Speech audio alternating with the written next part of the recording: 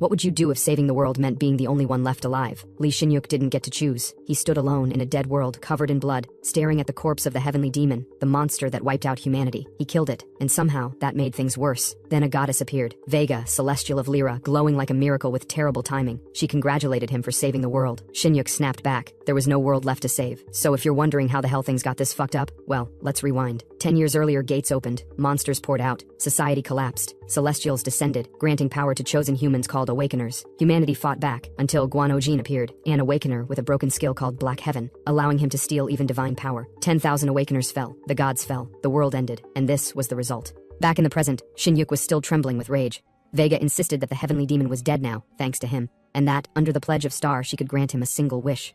He didn't hesitate. He wanted to go back, to the past. Regression. Vega's face hardened.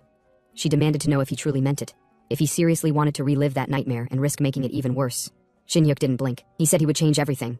And Vega agreed she would send him back. But before that, Shin-yuk added something else.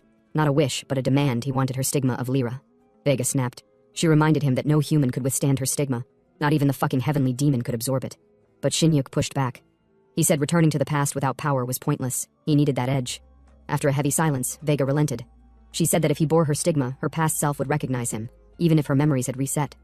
If he could survive, she might even accept him as her apostle. Shin-yuk was stunned. This was more than a second chance. This was a goddamn cheat code. He claimed he was ready. He knew where the heavenly demon had first awakened. All he had to do was find him and kill him before the monster rose. Vega lifted her hand. Wheels of time spun behind her, radiant and cold. She declared that she would now activate the pledge and warned the heaven-defying Star to be careful. Shin-yuk, full of resolve, muttered to himself that everything he lost, everyone he failed to protect, he'd take it all back. The world folded. Inside the void path, the system announced that the stigma of Lyra had been granted to awakener Lee Shin-yuk. But immediately, another message followed. His previous stigma of Pixis was being overwritten, and worse, the system issued a red warning. The new stigma was too strong. His body was collapsing. As it happened, fragmented memories broke through. He saw his younger brother, Lee Woo-yun, back when he was still a prodigy, chosen by a celestial of Lyra. In that memory, Shin-yuk had knelt, asking why Woo-yun had gone down such a dark path. Woo-yun's reply cut deep. If Shin-yuk hadn't abandoned him, none of this would have happened. Pain surged. The system flagged his emotional disturbance. His unstable state was worsening. Suddenly, when he was about to enter the body of his past self, he heard a voice. A boy stood nearby, and the boy looked exactly like the heavenly demon. Shin-yuk's eyes widened. What the hell was this? How was the heavenly demon here, already? Blood gushed from his mouth, but he didn't care. The only thought in his mind was confusion and dread. The system kept screaming. The stigma of Lyra was destabilizing. His body was disintegrating. Shin-yuk tried to hold on. He remembered Vega's warning, that the chance of surviving the regression was less than 1 in 1,000, maybe even lower.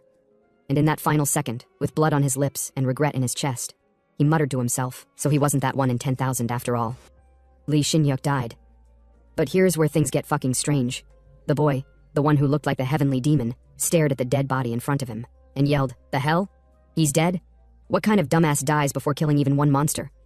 He kicked at the dirt in frustration, said he wasn't even an awakener, didn't have powers, didn't have shit, and now the one guy who might have been able to help was just lying there, bleeding out like a sack of meat. Grumbling curses, he grabbed a nearby stick. Fuck it, guess it's up to me now. But before charging into danger like an idiot, he paused. Maybe the corpse had something useful. Ojin crouched over Lee Shin-hyuk's corpse with zero shame. His thoughts weren't on grieving or prayer. No, he was hoping the bastard had something on him. A relic maybe, a monostone, or better yet, a usable stigma. Sure, the boy earlier mentioned Shin-yuk might have been an awakener, but Ojin seriously doubted the guy relied solely on a stigma to survive. He didn't even look competent enough to walk through a gate without shitting himself. His fingers ran across Shin-hyuk's cold skin, and then he saw it. A glowing mark, something unfamiliar. He blinked. The hell kind of stigma was this? The moment he placed his hand on it, the system responded. The system informed Ojin that Black Heaven's awakening sequence had begun. Ojin froze. Panic surged. What the fuck was going on? A second later, the system updated him again. Black Heaven was absorbing the stigma of Lyra from Lee Shin-hyuk's dead body. That made it worse. Ojin had never even heard of Black Heaven, and now it was apparently bonded to him. Seconds passed, and the system notified him that the stigma of Lyra had been completely absorbed. Then came the pain. It tore through him like fire laced with barbed wire. The system informed Ojin that the power of Lyra was too overwhelming, and adjustments were being made based on the current stage of Black Heaven. In plain terms, the power he just stole was being force-fitted into his body, whether he could handle it or not. He screamed like hell, collapsed to the ground, cursing the universe, Vega, Shin-yuk, and whatever idiot god gave him this cursed system. Groaning, Ojin rolled onto his side, finally catching his breath. He muttered that it was over, Barely. That had been hell. But of course, peace was never in his script. Another system window shimmered before him. He blinked again. Only awakeners were supposed to see these things, right? Then it hit him. That dead bastard. Shin-hyuk must have set this up. This had to be part of a plan. And just as he began piecing things together, a divine light exploded in the air like celestial fireworks. A voice echoed, bold, feminine, confident. Vega. She declared with certainty that her stigma had been used here. But what puzzled her was the signature she sensed. It wasn't one she had ever granted before. She examined Ojin and concluded that the boy bore something that shouldn't exist, a new, unstable resonance. She called him the heaven-defying star, a being who rejected fate. One destined to save a world spiraling toward destruction. Then Vega confidently concluded that Ojin must be a regressor. Ojin nearly spat out blood. A regressor? How the hell was he supposed to be a regressor when he hadn't even regressed once in his damn life? Back when Ojin was 8, life wasn't much better. He remembered the orphanage, the cheap walls, the fake smiles, and the bastard who ran it. A bald old man with head that looks like an oracle. One day that baldy told Ojin he needed to understand his place. Said that manipulating people was easy. Just show them what they wanted, and say what they wanted to hear. Then he asked if Ojin could do that. Ojin had grinned, the smug kind. Then he raised his hand and gave the guy the middle finger, so the man smacked him, hard. At 8 years old, Guan Ojin already had a shit childhood. When the man told him to repeat himself, Ojin casually flipped him off, and sarcastically said the orphanage was a great place. 5 stars, free trauma every night. The man went red, called him a brat, complained that his kindness was wasted. He raised his hand again. But this time, someone stepped in. A girl, 10 years old. Brave, angry, and she called him Baldy. She shielded Ojin with nothing but her voice and raw nerve. Told the bastard to knock it off and yanked Ojin away before he could be hit again. That girl was Song Ha-yoon. She became Ojin's rock in that hellhole, the only human he could tolerate for longer than 5 seconds. Later, government workers visited the orphanage and asked Ojin how life was. He smiled like a politician and lied through his teeth. Said the director was a saint who gave them meat every meal. Reality? The director beat them just hard enough to avoid leaving bruises. Ojin made a decision that day. He wouldn't die a dog's death in a piss-soaked corner of a fake orphanage. And then, the gates opened. Portals, monsters, death. The world turned to shit overnight. But celestial beings arrived, entities shaped like stars and divinity. They granted their powers, called stigmas, to a chosen few. These became the Awakeners. From then on, the world split into 2 kinds of people, those with power and those who got trampled under it. Years passed. Ojin didn't just adapt. He thrived, a parasite, a professional scammer. He drained Awakener parties like a bloodsucker, pretending to help while secretly pocketing their loot. One day, he found a new target, young, naive, breathing too confidently for someone that green. Lee Shin-hyuk. Ojin introduced himself as Guanjin-o, an apostle of Aquarius, one of the 12 zodiacs. He reassured Shin-hyuk not to be impressed. He was just a 1-star after all. Humble stuff. In reality, Ojin wasn't awakened, but he'd faked it so many times, he could probably teach a course on it. This was their first encounter, both of them still nobodies. Shin-hyuk introduced himself as an apostle of Pixis, the celestial of weapon mastery and directional command. Ojin smirked. Jackpot. He fed Shin-hyuk a lie, that he was bad at controlling his stigma. He'd been awakened years ago, sure, but rank doesn't mean everything, right? The world ranked awakeners by star level, 1 to 12. Power was dictated by the strength of the celestial behind the stigma, and how well the user could wield it. Ojin had even carved a fake stigma into his own skin, and since stigmas usually glow, he embedded an LED light into his chest to make the fake one look more convincing. The 2 of them approached a gate vortex. Ojin claimed it was low tier but high lethality. A nice balance to make him look brave but smart. They entered with fake dignity. Before combat, Ojin said he'd give Shin-hyuk a buff. He'd planted a micro-LED in his chest, a little glow trick. He raised his arms dramatically and muttered nonsense about Aquarius blessing the road ahead. He pressed the LED. His chest lit up like a toy on sale. Then came the props. Fluorescent paint and glass dust, sprinkled in the air like divine glitter. Shin-hyuk stared wide-eyed, said he felt warm, said his cells were coming alive. Ojin internally scoffed. Maybe the idiot swallowed some of the glitter. Shin-hyuk thanked him for the buff and decided to show off. His weapon skills were impressive, Ojin had to admit. Not bad. With this guy's effort, they could probably pull $300 in loot by day's end. They fought a few monsters. Ojin claimed he'd gather the Starstones. He wasn't about to let someone else touch his income. Starstones absorbed stigma energy and sold well. But then, the surroundings fell silent. Too silent. Shin-hyuk froze. Anthorns, dozens, maybe hundreds, emerged from the shadows. Ojin's gut dropped. This wasn't normal. In all his years of scamming low-tier gates, he'd never seen them swarm like this. Both of them ran for their lives, but they were too slow. The Anthorns were right behind them, charging with terrifying speed, their eyes blazing with bloodlust. As they sprinted through the chaos, Shin-hyuk had already pulled ahead of Ojin. Then, without warning, he turned back, eyes sharp, gaze suspicious. Ojin caught the look. Why is this fool staring at me? He wondered, and then it hit him. Now he knows. Before Ojin could react, Shin-hyuk spun around and slammed a kick into his face. Ojin went crashing to the ground. Shin-hyuk wanted to use him as bait. Ojin hit the dirt, yelling curses. Shin-hyuk apologized, saying they'd both die otherwise. Ojin shouted back, "Then die together, bastard." But the ant horns had already caught up. Just as the swarm descended on Ojin, something impossible happened. Shin-hyuk's body lit up with divine light. The future version of him was trying to enter his younger self, but the kid's body couldn't handle it. The pressure was too much. The resonance was wrong. The timing, off. The light faded. Lee Shin-hyuk's young body collapsed, dead. Whatever future version of himself had tried to enter him clearly hadn't calculated the side effects. The poor kid's frame couldn't handle the power surge. His death wasn't noble. It was instant and ugly. Ojin didn't waste a second. While most people would mourn or panic, he flipped the body and started looting. That's when he saw it. A glowing, unfamiliar symbol. A stigma. This wasn't Pixis. This was something else. Something he'd never seen before. The constellation of Lyra. And it sure as hell wasn't the same one Shin-hyuk had shown off earlier. As Ojin touched the mark again, something inside him clicked. The system responded without delay, informing him that Black Heaven had initiated its first awakening. Now, back to the present. Vega stood calmly, cradling the wheel of time in her hands. She observed Ojin's unstable resonance and immediately jumped to a conclusion. He had to be a regressor.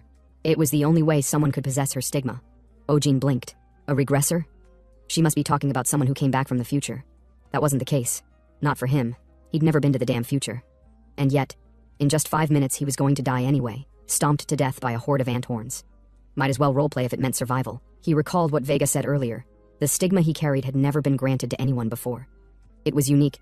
It didn't belong to a living recipient. But the glowing mark on his chest, that was Shin-hyuk's. Somehow, Black Heaven had absorbed the stigma of Lyra from a corpse. Not Pixis. Lyra. That raised a new question. Was Lee Shin-hyuk a regressor? Ojin remembered the moment Shin-hyuk had burst into blue lightning before dying. It was the same burst he'd felt when absorbing the stigma. Putting the pieces together, Ojin guessed that future Shin-hyuk, the version from a different timeline, couldn't handle Lyra's power. So the system, in a twisted mercy, passed it into him instead. Now that power was his.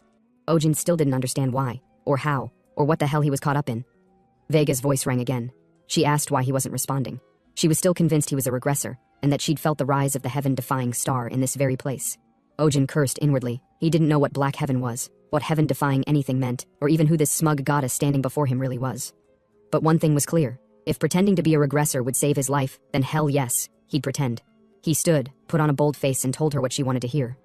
He was a regressor, even if it meant lying to a god. After a brief pause, Vega accepted it. She confirmed he was, in fact, the heaven-defying star. Ojin almost laughed. What the fuck, she actually bought it? She was supposed to be a celestial, a divine being far beyond mortal comprehension, and she fell for the cheapest bluff in the book? He smirked. He just scammed a god. Now he just had to survive long enough to enjoy it. Vega then said she had many questions about the future he came from. But they'd have to wait. Because first, she wanted to see what kind of strength the heaven-defying star possessed. Ojin turned pale. Was she implying he had to take care of the ant horns still swarming behind him? Apparently, yes. Still acting the part, he told her he'd handle them. Then something strange happened. His body shifted. His energy spiked. He felt light, powerful. His legs kicked off the ground. His spear flew like lightning. And bang, he attacked the ant horns head on. Each strike was lethal, smooth, controlled. It shocked even him. He'd fought these bastards before, but never like this. This wasn't normal. Then the system updated him, informing him that he'd acquired the spearmanship skill of Pixis level 4.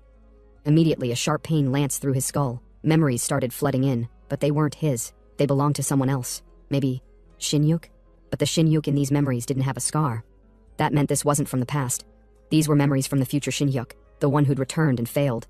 With those memories came Pixis's full combat techniques. Ojin could now move like Shin-hyuk, fight like him, strike like him. And yet he wondered, how the hell was a supposed one-star awakener this strong? The awakeners he'd scammed before were practically trash mobs compared to this. Before he could dwell on it, Vega raised her voice. She told him to stop. Was he just putting on a show to flex in front of her, she asked. Ojin blinked. What now? She pointed out that he hadn't even used his stigma yet. So what was he doing fighting like that? That question hit hard. Wait. Was she saying all this power wasn't even from the stigma of Lyra yet? He said he didn't know. Vega calmly explained that even a regressor wouldn't be able to use a newly obtained stigma perfectly. It would be like tossing a baby into a war zone. Ojin almost burst out laughing. She was helping him justify his fake identity on her own. This was too easy. He went with it. Yes, his body was like a baby's. Totally fragile, totally new. So he couldn't unleash everything yet. Vega nodded and said, in that case, it would be her honor to help the child take his first step. She lifted her arms with celestial grace. The system informed Ojin that Vega had granted him a star's blessing, temporarily boosting the proficiency of the stigma of Lyra. But Ojin was more concerned about something else. That name, Vega. It sounded familiar. Before he could finish the thought, lightning burst out of him. The power Vega poured into him was massive. He screamed, this time out of sheer pain. A warning would have been nice, damn it. The system told him blue lightning, level 1, had activated. With a single sweep of his hand, Ojin vaporized the ant horns. Gone. Just like that. He stared at his own hand. This wasn't what a 1-star could do. Hell, even a 3-star awakener would struggle to wipe out a swarm like that. Just what kind of monster was the stigma of Lyra? Then the final piece fell into place. He recalled the system saying Vega had granted him power, but he hadn't known her name until now. He tried again. Vega, she answered. Ojin froze. Sweat pooled on his back. She really was the Vega, a celestial among celestials. A being so powerful that even the 12 zodiac celestials wouldn't dare look her in the eye. There were 3 celestials who stood above all: Polaris, Deneb, and Vega. The Apex League, and he had just lied to one of them. His blood ran cold. Vega noticed the change in his face and asked what was wrong. He considered telling the truth, that he wasn't a regressor, that he'd just lied to avoid death. But nah, the milk was already spilled. If he confessed now, he'd die anyway. Might as well finish the con. He turned around with a soft smile, eyes glinting with false emotion. He told her he missed her. Vega blinked, confused, flustered. He took her hand, claimed to be Guanojin, and said he thought he'd never see her again, then added a few tears for effect. She blushed, then asked what kind of relationship they had in the future. Ojin, ever the conman, played it slow. He told her she'd probably forgotten everything. He apologized, said there was nothing between them, which of course only made her more suspicious. She demanded he explain. What was their relationship truly? Ojin promised he'd explain later. He planned to stall until she filled in the blanks for him. But then, Vega grew serious. She asked him something else, something darker. Did she die in the future? She said she had always sensed it, that she, the gates, and the celestials would all be devoured by the darkness of Black Heaven. Ojin froze. That name again, Black Heaven. Vega continued, saying that if they didn't kill the owner of Black Heaven, the world would be destroyed. Ojin suddenly recalled the system's words, that he had obtained the skill Black Heaven. His smile dropped. A terrible question crawled into his mind. Did this mean he was the one destined to destroy the world? Ojin had made up his mind. There was no turning back now. As he stood there, staring at Vega, he decided he would just play along with everything. Whatever the consequences, he had crossed the point of no return. He then voiced his oath aloud, one made not just to Vega, but to himself. He swore to protect her when the time came, to ensure she would never be consumed by the Black Heaven. Moved by the sincerity in his expression, Vega addressed him not as a regressor, but by the name he now bore in full, the Awakened One, the heaven's divine star who dared to interfere with fate itself. She declared that she would guide his ashen path forward with her own starlight. Then, placing her hand on his shoulder, she granted him her divine power.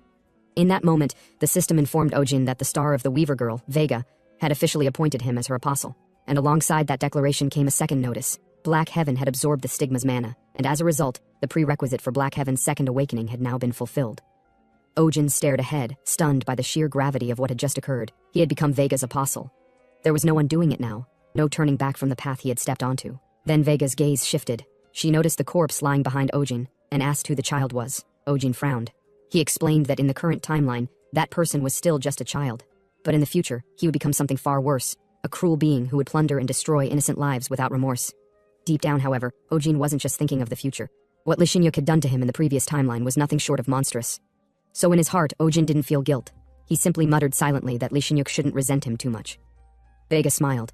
She affirmed that eliminating the evil destined to occur was the very essence of what it meant to be a regressor. Ojin gave a light nod, accepting that fact. This was a privilege that only regressors could wield, changing the outcome before it ever arrived. Then Vega mentioned one final task. There was someone Ojin would have to kill. Someone he must be wary of.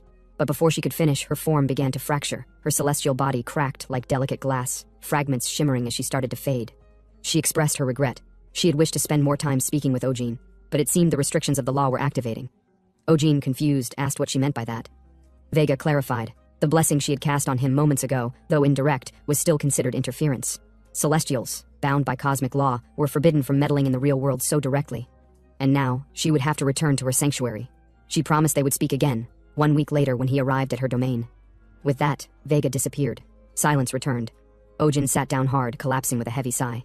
Everything, from fighting slimes to confronting Lee Shin-yuk's corpse, and now being chosen by a celestial, had happened in rapid succession. His mind was a swirling mess. He cursed aloud, struggling to make sense of it all. Still, when he looked at the situation objectively, it wasn't entirely bad. He had obtained the stigma of one of the celestials of the North Star. That alone changed his entire fate. Turning toward Lee Shin-yuk's corpse, he muttered a rare moment of acknowledgement. Thanks to this man, or rather this regressor, everything in his life had taken a different path. So, begrudgingly, Ojin offered a final remark under his breath. Thanks, I guess, Mr. Regressor. Night had already fallen by the time Ojin headed home. Tired, sore, and still emotionally recovering from almost being dismembered by ant horns and lying to a god, the guy decided to treat himself. He took a quick detour and stopped by a local joint called Whack Donuts. The name was a lie. They sold burgers. Ojin ordered 2 Big Macs. The cashier rang it up, $15.80. Painful but manageable. After the purchase, he stepped outside, muttering to himself that these hamburgers were way too damn expensive. But hey, it is what it is. A scammer's gotta eat. He climbed the stairs to his apartment, plastic bag in one hand and exhaustion in the other. When he reached his door, he opened it and stepped in, casually announced that he was home. From across the dim apartment, a soft voice greeted him. Unha. She asked how his day went and noted that he came home late. Unha was blind, not just physically, she had lost her mind once too, a long time ago. She wasn't always like this. She used to be an awakener, fierce, independent, protective. But that was before her fall, before she lost her leg, her sight, and part of her sanity. Now she lived quietly. Still sharp, though dulled by years of damage. She sensed people through sound and presence alone. Back when they were kids, she had been Ojin's only pillar of support in the hellish orphanage.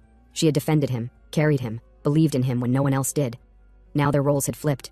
Ojin took care of her. And while their bond remained strong, sharing an apartment with a grown woman wasn't exactly simple. The tension was constant, the situation was awkward, but necessary. As they sat together, Unha took a bite of the burger. She frowned, asked what it was she was eating. Ojin, confused, wondered if she didn't like it. But then she smiled, wide and genuine, and said it was delicious. Ojin shrugged. Probably because this time, he didn't microwave some sad frozen patty, he bought the real thing. Hearing that, Unha flipped out. She yelled at him, demanding to know what the hell had gotten into him. Buying fresh burgers? Had he been hit in the head by a monster? Ojin explained that he had made some money recently. Unha muttered that she already knew that much, but still this wasn't like him.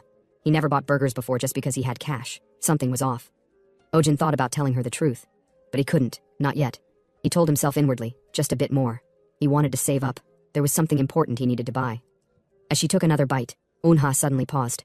She asked why he was staring at her.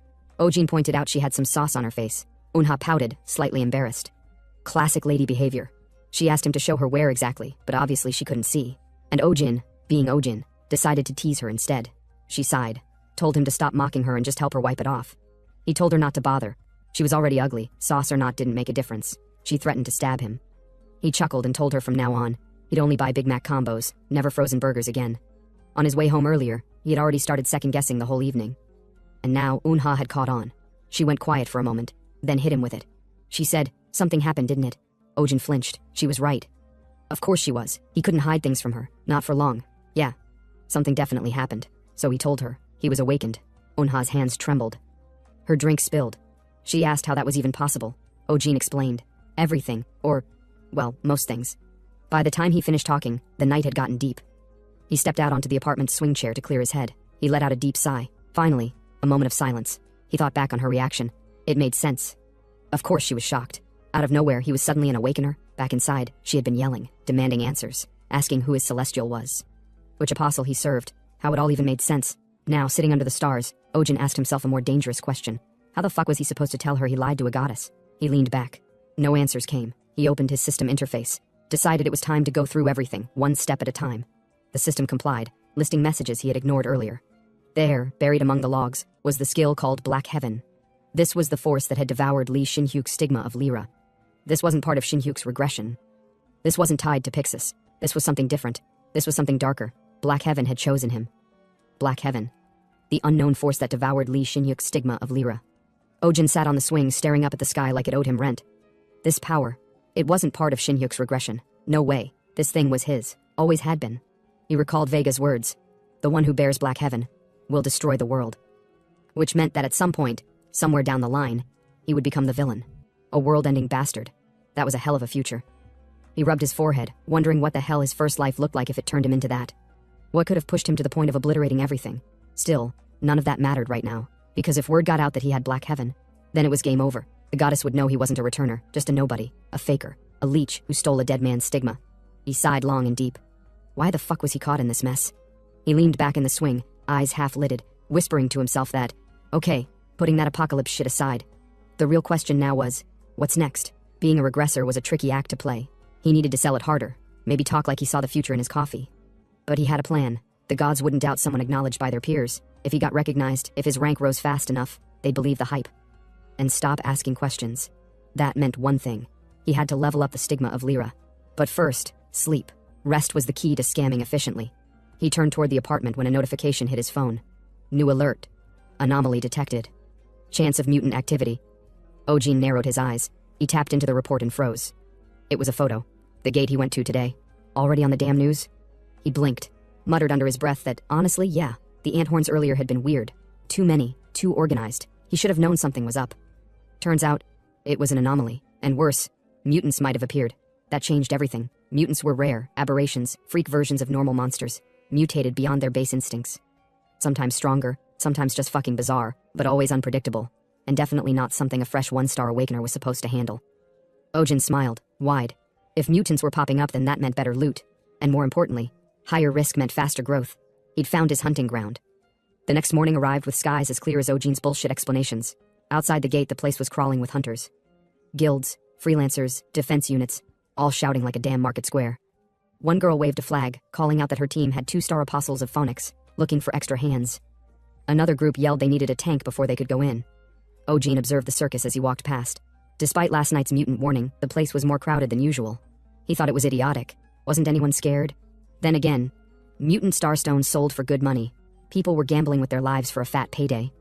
He considered joining a party, just for cover, but nah. He was confident now, too confident maybe. He didn't want to split loot with anyone. He was going in alone. He stepped through the dungeon entrance. No welcome mat, no glowing path, just silence. The forest was thick and lonely. Then it happened. He saw them. In the underbrush, monsters with glowing red eyes stared him down like predators itching for blood. Anthorns, except something was off. Their aggression. They weren't acting like the standard cannon fodder versions. No time to hesitate. They launched. Ojin moved, one leapt for his throat. He ducked and smashed it with his spear, right between its antennae. A clean hit. Skull cracked like a melon. Another lunged from above. Ojin twisted, jammed the spear upward, and rammed it through the monster's stomach, slamming it into the earth. It tried to crawl away. Big mistake. Ojin grabbed its leg, told the thing it had to pay the price for rushing him, then slammed it back into the dirt with a crack so loud it echoed through the forest. 4 ant horns remained. They didn't even get a chance. Ojin shattered them like roaches under boots. Fast, brutal. The battlefield was quiet. For now. 4 ant horns had just been sent flying like ragdolls, probably halfway to Yama's underworld waiting room. Ojin stood tall. He couldn't help but grin. His physical stats weren't just above average, they were on another fucking level. He knew it. The weight of a standard ant horn was about 80 kilograms. Most newbies would buckle under one. He flung them around like stuffed toys.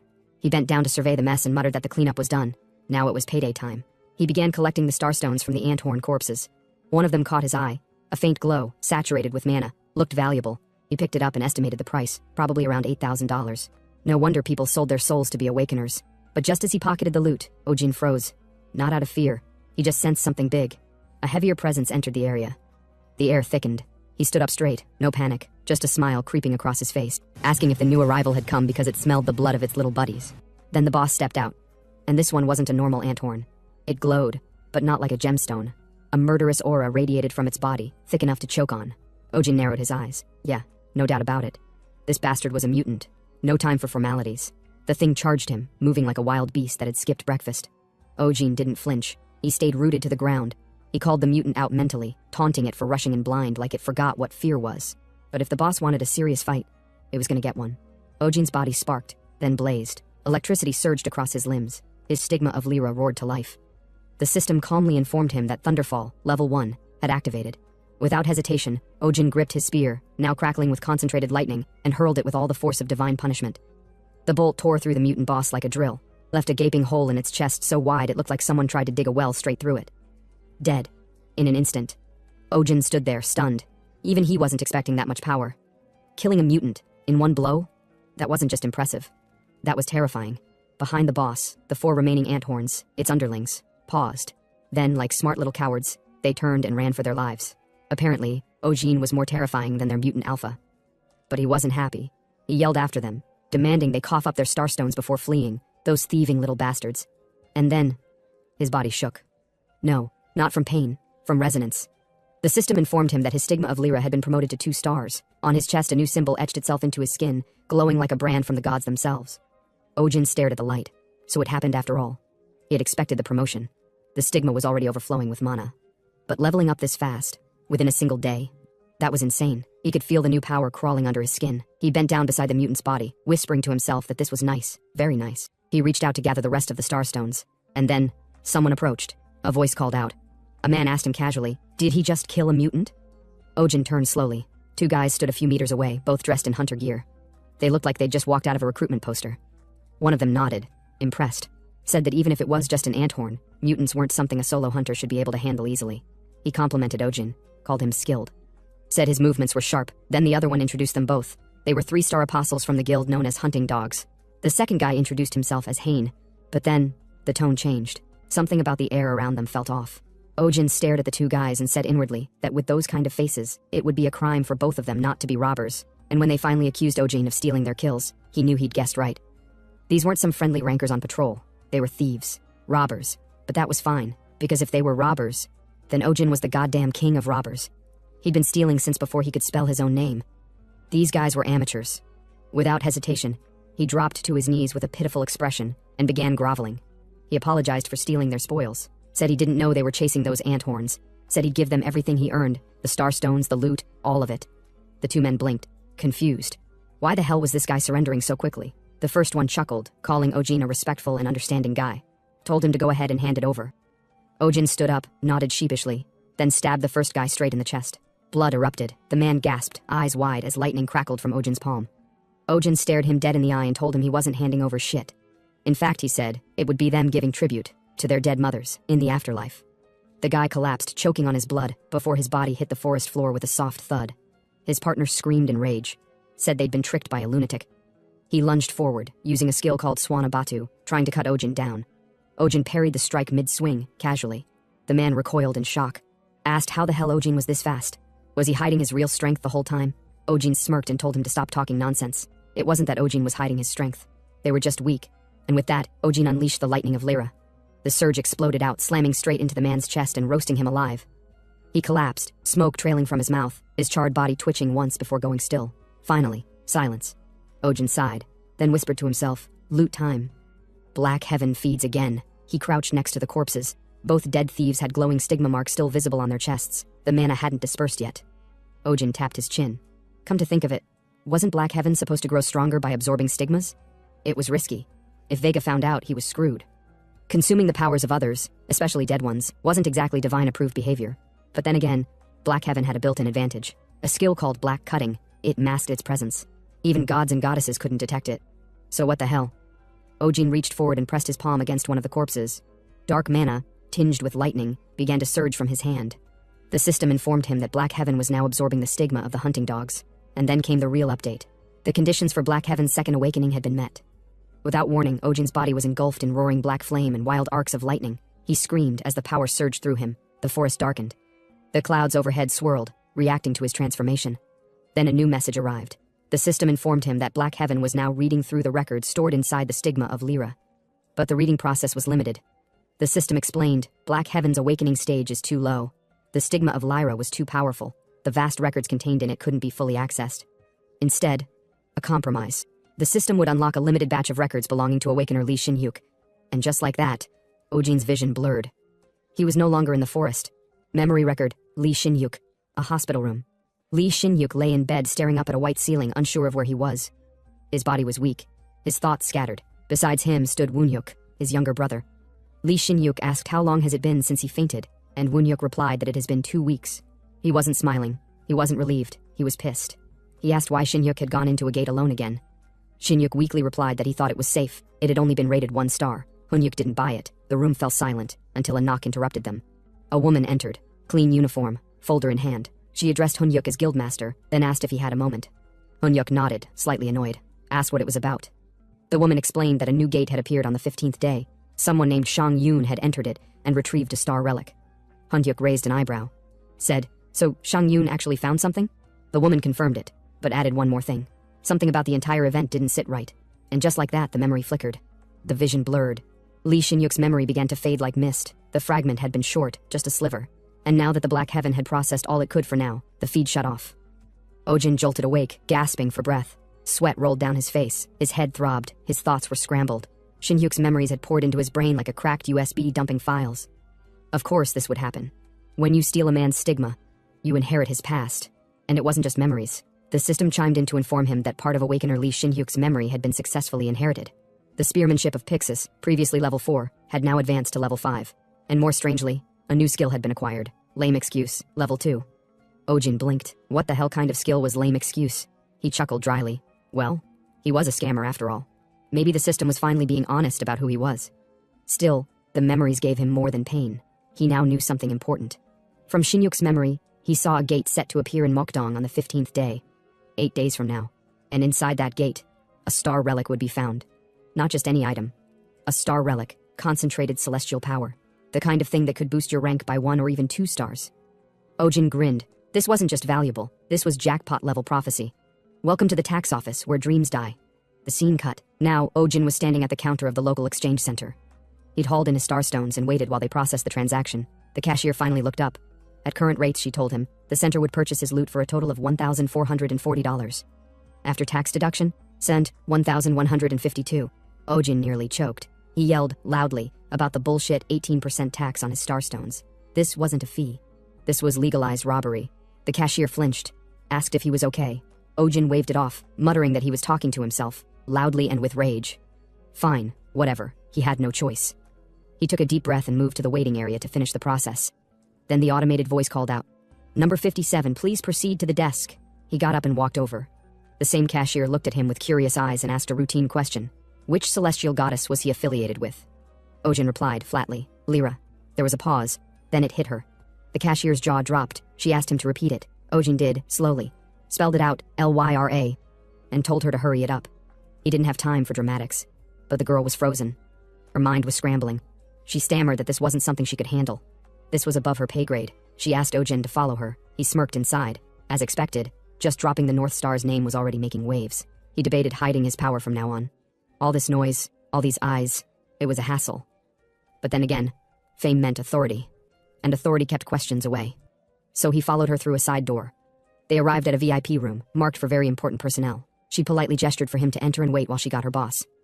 Ojin walked in, and there he saw a man sitting with his legs crossed over a lounge table, white hair, yellow eyes, expensive clothes, and an attitude so thick it had its own gravitational pull. The man didn't say hello.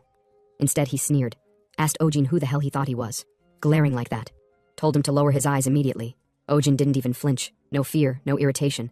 Just that dry, dead-eyed look he reserved for idiots. Inside, though, his brain was cursing up a storm. Who the fuck was this albino punk? Where did they dig him up?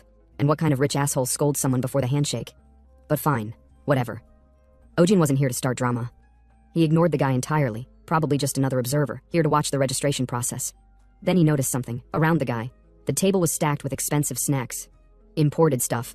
Even actual Pringles, the real deal, not the bootleg ones. And in the center, a rare dessert, yogurt from Yugut, a delicacy even Ojin had never tasted.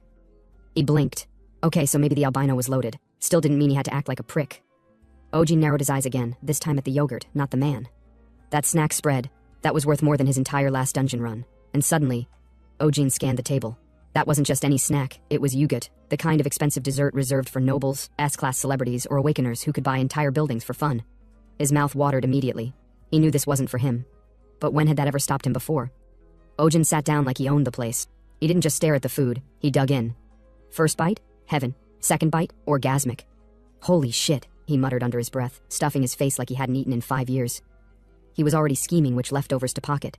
He figured even Yunha would be thrilled if he brought this kind of luxury home. But the calm didn't last long. From across the room, the albino, still lounging with the arrogance of someone born on a throne, decided to open his mouth. He asked Ojin if he was homeless or something. Ojin froze mid-bite, slowly turning his head in disbelief. The guy wasn't finished. He then complained about Ojin smacking his lips too loudly and ruining his appetite. That was it.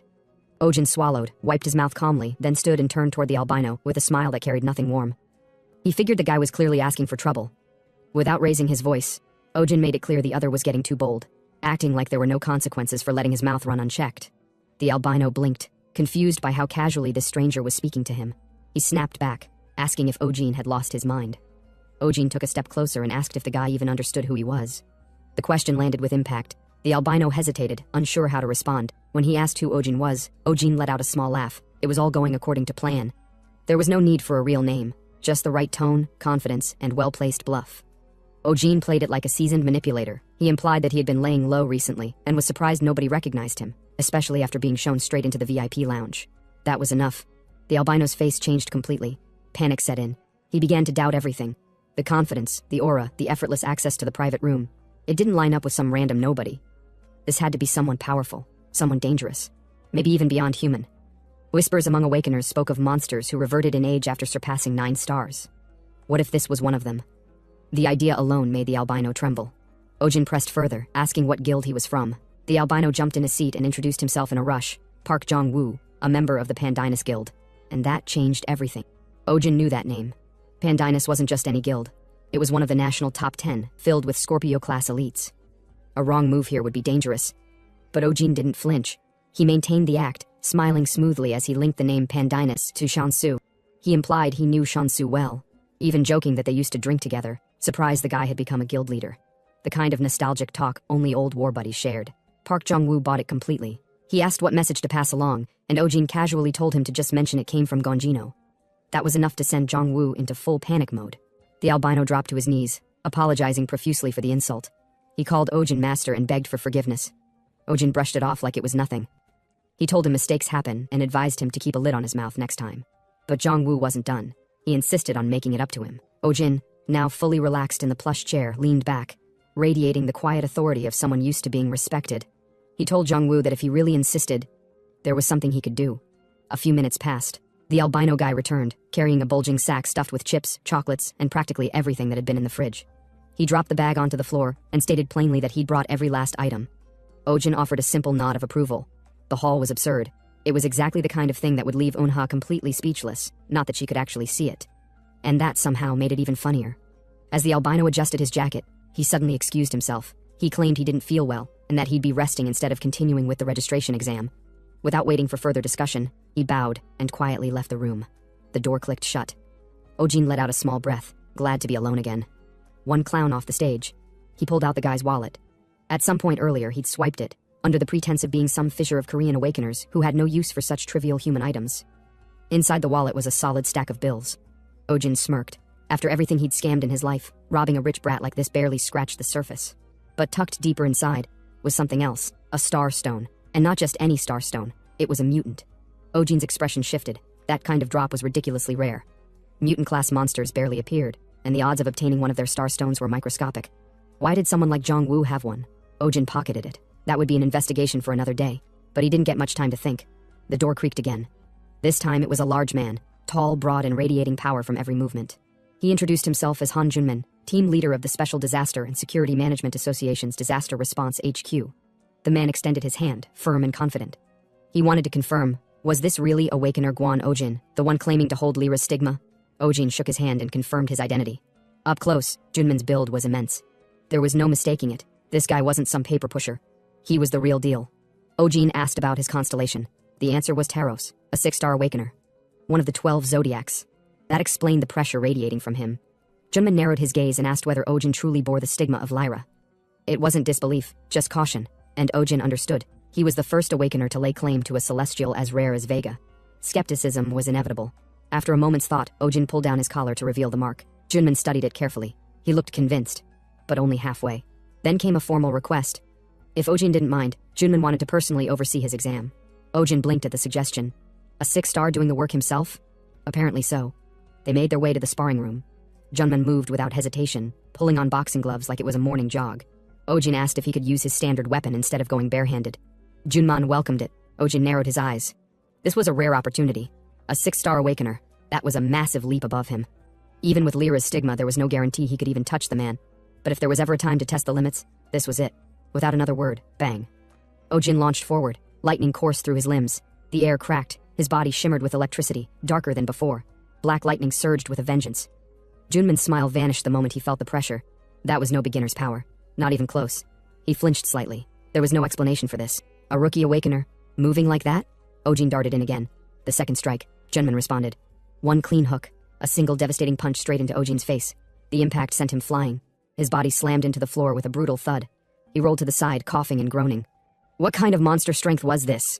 Junman rushed over in concern, asking if Ojin was still conscious. But Ojin forced himself up. He wasn't done. He understood now. Junman wasn't someone who could be overwhelmed with reckless attacks. Simple stabbing wouldn't work. He'd need lightning and precision, speed and calculation. Spear in hand, Ojin charged again. Mid-air he twisted, feinting right. The spear glowed with electric force. Junman blocked it cleanly, using only the back of his glove. Exactly what Ojin needed. The man wasn't avoiding, he was parrying. That gave Ojin the angle to redirect force, to use that power against him. He twisted midair again, aiming for an opening. Then it happened, a sudden surge inside him, like his body tapped deeper into something primal. And the system responded. Lightning and thunder increased from level 1, level 2. Power burst out. Black lightning erupted with newfound strength, consuming the room in violent arcs. Ojin struck again. This time, the impact wasn't minor. Junman was blasted off his feet, sliding across the ground in a heap. Junman let out a groan. This kid. He was evolving mid-fight. He pushed up from the ground, shocked. The bastard kept getting stronger. They rushed each other again, blows clashing, lightning dancing, fists slamming like gods at war. And then Junman forgot. This wasn't a battle to the death, this was just a sparring session. But his instincts took over, and with one final brutal hook, he punched Ojin in the face. The air twisted. Ojin spun through the air and hit the floor. He didn't move. Junman's eyes widened. He cursed and ran to him, calling for medics, mana potions, anything that could help. Time passed. Eventually Ojin stirred. A staff member gave him a mana potion. He drank it slowly, still lying on the ground, groaning. No major injuries. Barely. Junman finally exhaled in relief. For a moment, he truly thought the kid had died. After Ojin finished drinking the mana potion, he tossed the bottle aside and stared at it for a second. And in classic Ojin fashion, the first thought that popped into his head wasn't about battle, pain, or pride. It was, damn, that bottle probably cost over $10,000. The man could get stabbed in the gut and still be doing mental math about potion resale value. But hey, when you're a broke regressor with expensive taste, you calculate survival in currency. Just then, Junman gave a slight bow, apologizing for going overboard during the sparring match. Ojin smiled and brushed it off. It was fine. But in his mind, he was actually satisfied with how things played out. Sure, he didn't win, but forcing a 6-star awakener to use his stigma during a spar, that alone was enough of a flex. He casually asked if the sparring match was officially over. Junman confirmed it. Now for the real reason I called you here, he said. Junman looked at him intently. In his head, he admitted that Ojin, the so-called apostle of the Weaver Girl, wasn't just some random anomaly. No, this guy was on another level entirely, far beyond what he expected. Then, Junman asked if Ojin could spare a little time for something serious. Ojin agreed. Sometime later, the two of them sat in a private room, sipping tea.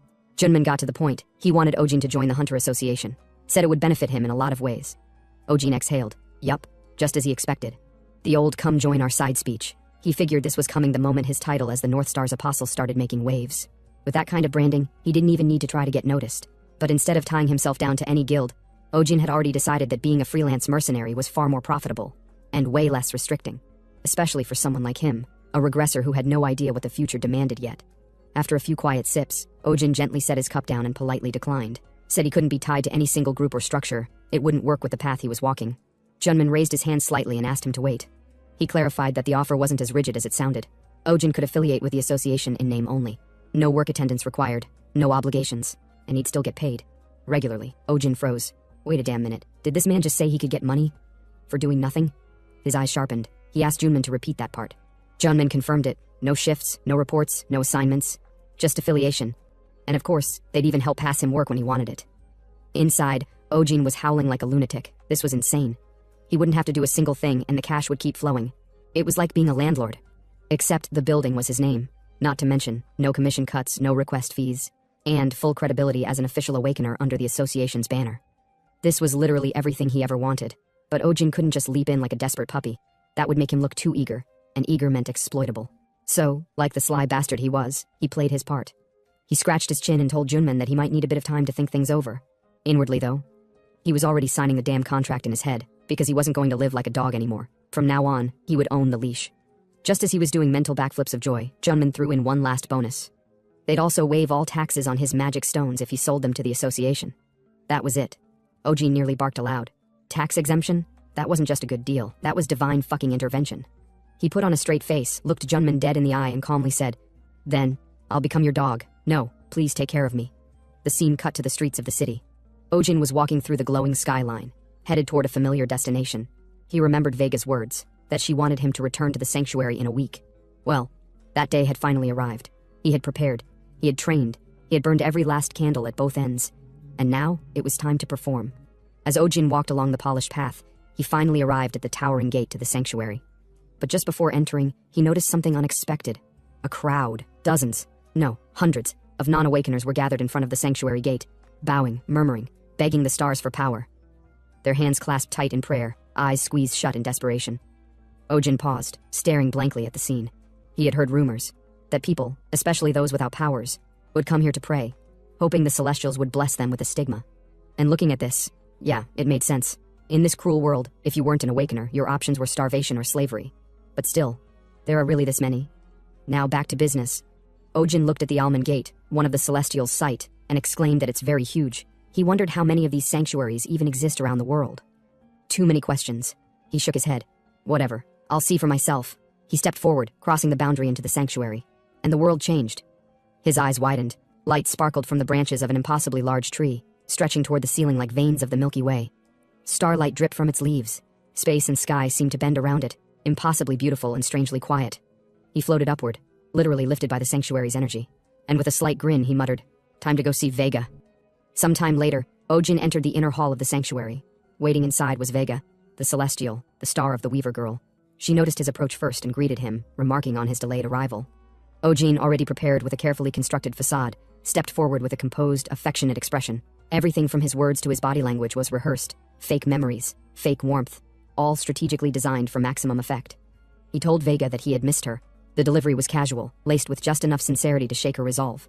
Vega blinked in surprise. Before she could respond, Ojin scratched his head and gave a sheepish smile, pretending the words had slipped out unintentionally. But of course they hadn't. It was a calculated move to maintain the emotional upper hand. This was the persona he'd crafted for her, one that made her hesitate. And once again, it was working. Vega tried to recover, insisting that she was not the woman he remembered. But Ojin remained smooth, claiming the Vega in his memories looked just as radiant as the one before him. The faint blush on Vega's face confirmed that he'd hit his mark. She called him a shameless flatterer, and claimed that a woman of virtue like her couldn't possibly assist such a silver-tongued man. But her tone was weakening. Eventually she composed herself and brought up the matter of his growth. He had risen to 2 stars in just 1 week, something she hadn't expected, even from someone marked by the heaven-defying star. Ojin replied modestly, saying he had merely followed in her footsteps. Then came the moment he had been dreading.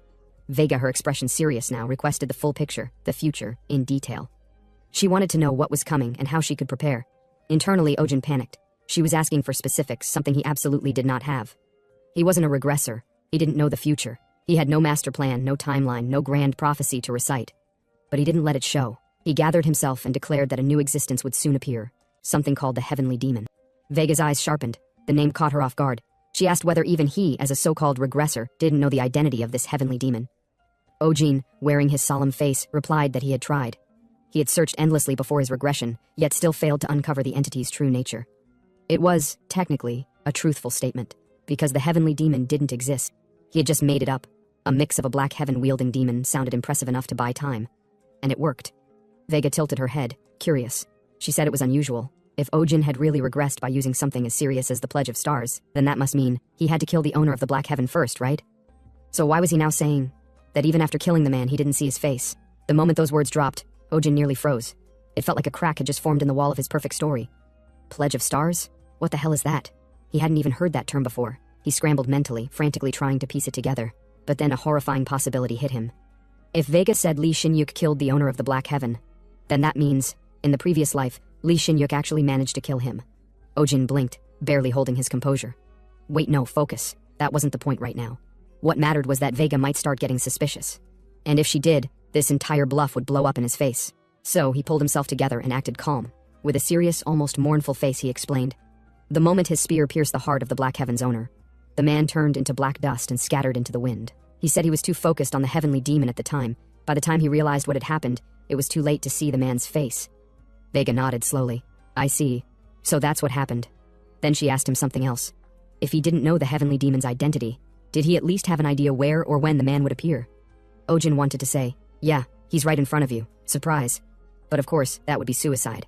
So instead, he shook his head and told her not yet. He'd have to wait until the Heavenly Demon made the first move. Vega asked softly, and when will that be? Ojin's eyes sharpened. According to his memories, 3 years from now. Totally fake, of course. But that timeline would give him enough room to grow, pretend to know things, and do what a proper regressor was supposed to do. He told Vega he planned to use the time wisely. Train, investigate, and prepare for the demon's arrival. Vega agreed. It sounded reasonable enough, but Ojin didn't want to linger on that subject too long. It was getting dangerously close to collapsing. So he quickly shifted the topic. He recalled something he had picked from Lee Shin-yuk's memories. There would be a gate opening in McDonk in 2 days.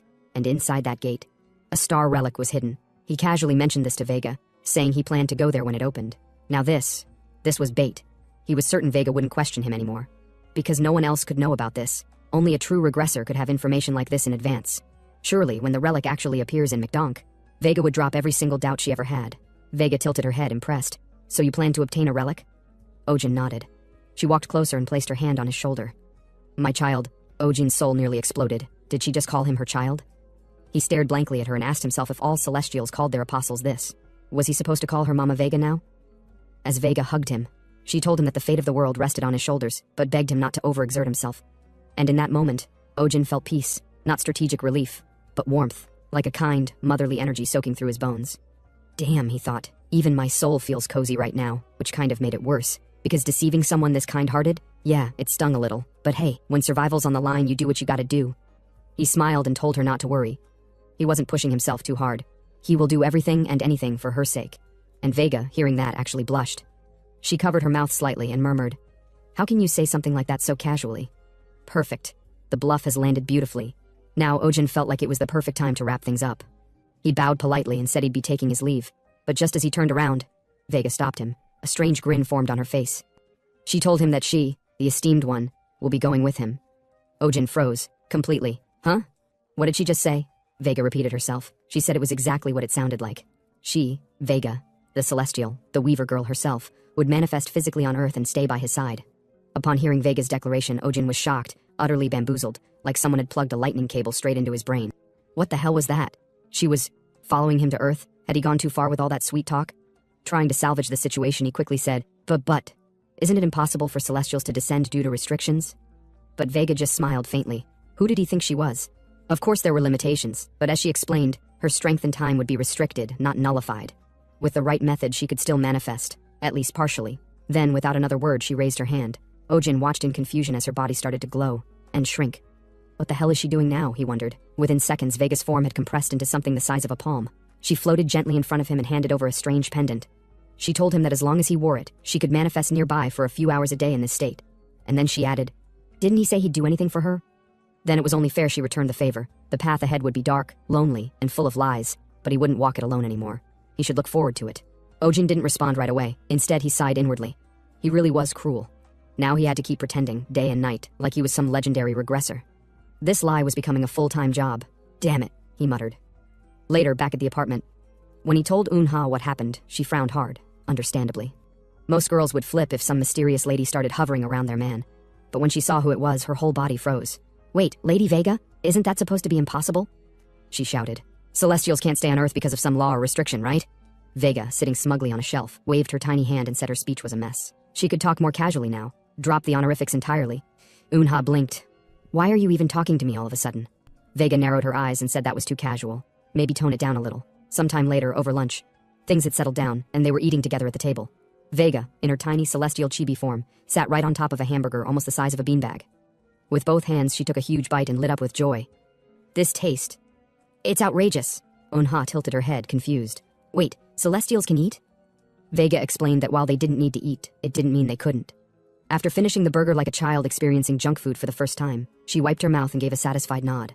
She thanked them for the meal. It was her first time trying human food. And, as she added with a tiny smile, her first time ever having an apostle. Unha crossed her arms. Okay, but seriously, why did you choose Ojin out of everyone? There's nothing special about him. Vega replied that no one is more special than this child. Unha blinked. What's that supposed to mean? Vega answered calmly. She'd find out one day. Not just her, the entire world would. Because this child, Ojin, would become the greatest being on the planet. Unha didn't know about all that greatest nonsense. But sure, she could at least admit, Ojin was one hell of a scammer. Just then, Vega turned to her again and said softly, You're special too. Unha looked surprised, almost stunned. But Ojin wasn't. He had suspected it for a while now. At a single glance, Vega had seen through Unha. She was an awakener. Vega asked gently, You haven't realized it yet? Unha was clearly confused. Realized what? But Vega didn't explain. Instead, she stared into her eyes for a moment, then sighed. She wished she could help Unha with the curse affecting her sight, but it was pointless for now. She shouldn't have said anything. With that, Vega turned away and announced that it was time for her to rest. Even in this tiny form, her manifestation put a strain on the natural laws. Vega stretched, yawned, and quietly vanished into the pendant hanging from Ojin's neck. As the room dimmed back into silence, her final words echoed softly, a promise to return the next day. Left in the quiet apartment, Unha glanced at Ojin, completely confused by everything that had just happened. But Ojin was just as clueless. He hadn't expected any of it either. Yet, rather than pressing further, Unha tapped the spot beside her and told Ojin to come sit. She casually dropped her head onto his lap like it was a throne made just for her and grinned smugly, clearly enjoying the comfort. Ojin, of course, didn't share the sentiment. He frowned, muttering that she was heavier than expected. That earned him a death glare. To avoid getting smacked, Ojin quickly laughed it off, adding a backhanded compliment about her head feeling light, almost too light. Unamused, Eunha shut her eyes again and said she felt worse now. Then, she fell asleep right there, leaving Ojin pinned in place. With a sigh, he gave up and whispered goodnight to her sleeping face. 2 days later, Ojin and Vega stood before the Mukdong gate. Using Li Xinyuk's memories, they had calculated the opening time precisely and waited over 30 hours. When the gate finally cracked open, they stepped inside. Vega floated calmly, unshaken by the surroundings. She found the space fascinating but not surprising. Her trust in Ojin ran deep, to the point that even a hidden gate didn't raise her brow. For Ojin, that mix of faith and anticlimax was oddly satisfying. He had hoped this moment would erase any doubts Vega had about him. But it turned out, she had none to begin with. Now came the real challenge, clearing this dungeon alone. The monster's ranks were unknown and the risks high, but he wasn't empty-handed. While weighing his options, something sliced through the air, a tentacle. He dodged on instinct, and the moment he turned, there it was, a grotesque creature, dripping with slime, its shape nightmarish and amorphous. Vega floated in close, clearly disgusted by the thing's appearance. She asked if all dungeons had monsters this unpleasant. Ojin didn't answer. Instead, lightning surged through his fingertips. He attacked. The monster absorbed the blow, and swelled. Ojin's instincts screamed. The creature exploded. Black goo and flesh burst in all directions, covering the walls, and Ojin's jacket. He cursed under his breath as he wiped it off, annoyed by the familiar sensation of death-triggered detonations. But then it got worse. Vega spotted something strange.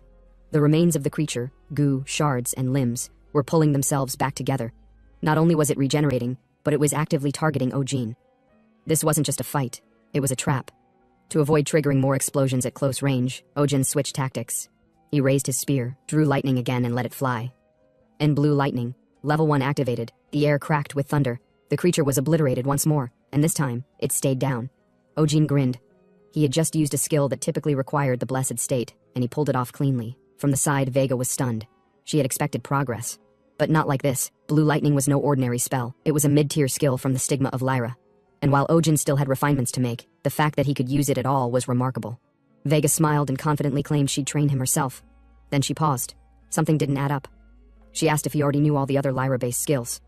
Ojin shook his head and explained that many of his memories from before the regression were hazy, especially the ones related to the stigma. That troubled Vega. If Ojin truly regressed via the Pledge of Stars, there shouldn't be memory loss. Something was interfering. Sensing the tension, Ojin quickly made up a lie. He suggested that perhaps some cosmic interference, similar to the laws binding celestials, was affecting his memory. But he reassured her that the most important memories remained intact. When Vega asked what those were, he replied with a soft smile, memories of her. Vega flushed red and spun around, flustered again, but the moment quickly passed as she grew serious. She said she felt a strange, uncomfortable energy nearby. She couldn't explain what it was, but she could sense it clearly. That's when something glowed beneath the slime. A starstone. But not an ordinary one. It was pitch black, another mutant starstone. Ojin froze. This was too much. Mutants were supposed to be rare, yet now he had stumbled across multiple. Even Vega, a celestial, admitted she had never seen a black starstone before. That meant these weren't just anomalies. They were completely unknown. Ojin knew what had to be done. They needed to go deeper. The deeper they went, the stranger the place became.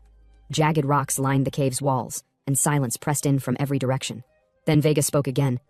She said it felt like they were going in circles. She wasn't wrong. Ojin didn't have a clue where he was headed, but that didn't mean he was out of options. He silently activated a stolen skill, the stigma of the hunting dogs. Thanks to his black heaven, even Vega couldn't detect the shift. Sniffing the air like a bloodhound, Ojin locked onto a familiar scent, the same stench as the previous mutant. They pressed on, but the moment they reached the next chamber, Vega froze. The uncomfortable presence she sensed earlier, it was stronger now, and then they saw it. A massive stone statue stood in the chamber center, ancient, imposing, and cracked. And as Ojin's gaze locked onto the glowing object above the statue, his breath caught in his throat. It wasn't just any loot. It was a star relic. To put it into perspective, while a 1-star relic could fetch around $10,000, and a 3-star would comfortably land 6 figures, a 5-star could break past $1 million without hesitation. But this one? It radiated so intensely that the possibility of it being a 6-star relic made Ojin's mind spiral straight into fantasies of swimming in golden reaches. Vega calmly asked if this was the relic he had mentioned, and Ojin, eyes gleaming with unfiltered greed, gave a silent nod. This was a man who didn't just chase wealth, he worshipped it. And with what looked like a divine bank account floating in front of him, his soul had fully submitted to the gospel of money. He made up his mind immediately, grabbed the relic, pocket it, and run. But of course the dungeon had other plans. From the edges of the chamber they appeared, black slimes. Again. Vega warned him, noting the incoming pests, but Ojin barely reacted. He forced a casual smile, brushing it off, though internally his nerves spiked. Something wasn't right. The slimes didn't attack, they fused. They squirmed together, stacking and merging until the room itself began to tremble. Within seconds, they formed a towering monstrosity, massive and grotesque, something heavier and far more overwhelming than anything Ojin had ever faced. He staggered back, realizing just how screwed he was. Even Vega seemed surprised, folding her arms and sarcastically reminding him that he'd claimed to have things under control. Then, as if to drive the point home, she floated over to the statue and took a seat, fully leaving the fight to him. With a dry chuckle and shaking hands, Ojin muttered to himself that he was totally fine, while clearly being anything but. There was no turning back now. He whispered under his breath that he had to become the monster, right as the beast lunged forward. It was enormous, its sheer size enough to make Ojin question all of his life decisions. Still, he tried to convince himself that this was just a giant pile of weak mobs, nothing too crazy, just fused slimes, even if it did look like it was about to unleash Exodia. He yanked out a handgun, his emergency weapon, and prepped his ace, a flashbang. With a curse, he launched the flare, the explosion of light stunning the beast momentarily. That was his chance. He gripped his spear tight, electricity crackling as lightning began to swirl across his arm. The system confirmed activation, blue lightning, level 1, and with a roar, he dashed forward, jamming the electrified spear straight into the monster's back. The surge cut deep, but it wasn't enough. The monster howled and struck back, tentacles bursting from its form like missiles. Ojin dodged, barely. One slip and he would have been just another smear on the wall. Grabbing onto a vine-like structure, he steadied himself, hands burning, body trembling, and breath shaky. He had nearly died, again, but no time for breaks. He launched himself back onto the creature and shouted, charging lightning and thunder together. Blue bolts danced across his body as he unleashed every ounce of power he had, screaming like a lunatic, and even throwing in a ridiculous shout about 10 million volts in Pikachu, because sure, why not? He forced the surge deep into the beast, muscles strained, and body screaming. And finally, boom, the monster dropped, dust filled the air, silence fell. Ojin stood, panting and swaying, his body nearly giving out. But he smiled. He'd done it. He looked at his hand, still crackling with electricity, and felt the backlash surging through his veins, but victory tasted sweet. Then, Vega's voice cut in sharply. She shouted a warning. And it was too late. A massive tentacle slammed into Ojin, flinging him like a rag doll across the chamber. He crashed hard, the floor stealing every bit of air from his lungs. Vega raced over, calling out to him, but he couldn't reply. The monster, which was supposed to be dead, rose again, now even stronger. Its red eyes gleamed with rage, its aura seething. Ojin could barely believe it. The thing had evolved. With clenched fists and gritted teeth, he yelled for Vega's blessing. She didn't hesitate. Power from the stars surged into him, and the system echoed the change, temporary enhancement of the stigma of Lyra. Lightning ignited within him.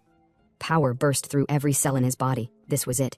He shot forward like a streak of blue light, dodging incoming tentacles mid-air. His fists sparked, and he began conjuring sphere after sphere of electric orbs, bombarding the monster with relentless attacks. His mana poured out like a flood. He was unstoppable. Or so it seemed. But then, Vega yelled again.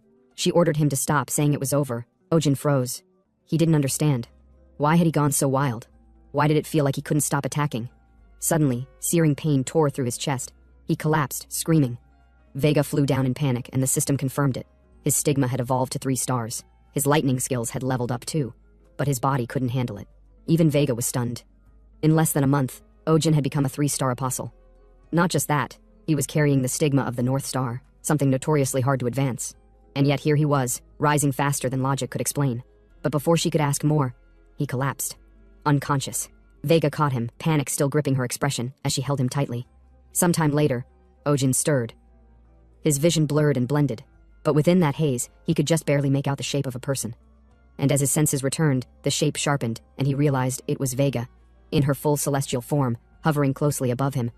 And somehow, impossibly, his head was resting on her lap. It didn't feel like reality. His mind tried to write it off as a dream, a delusion born from pain or mana exhaustion. But the warmth on his cheek, the scent of faint ozone, and the soft touch grounding him all screamed otherwise. She was real, and this absurdly surreal moment, a literal lap pillow from a celestial, was happening. Before he could sit up, her hand gently tapped his cheek, keeping him down. She told him to stay put, said he'd collapse the moment the battle ended, pushing himself past the edge. He was more reckless than he looked, and she warned that even regressors had limits. A reminder disguised as concern, one laced with a strange maternal warmth he hadn't expected from a divine being. He muttered something vague in return, promising to be more careful next time, but inside, his mind latched onto something else entirely. She just called him a child. Vega, the ever-composed celestial who once towered over him like a distant star, now looked down on him with a softness that felt far too personal, and when he glanced up at her again, he caught her expression shift, a flicker of something he couldn't name. He asked if something was wrong, but she turned away too quickly, the faint red on her cheeks betraying her denial. That's when it hit him. Maybe it wasn't about the battle. Maybe it was the way he'd fought, the way he wielded the power she gave him without hesitation. Maybe he'd shaken her confidence, or maybe she was seeing him differently now. Then came the unexpected twist. She reminded him, almost too casually, that earlier he'd addressed her without the proper titles, skipping honorifics like it was nothing. But she wasn't angry. In fact, she said if he wanted to keep speaking informally, he could, because their relationship was close, wasn't it? Her face flushed deeper. Ojin felt a scream rise in his throat. What relationship? There was nothing like that between them, at least not in his head. But it was clear now that Vega had started to believe in the carefully woven lies and half-truths he'd told. Her trust in him wasn't just celestial anymore. It was personal, dangerous. Trying to salvage the moment, he mumbled an apology, said he wasn't thinking clearly at the time. But she just laughed, pinched his cheek, and told him to drop the formalities anyway. She liked it better that way. He sighed internally, realizing the situation had officially spiraled into territory he wasn't ready to handle. Still, he agreed, if only to keep the peace. But then her form flickered, sparks dancing around her figure, and she informed him that her divine restriction was activating again. Her time in this state was over. She warned that she'd need more recovery time this round. Ojin apologized without thinking, because he knew. This was on him. He had burned through her blessing like a man possessed, drawing power from Lyra until his body nearly gave out. But Vega stopped him before the guilt could spiral. That monster had been near 5-star class. There was no shame in surviving it. He nodded and thanked her, though a question still tugged at the edge of his thoughts. How had he recovered so fast? His body felt too light. Then he saw them. 3 empty mana potion bottles, neatly stacked beside him. His soul nearly left his body. Each one of those was worth a small fortune. He groaned inside, piecing it together. She had force-fed him thousands of dollars worth of healing while he was out cold. Vega explained, all smiles, that she used the potions herself to bring him back quicker. He nearly cried. 3 bottles. 3. She even teased that he looked moved to tears, while he silently begged her to shut up. That wasn't emotion, that was financial trauma. Still dazed, he asked how she'd even gotten him to drink them while he was unconscious. Her cheeks flushed again, and she brushed it off with a cryptic, "Don't worry about it," before disappearing, fading back into the pendant at his chest. That left Ojin alone, blinking at the silence. He had no idea what had just happened. Shaking his head clear, he forced himself to climb to the statue's head and grabbed the glowing relic, the one he'd nearly died for. He held it up and muttered bitterly that he better have gotten at least a 3-star item out of this. But as soon as his hand touched it, something changed. Dark mana pulsed through the relic and surged straight into his body. His chest tightened, his eyes widened, and then the system chimed in. Black Heaven was reacting. It had begun absorbing the power of the black star within the relic. He felt the flood of energy course through him, not violently, but deeply. Every corner of his body was soaking in the essence, and when it stopped, the system confirmed it. Black Heaven's trait had evolved. Not only could it now conceal Black Heaven itself, but it could mask every single trait he possessed, and he could control the concealment at will. That wasn't all. The 3rd awakening condition had also been partially fulfilled. Ojin glanced at the relic again, but something felt off. It was empty. The radiant mana it once held was completely gone, drained dry by Black Heaven. He whispered in disbelief, asking if it was trash now. There was no more warmth, no lingering power. It had become a hollow husk, and all at once the reality crashed down. He couldn't sell it. His payday was gone. He dropped to the floor and groaned, his dreams of wealth evaporating like mist. All of that effort, all that near-death insanity for what? A relic that got consumed from the inside out. He cursed, rolled over in agony, and mourned the loss of what could have been millions. But his sulking didn't last. Voices echoed in from the dungeon entrance. He stiffened. A group of 4 approached, hooded figures with quiet footsteps and a dangerous aura. They hadn't expected someone else to beat them to the relic. And when one of them, likely the leader, spotted the item in Ojin's hand, he said they needed it, desperately. Ojin's brain kicked into gear. He asked if they were interested in buying it. They hesitated, surprised by the offer. The leader asked what he meant, and Ojin clarified, he was willing to sell. His life was worth more than a piece of metal.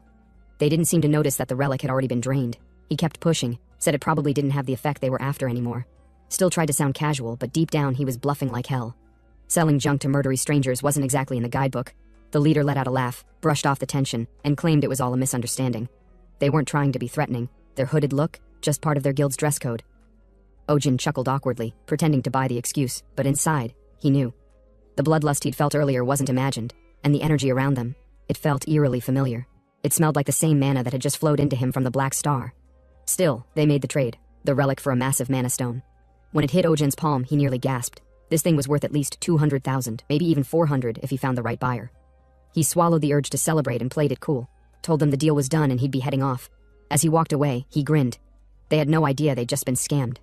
He dumped a hollow relic for a mountain of cash. If that wasn't divine justice, he didn't know what was. But instincts screamed at him not to lower his guard. He ducked behind a nearby rock and activated black cutting, cloaking his mana, just in case they tried something. And from the shadows he listened, he heard them talking. One of the men asked the leader why they hadn't just killed him and taken the relic by force.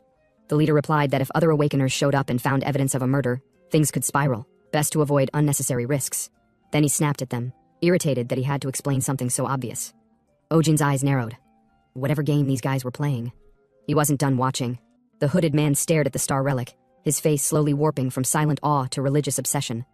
He lifted his gaze and declared that the age of the celestial stars was fading. Soon the black stars would rise, seizing the heavens and forcing the arrogant celestials to pay for their sins. The group around him dropped to their knees like disciples in a trance, chanting in eerie unison and pledging loyalty to the Black Star Association. The leader grinned at their devotion, claiming the Black Stars themselves would return the favor and smile back at them. With the ceremony complete, he asked a subordinate if the decoy had been prepared, a fake relic meant to mislead any awakeners who arrived too late. The subordinate confirmed everything was ready, and they efficiently swapped the true relic with the counterfeit, placing the substitute on the statue's pedestal. Satisfied, the leader gave the signal to retreat. The others nodded and turned to follow the order. But just before vanishing into the portal that would return them to their base, the leader turned back, recalling the man who had traded a star stone for the relic earlier. He ordered one of his men to track the guy down and kill him without fail. The subordinate accepted the task without emotion, acknowledging it as an absolute command. With that, they disappeared into the portal headed for Bayleaf, their central stronghold, and once silence fell, Ojin emerged from the shadows, the black curtain concealment finally lifting. He muttered to himself that this had been a major discovery. Now it all made sense. This was how it had unfolded in the past. The star relic uncovered by Lee Wonyuk, Shinyuk's brother, had been a fake. That was why Shinyuk's secretary had said something about it felt off. Ojin narrowed his eyes. The organization had called itself the Black Star Association. Whether it was a hidden guild or some cult didn't matter, they were garbage either way. He approached the pedestal and retrieved the substitute relic, testing it. But there was no reaction. The Black Heaven trait didn't respond. That confirmed it. Only relics infused with the true power of the Black Stars could be absorbed by Black Heaven. Still, it wasn't a bad haul. He now had a massive starstone the size of a clenched fist and a decoy relic. This brought him closer to his ultimate goal. But before moving on, there was unfinished business. The subordinate who had been sent to kill him was probably still somewhere nearby. Meanwhile, that very same man stepped out of a different part of the dungeon, swearing under his breath. He had combed the entire area and still couldn't find Ojin. Anxiety was kicking in hard. If he failed, he knew the punishment. He'd be dead meat. He cursed again, yelling into the empty dungeon and demanding to know where that bastard had gone. Unlucky for him, Ojin was already behind him. The henchman felt a jolt, not from the voice, but from the burst of mana that surged behind his spine. Before he could turn, a sharp blade tore through his back. Ojin had struck first. The man gasped, blood bubbling at his lips, asking how Ojin had remained undetected for so long. But Ojin wasn't in the mood to answer questions. He made it clear that only one person here had the right to ask anything. Another surge of lightning burst through the man's body, breaking bones as he screamed and collapsed. By the time Ojin was done, the man was unrecognizable, swollen, broken, and sobbing for mercy. Finally, the man begged for his life, promising to spill every secret he knew. Ojin folded his arms and signaled for him to start talking, but all the guy could manage was a slurred moan. His jaw was shattered, and words weren't coming out right anymore. Cut to Bayleaf Mountain, far away from the carnage. An eagle swooped down onto a jagged cliff, where a fortress clung to the stone like a tumor. Inside, a skeletal old man sat cloaked in shadows, Shion Doyon, the rank 6 executive of the Bayleaf base. He was ancient enough to make a 1,000-year-old vampire look youthful. He had been waiting for Eugene, the operative sent into the dungeon, to return with the relic. The moment Eugene stepped into the hall, he bowed deeply and confirmed that he had completed the mission. The relic had been retrieved. With a single command, the owls twisted and contorted into humanoid forms, cloaked in seeping darkness as they landed and surrounded the space. Eugene stepped into the middle of a rune-inscribed circle and placed the relic at its center. With raised arms, he declared that the Black Stars would now bestow their blessings, and the shining relic would be infused with their power. The others watched with fervent anticipation. But the relic stayed silent. No glow, no energy, just stillness. The ritual chamber grew heavy with dread. The Owl King approached, his killing intent rising like a storm. His gaze bore into Eugene, and it was clear someone was about to pay the price. Back in the dungeon, Ojin continued pressing the barely living man for answers. From what he managed to extract, Ojin learned that the Black Star Association had been founded by beings called Black Star Celestials, entities supposedly born in an age when darkness devoured the stars. It sounded ridiculous. Ojin struck him again out of frustration. Nothing was making sense. He asked how many of these Celestials existed and where their main base was, but the man could only give rough numbers, around 50 members. As for the central stronghold, even he didn't know. Only higher-ranked members were allowed to know the true locations of the other branches. It was a smart system, Ojin thought. Keep grunts in the dark, but he still wasn't done. He asked the man why he even followed a lunatic cult like this. What did they offer that was worth risking everything? The man lowered his battered face and answered quietly. It was Eugene. He had given them something. Ojin asked what that something was, and that's when the truth dropped. Eujian had granted them stigmas. Ojin's expression turned cold. Only Celestials could bestow stigmas, and Eujian was definitely not one. Which meant this bastard had found some other method, and was using it as bait to manipulate desperate fools. In a world like this, people would sell their souls or slit their siblings' throats just for the chance to awaken. Ojin took a slow step back and muttered that he'd gotten what he needed. He asked aloud if it was time to wrap things up. The man began crying, pleading for his life again. He said he had a daughter. If he died, she'd be left all alone. That made Ojin stop. He knew better than anyone what happened to orphans in this cruel world. He'd lived that reality too. So, with a skeptical frown, he decided to test the man's claim. He asked the daughter's name. The man answered, Sho Yi Yerin. He asked her age. The man said 9. He asked her birthday. The man said December 14th. Her favorite food? Chicken. Then Ojin asked her height and weight. The man said she was 131 centimeters and weighed 28 kilograms. All accurate, but Ojin wasn't done. He tilted his head, a small smile forming. Then he asked the man to repeat all those answers, but in reverse. Because if the daughter were real, the answers wouldn't change no matter the order. And that's when the man froze. He stuttered, he trembled, because now, he couldn't. Ojin stood over the trembling man, sword stretched forward with cold precision. He explained that when someone was asked the same questions in reverse, the lies always cracked. And unfortunately for the man, lying was a language Ojin had mastered. Panicked and desperate, the man screamed for help. His voice broke as he begged for someone, anyone, to save him. But Ojin remained unmoved. He asked just one more thing, where their branch was located. Cornered, the man finally cracked. He confessed that their base was in Shio 1, high atop Mount Bekusan. That was all Ojin needed. He struck without hesitation, and as the man's body collapsed to the floor, Ojin noted that this last answer hadn't sounded like a bluff. It had felt too real to ignore. But delivered far too late. Now alone with the corpse, Ojin crouched beside it. He realized just how careless he'd been. He'd initially dismissed the Black Star organization as just another underground cult. Something easy to exploit. But they were much bigger than that.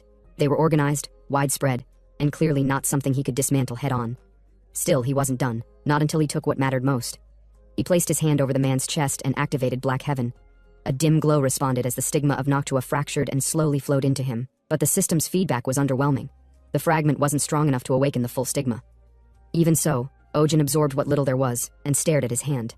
Questions swirled about what kind of powers these Black Star stigmas truly held. He recalled the number, 50. That was how many members were said to be stationed at the Shio 1 branch. Charging in without a plan would be reckless suicide. Meanwhile, back at Shio 1, chaos boiled just beneath the surface. The Owl King, cloaked in ceremonial garb, stood in a darkened chamber as he faced Eujian. Disgust laced his voice as he questioned how such a disgraceful failure had occurred, and what the other executors would say if they saw this embarrassment. Without warning, he flicked a finger. A razor-thin burst of dark mana slashed Eujian across the neck, dropping him to one knee. Blood trickled, but Eujian didn't resist. He simply bowed his head and accepted the punishment, vowing not to fail again. The Owl King turned away, clearly done with the exchange. The other squad leaders, half smirking at Eujian's humiliation, transformed into their avian forms and followed him into the shadows. Left behind, Eujian's calm cracked. Rage burned in his eyes as he stormed through the compound's doors. He barked out orders, demanding information about the assassins sent to kill the one who had sold them the star relic. But the subordinates stuttered. The contact had been lost. Eujian's fury erupted. He cursed them as failures and commanded that the traitor be tracked down no matter what it took. Back on Ojin's side, the rush of new power had left lingering effects. With his rank raised to 3 stars, his physical condition and mana flow had changed drastically. He needed time to adjust. After a long training session, he stepped into the bathroom, letting water run over his head as he muttered to himself. The stigma of Lyra had shattered, something he hadn't expected. Compared to Scorpios or even Taros-type awakeners, he was faster, stronger, and vastly more versatile. But there was still a bottleneck, his weapon. The wooden shaft of his spear made channeling lightning inefficient, no matter how skilled he was. Later, stepping out with a towel draped around his neck, he heard Unha calling him over. He joined her, only to be caught off guard when she started massaging his back without a word. At first it was strange. Her hands were gentle, her demeanor unusually soft. He asked what brought on the sudden kindness, but Unha only frowned, making it clear she wasn't in the mood to explain herself. Still, her hands kept moving, and Ojin found himself relaxing. Beneath her blunt attitude, there was warmth, and her touch carried more care than her words ever did. He let out a sigh, half joking that he might be going insane from how good it felt. But then it happened. A sharp surge of pain hit him out of nowhere. His back arched and he screamed, not from pleasure but raw agony. It shot through his nerves like lightning. Unha, calm as ever, told him it was the price of growing too fast. Ojin spun around, clutching his back, wincing in pain.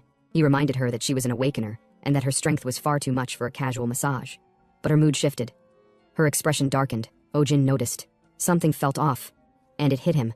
This was the same Unha who once reached 7 stars, a prodigy, a powerhouse, now left with nothing.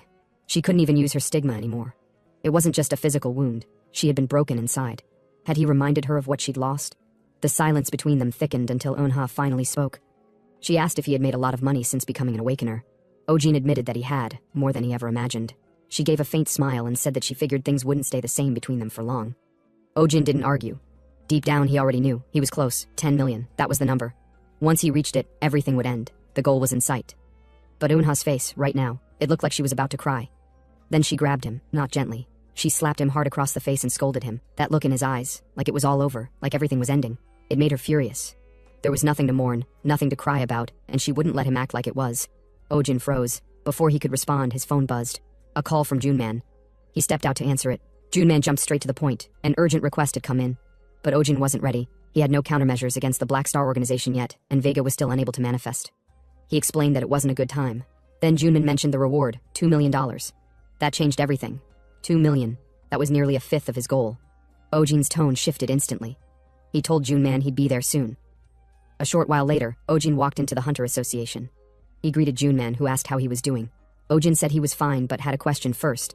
He handed over a drawing of the Noctua stigma and asked if Junman had seen anything like it before. Junman scanned it, and then quickly checked his tablet for information. It matched. It was indeed the forgotten stigma of Noctua. Ojin pressed for more, anything about its origins. But Junman knew little.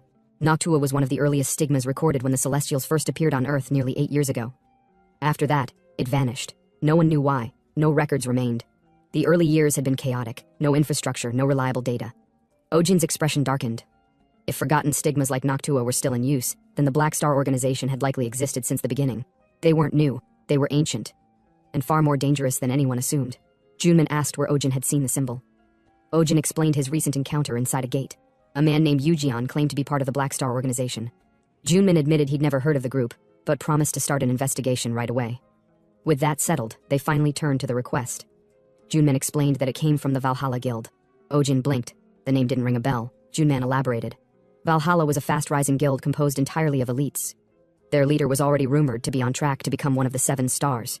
That word, 7 stars, struck Ojin. The 7 stars were the pinnacle. The most powerful awakeners in the world. And if Valhalla's leader was on track to join them, then Korea might soon have another god-tier awakener in its ranks. Junman had just finished briefing Ojin on the emergency request. A man had gone missing inside a low-rank gate near Incheon, sometime around the 6th of November. The Hunter Association needed someone capable to track him down. On the outside, Ojin kept his reaction neutral. Inside, though, his mind was already racing. That location, Incheon, wasn't just familiar. It had been his turf for years, the perfect place to run quiet scams. Every twist of the terrain, every irregular gate signature, he knew it all. But Junman wasn't done. He dropped one final detail, the missing man's name, Lee Shin-hyuk. Late 20s, brown hair, lean build, about 182 centimeters tall. And just like that, everything changed. Ojin froze. His breath caught short, his thoughts snagging like a hook. He had seen that man. Lee Shin-hyuk wasn't some nameless hunter. He was the real regressor. And the person now trying to find him? Lee Woon-hyuk. His younger brother, and presumed guildmaster of Valhalla. Ojin didn't need long to understand. Shin-hyuk should have still been hospitalized, but that future had already collapsed. The timeline had shifted. His death had rewritten everything. Junman, still oblivious, asked again if Ojin would accept the request. Ojin asked for time to think, though he was already forming a plan. The Black Star organization was already a thorn. But this development, 2 brothers, a vanished regressor, a shattered future, it could be used. Rather than running from the mess, Ojin saw an opening. And so, standing up with a smirk, he told Junman that he wouldn't be accepting the request. Junman blinked, surprised. The Ojin he knew never turned down high-reward work. But Ojin, brushing off the expectation, explained curtly that missing persons weren't his specialty. Though Junman mentioned the association's ties to Valhalla, noting how valuable the connection could be, Ojin wasn't interested in networking the traditional way. What he needed now was Valhalla's contact information.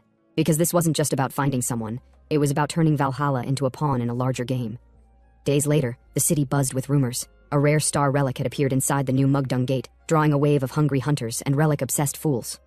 Ojin stood quietly among the crowd, suppressing a yawn. He'd been waiting for hours, not for the relic, but for someone else, someone darker. He muttered inwardly that if the bait didn't work soon, he'd just come back tomorrow. Vega was still unconscious, so he had time. Just as he turned to leave, he stopped. There it was, a sliver of bloodlust slicing through the crowd, sharp, heavy, and unmistakably hostile. Ojin's smirk returned. The Black Star organization had taken the bait. He bolted, not in retreat but to lead the bastard into an empty zone, somewhere without interference. It didn't take long. Within minutes the operative appeared, scanning the abandoned space. He looked confused. Ojin had vanished. But from the shadows Ojin emerged. Cool, confident, already analyzing the enemy. Without hesitation the Black Star agent launched an attack, cursed feathers twisting into a vortex of energy. It was knocked to a stigma. Powerful, yes, but not enough. Ojin dodged cleanly, flipping midair as the ground exploded behind him. He measured the power. Knocked to a stigma was formidable, but predictable. And now that he'd seen it, he didn't need to play anymore. He activated Blue Lightning, level 3. The blast was instantaneous. The Black Star operative didn't even have time to scream. It was over. As Ojin stood over the corpse, he exhaled slowly. The fight had ended in seconds. Too easy. This guy had been nothing but a grunt, a throwaway. If this was the bottom of their food chain, then the real monsters sat far higher. Still, he wasn't rattled. Just focused. He approached a nearby stone where a distinct spear had been carefully left behind, Lee Shin-hyuk's weapon. Ojin positioned it, pulled out his phone, and snapped a picture. It was time to escalate. He placed a call. On the other end, a woman answered, Kim Sonyoung, secretary of the Valhalla Guild. When asked his name, Ojin ignored the pleasantries. He simply requested a direct line to the guildmaster. She declined, explaining that the guildmaster was unavailable. Ojin's tone didn't waver. He informed her that this was regarding Lee Shin-hyuk. The shift in her voice was immediate. She rushed from her seat straight to Woon-hyuk's office, telling him that an unknown person has news on his missing brother. The guildmaster, visibly irritated, perked up the moment he heard the name. Woon-hyuk grabbed the phone, demanding answers. Ojin, ever the strategist, responded with a quiet laugh. He pointed out how reckless it was to dismiss a tip before verifying it. Then he sent the photo, the image of Shin-hyuk's spear. The silence that followed was heavy. Woon-hyuk stared at the picture. There was no doubt. It was his brother's spear. He returned to the line, now deadly serious, and asked for the caller's name. Ojin didn't give his real one. He gave them Yujian. To Woon-hyuk's ears, it would sound like the Black Star agent behind Shin-hyuk's disappearance had just confessed. The bait was set, the trap was laid, and now, Valhalla would fight his war for him. Woon-hyuk had always been the one behind. Back when they were kids, his older brother, Lee Shin-hyuk, was the one everyone praised. Whether it was school, sports, or just existing, Shin-hyuk was always a step ahead. Effortlessly impressive, like someone born for greatness even before the Celestials arrived. But the world shifted after the first gate opened 8 years ago. Monsters poured in, and with them came real superhumans, awakeners chosen by the 12 zodiacs. Woon-hyuk became one of them. Shin-hyuk didn't. He wasn't selected by any Celestial, and Woon-hyuk, blinded by his sudden rise, failed to notice how far his brother was falling. Shin-hyuk, who once stood strong for both of them, had to start relying on the younger sibling he used to protect. The weight of that shame didn't show in words. It settled in silence, and eventually in sickness. By the time Woon-hyuk caught on, the gap between them had widened into something brittle and awkward. Real conversations faded. Regret lingered in every pause. Still, Shin-hyuk didn't stay down. He clawed his way up, eventually awakening through his own effort, not through a Celestial's call but by acquiring the stigma of Pisces. That moment felt like a second chance. Woon-hyuk, hopeful for reconciliation, forged a gift with his own hands, a custom spear inlaid with starstones and trimmed with a green ornament. Shin-hyuk had accepted it quietly, promising to wield it well. That had been the last time their connection felt real. Now, Woon-hyuk stared at a photo on his screen. Sent by a stranger. The image showed the very same spear. His gift. That green ornament and polished blade weren't replicas. Only one existed. And that meant it wasn't a prank. Rage struck instantly. He shouted into the phone, demanding answers, but the man on the other end, Ojin, was enjoying every second.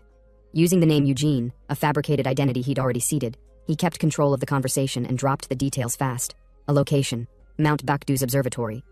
A demand, 30 million won, cash, and one condition, come alone. Then he hung up.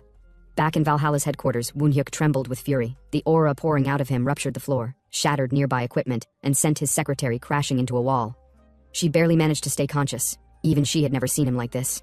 Once he got a grip on himself, his voice was cold. He ordered the entire guild to mobilize. Every single member.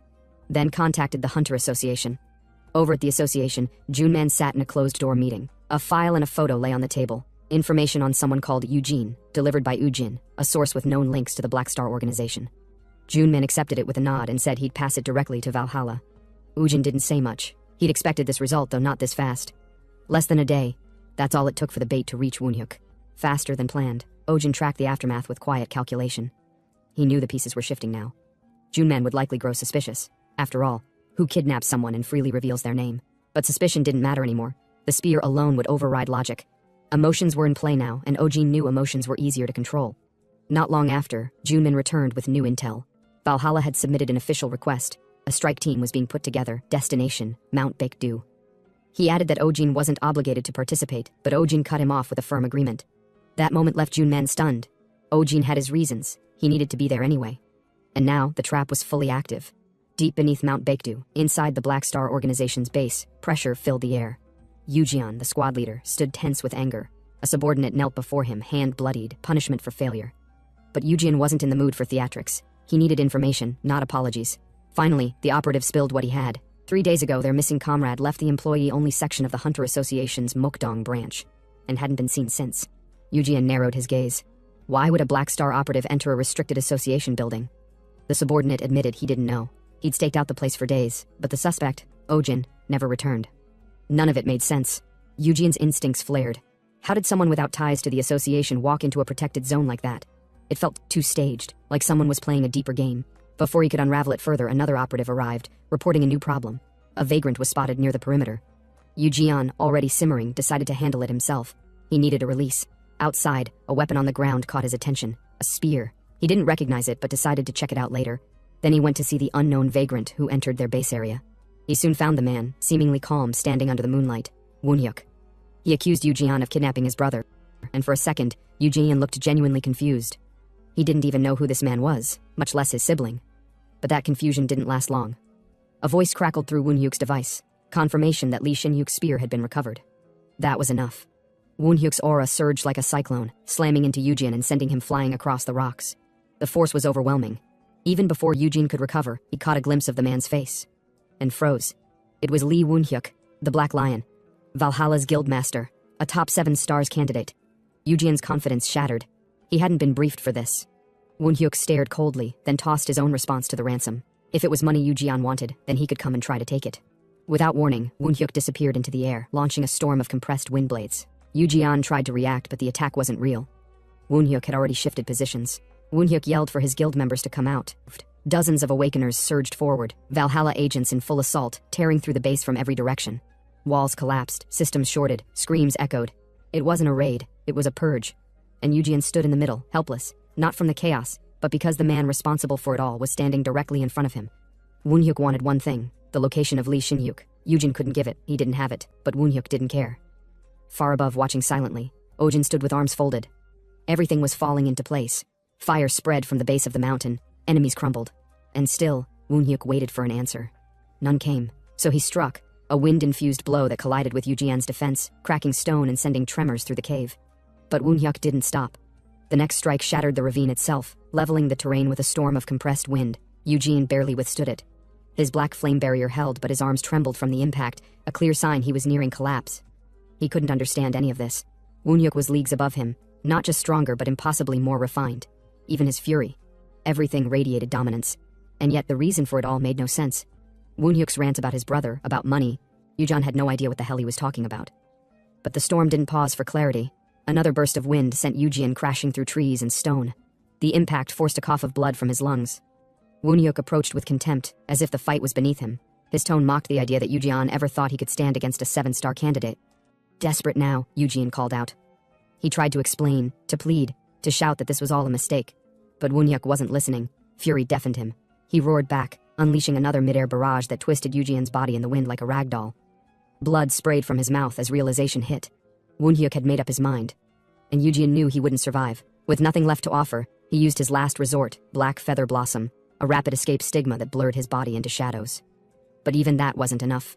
Woonhyuk read the move and intercepted mid-air. The resulting collision triggered a thunderclap that split the mountainside. When the dust cleared, Yujian was about using a teleportation dagger, and as he stabbed himself he disappeared. Woonhyuk tried to chase him, but it was too late and he gritted his teeth in anger. Meanwhile, in a nearby zone, Yujian appeared. He collapsed, coughing blood, half-conscious. Everything was gone. The base, his squad, his pride. It was a catastrophic failure. He couldn't return to the Owl King. That would mean death by default, and the only name that crossed his mind for help now was Ashad Khan. He muttered it aloud, unsure whether to try reaching out. Then the forest shifted. Someone was already there. Ojin, calm, amused, dangerous. He greeted Yujian like a friend passing by. The casual tone was worse than mockery. And Yujian knew instantly the truth. This wasn't a coincidence. Ojin had orchestrated everything. The false ransom, the spear, the timing, all of it. It had taken Yujian too long to realize he wasn't caught in a battle. He was caught in a con. He asked the question aloud, why? But Ojin didn't explain. He didn't need to. Instead, he advised Yujian to surrender if he wanted a painless end. What followed was merciless. Lightning, fists. Yujian tried to defend, Black feathers swirled, flames erupted, but his body was broken. Nothing held. Every hit drove deeper. Still, he didn't stop resisting, which made Ojin smirk. Foolish. That kind of struggle only made death slower. And then, the final blow landed. A surge of blue lightning, level 3 output. It crashed through the trees like a storm from the heavens. When the light faded, Yujian lay still. But Ojin wasn't finished. He forced the dying Templar to cough up what intel he could. The answers? Frustrating. Yujian's mind was locked. A seal, likely magical, prevented him from speaking freely. Even in death, the Black Star organization protected its secrets. Still, Ojin confirmed a few key things. Yujin wasn't a major player, only a Templar. A low-ranked servant under someone titled an executor, a rank even Ojin hadn't encountered before. But the real prize came next, as Yujian took his final breath, a name of Yujian's colleague, a shotgun. But leaving that aside, Ojin decided to check the corpse if he could find any valuables, so he searched Yujian's body, even stripping him and leaving only his boxers. Then Ojin found 2 big mana stones, and when he didn't see anything else, he decided to steal Yujian's stigma. He placed his hand on the body, and a black surge tore through the air as the stigma of Noctua was absorbed.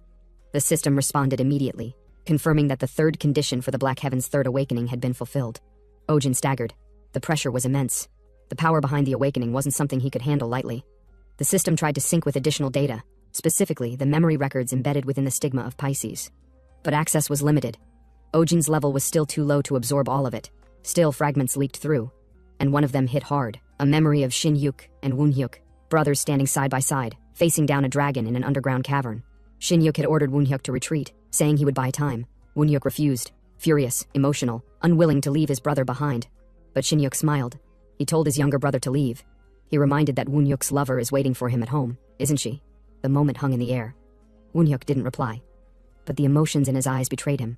Shin Hyuk knew that was his goodbye. He charged towards the huge beast but slayed some little ones along the way. Suddenly, Shin Hyuk stood frozen, face to face with something impossible, a grotesque mass of sludge and death, an abomination that pulsed with evil energy, a monster that should never have existed. It growled low, shaking the entire cavern. And Shin Hyuk cursed quietly. If he had known this was buried beneath Soul Station, maybe things would have been different. Maybe nothing would have turned out like this. After inheriting a fraction of Lee Shin Hyuk's memory, Ojin staggered backward, coughing harshly. His body trembled. The vision of Lee Shin Hyuk's memory had been far too vivid, far too overwhelming. He groaned. Reading Shin Hyuk's memories always came with a price, and it was never a pleasant one. His breathing slowed just as the system chimed in. A message displayed clearly. Partial awakening memory of Lee Shin Hyuk successfully inherited. Spearmanship of Pisces increased to level 6. Black Heaven has achieved third awakening. New trait unlocked, one is all. Ojin blinked. One is all? He repeated it under his breath, trying to grasp what the system meant. The system explained further. The new trait allowed his main stigma's proficiency to influence the others. Ojin's eyes narrowed. So, raising the stigma of Lyra would also enhance his stolen stigmas? He grinned. This was ridiculous.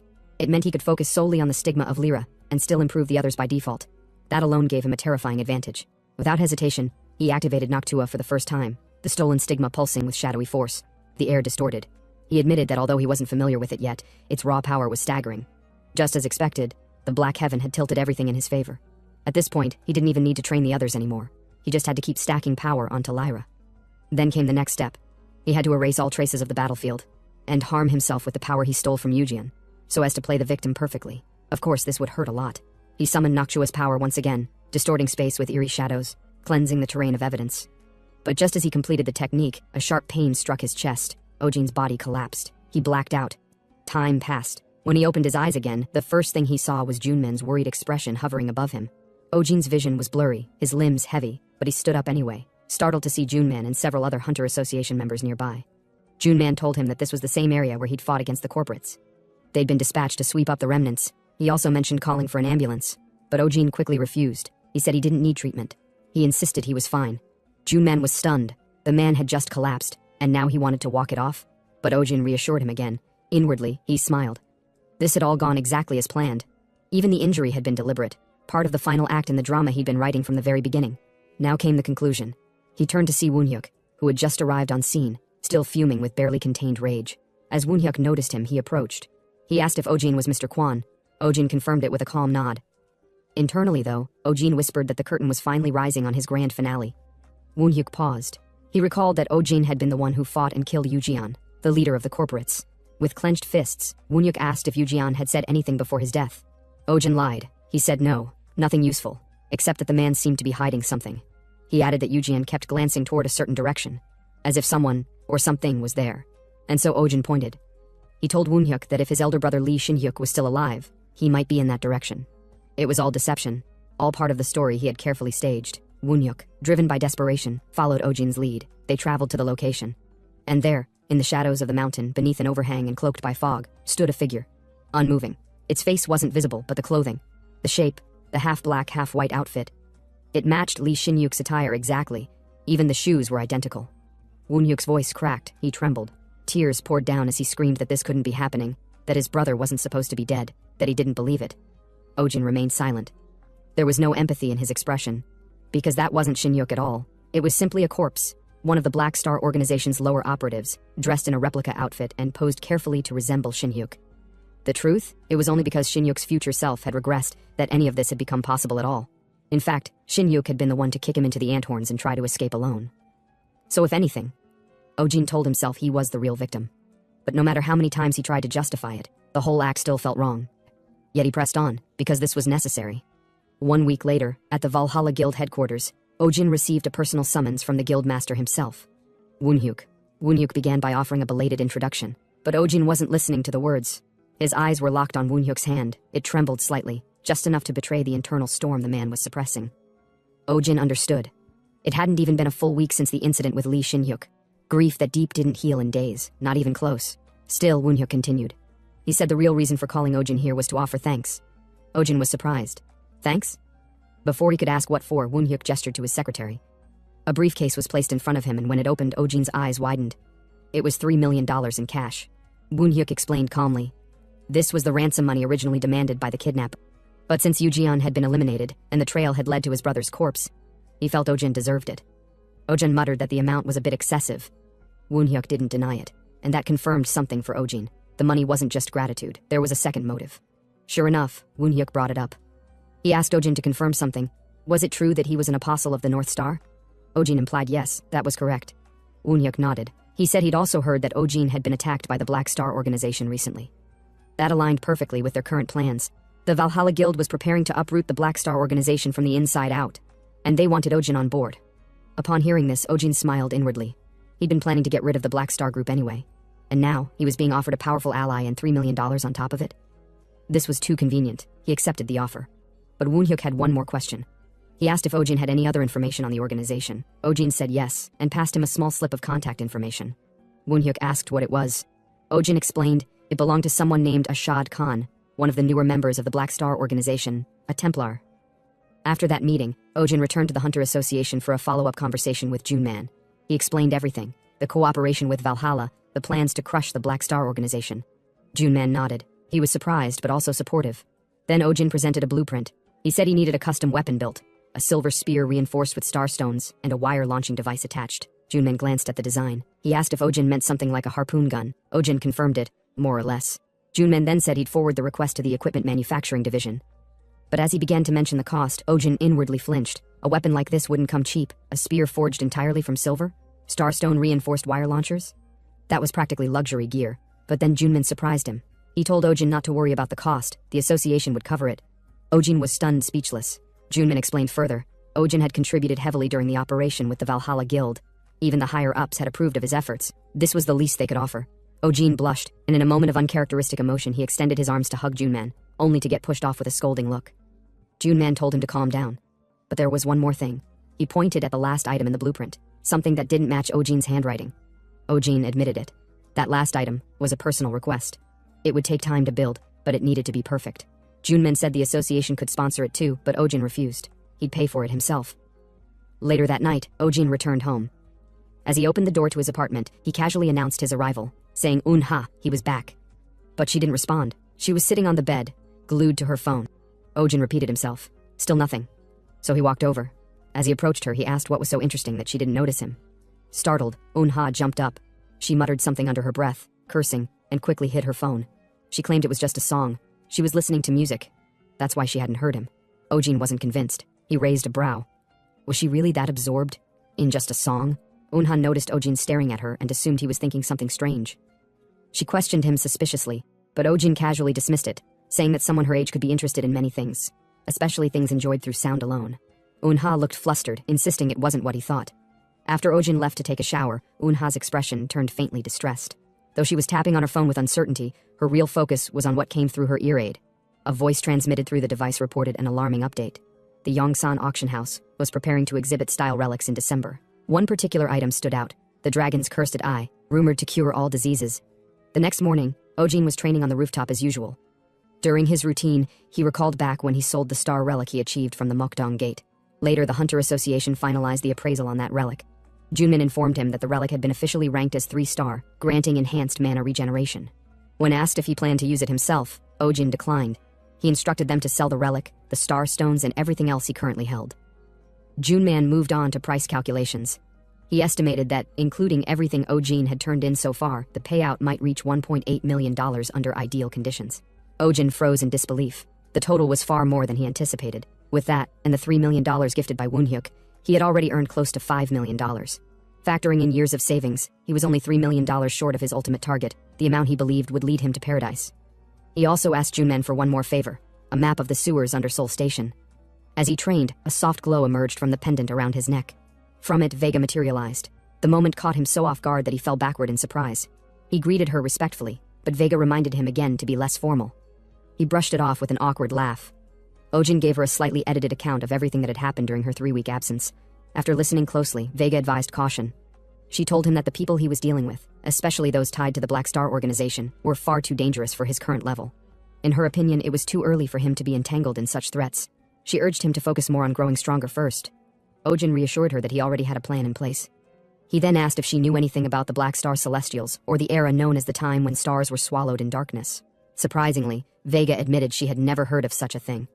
Even for someone like her, a celestial being, there were still gaps in knowledge. Ojin didn't expect Vega to be clueless on the subject, but it only confirmed what he already suspected. He'd have to extract that information directly from the Black Star organization. Vega shifted the conversation. She wanted to see how much Ojin had progressed since their last meeting. Ojin stood, lifted his weapon, and ignited it with streaks of crackling lightning. Power surged through his feet, and he prepared to demonstrate what 3 weeks of silent growth had done. Ojin soared through the sky, lightning trailing behind him. His feet skimmed the air as he sprinted mid-air, manipulating gravity as though it no longer applied to him. With each step, he channeled the blue lightning through his limbs, layering it repeatedly. After building up power, he unleashed a concentrated wave, a bolt so intense it lit up the entire sky like a thunderstorm frozen mid-flash. He landed lightly and dropped to a seated position, catching his breath. Then he turned to Vega and asked for her thoughts. Vega remained speechless at first, blinking slowly. She finally asked how he had already grasped the foundations of a skill like Exit, a basic form of the blue lightning technique. She admitted that, even considering his status as a regressor, his pace was unusual. Ojin didn't understand the problem. He asked if something had gone wrong. Vega pressed further.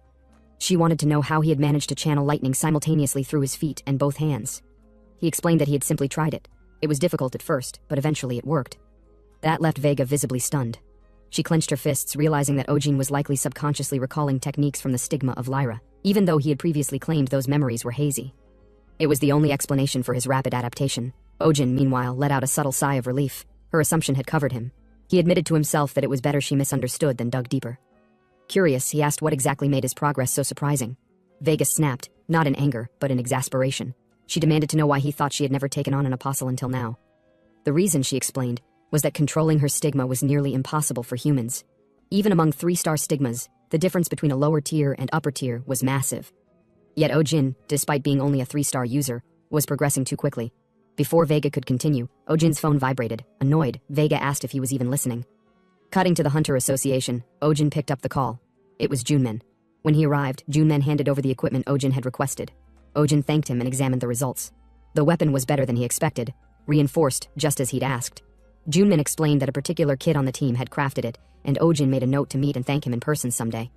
In his hands, the new gear included not just the weapon itself, but specialized cable ropes designed for movement. Vega observed the design and noted that if he managed to entangle an enemy with the cable, discharging electricity through it would make for a devastating attack. Ojin agreed but told her that wasn't all. He demonstrated. Stretching his hand, the cable launched outward and latched onto a rooftop net. He told Vega to hold on. She latched onto his head without hesitation, and Ojin propelled forward. Seeing his display, Vega told him that, so this is what he came up with since he can't fly yet. Upon hearing this, Ojin was surprised. He asked if he will eventually be able to fly with the stigma of Lyra. Vega replied that it's true. He can fly with lightning steps, but it's impossible for his current level. Vega looked at him again and asked whether he was ready to return home, now that everything seemed to be in place. But Ojin shook his head. With Vega back by his side and a new weapon prepared, he had no reason to delay. Now was the perfect moment. It was time to head to Seoul Station, to eliminate the creature he saw in Lee Shin-yuk's memories. But before that, Ojin made a quick detour to a supply shop. He requested 2 flares, smoke rounds, 6 star stone reinforced knives, an LED headlamp, and 3 bottles of mid-rank potions. The cashier, after totaling everything, told him it would cost $7,320. Ojin let out a forced smile and muttered under his breath, calling the seller a daylight-robbing bastard. The cashier raised a brow, asking if he said something, but Ojin quickly played it off. Using a level 3 deception skill, he smoothly redirected the topic and pointed out that the knives were already pre-packaged. He added that he only had $6,000 on hand. The cashier insisted the final price would be $7,000, no further discounts. Ojin tried again, suggesting $6,500, but she refused. Eventually, he raised it to $6,600, thinking they'd struck a deal, but she scoffed, saying that wasn't a real compromise. Ojin sighed and offered $6,700 instead, realizing he could have bargained lower from the start. Watching all this unfold, Vega noted just how extreme Ojin was when it came to money. She admitted solemnly that, had she known how important finances were to him, she might have tried to do more to help. But Ojin brushed it off, saying he'd already received plenty of help from her, and that was more than enough. With their supplies secured, Ojin declared it was time to eliminate the creature under Seoul Station. Soon they arrived at the entrance of the underground sewers and stepped inside. Ojin led the way, holding a map and reading from a book written by the author who had explored the area before. His LED headlamp cut through the thick darkness ahead. Vega asked if he knew the exact location of the target. Ojin replied that, although the seal had already collapsed once before, he was confident the monster was somewhere below the station. She asked again if he truly believed he could face the fleshman now. Ojin explained that the monster's strength was still sealed, meaning they had a chance before it fully awakened. Hearing that, Vega commented knowingly. So he was betting on the window of opportunity that came before the seal broke completely, a gamble worthy of a regressor. Ojin gave a dry laugh inwardly. In truth, if he fought that thing at full strength, he'd be torn to shreds, but if it remained sealed, it might just be a giant squishy sandbag. Wading deeper into the muck, he silently regretted not buying rain boots. Using the stigma of the hunting dogs in this kind of filth felt impossible. The stench alone was a battle. While he was still mulling over that, Vega pointed to a nearby passage. She said something foul was emanating from that direction, a presence that didn't feel right. Ojin checked the map. That direction wasn't even close to where the monster was supposed to be. He asked if the aura reminded her of what she felt in the cave. Vega replied that while it wasn't exactly the same, it was similar. If the previous sensation had been like something sticky clinging to her skin, this one felt more like something sharp poking at her. Ojin's instincts kicked in. This felt like Black Star activity again, and if they were involved, that would explain the sudden spike in mutated starstones surfacing across the region. He told Vega they had no choice but to check it out. As he stepped toward the passageway, a chilling sight stopped him. The tunnel was covered in layers of flesh, like stepping inside a creature's digestive tract. It was grotesque, pulsing, and deeply unnatural. Inside, 2 creatures stood guard. They looked humanoid but reptilian, with distorted features and slitted eyes fixed directly on Ojin. Their posture didn't suggest a friendly greeting. It was predatory, as if sizing him up for a kill. He wondered if they were mutants. Their skin tone differed, but they had the same unsettling presence. He smirked. If they weren't fans of his looks, too bad. They lunged without hesitation. Ojin welcomed it. Stretching his hand, he launched the cable forward, piercing one of the creatures. Then, using his newly crafted spear, he conducted lightning through the line. The surge lit up the sewer, frying both reptilian attackers in a blink. Smoke hissed from their bodies as they dropped instantly. He admired the weapon's performance. Unlike Lee Shin-yuk's old spear, this one allowed lightning to travel through the entire shaft, not just the blade. The difference was massive. But as he took a closer look at the aftermath, something felt off. The first creature was equal to a 1-star monster, but the second had carried the weight of a 2-star threat. And judging by the sudden movement ahead, more were coming. More reptilian figures appeared, this time with deadly intent, glaring like they were ready to gut whoever dared step into their lair. Ojin glanced at Vega and muttered that the first 2 reptilians must have been lookouts. Vega agreed, her expression grim. With no time to waste, Ojin raised his hand to activate his cables again. He declared it was time to stop messing around, time to get serious. And just like that, the whole group of reptilian monsters charged forward.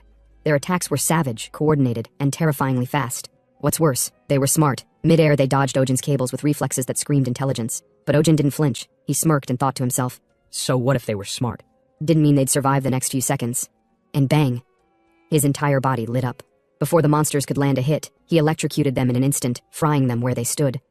The screams that followed weren't exactly human, more like tortured banshee howls mixed with alien profanity. But whatever they were saying, help or screw you, humans. Ojin couldn't tell, nor did he care. He just grinned, basking in the aftermath of his rampage. And just when he thought he was done, boom! A hulking reptilian behemoth appeared, easily 3 times the size of the rest. This one wasn't a grunt. This was a lizard champion. It wasted no time. picked up one of its dead underlings and hurled it like a fastball at Ojin. He barely blocked it in time, the impact sending him skidding back across the wet floor. Looking up, Ojin confirmed it. Definitely a lizard champion. Strong, fast, and clearly commanding the rest. Its presence alone shifted the entire battlefield's energy. Knowing his cables wouldn't cut it anymore, Ojin recalled them into his arm and re-equipped his bracelet. His spear pulsed with blue lightning, now fully charged. He aimed, struck, and brought the champion down in one powerful blast. As the boss slumped into a heap, Ojin laughed internally. That thing looked like a low-budget version of Beerus, minus the charm. Victory secured, Ojin immediately got down to business. Loot check. He rifled through the corpses and pulled out several starstones. As expected, black starstones again.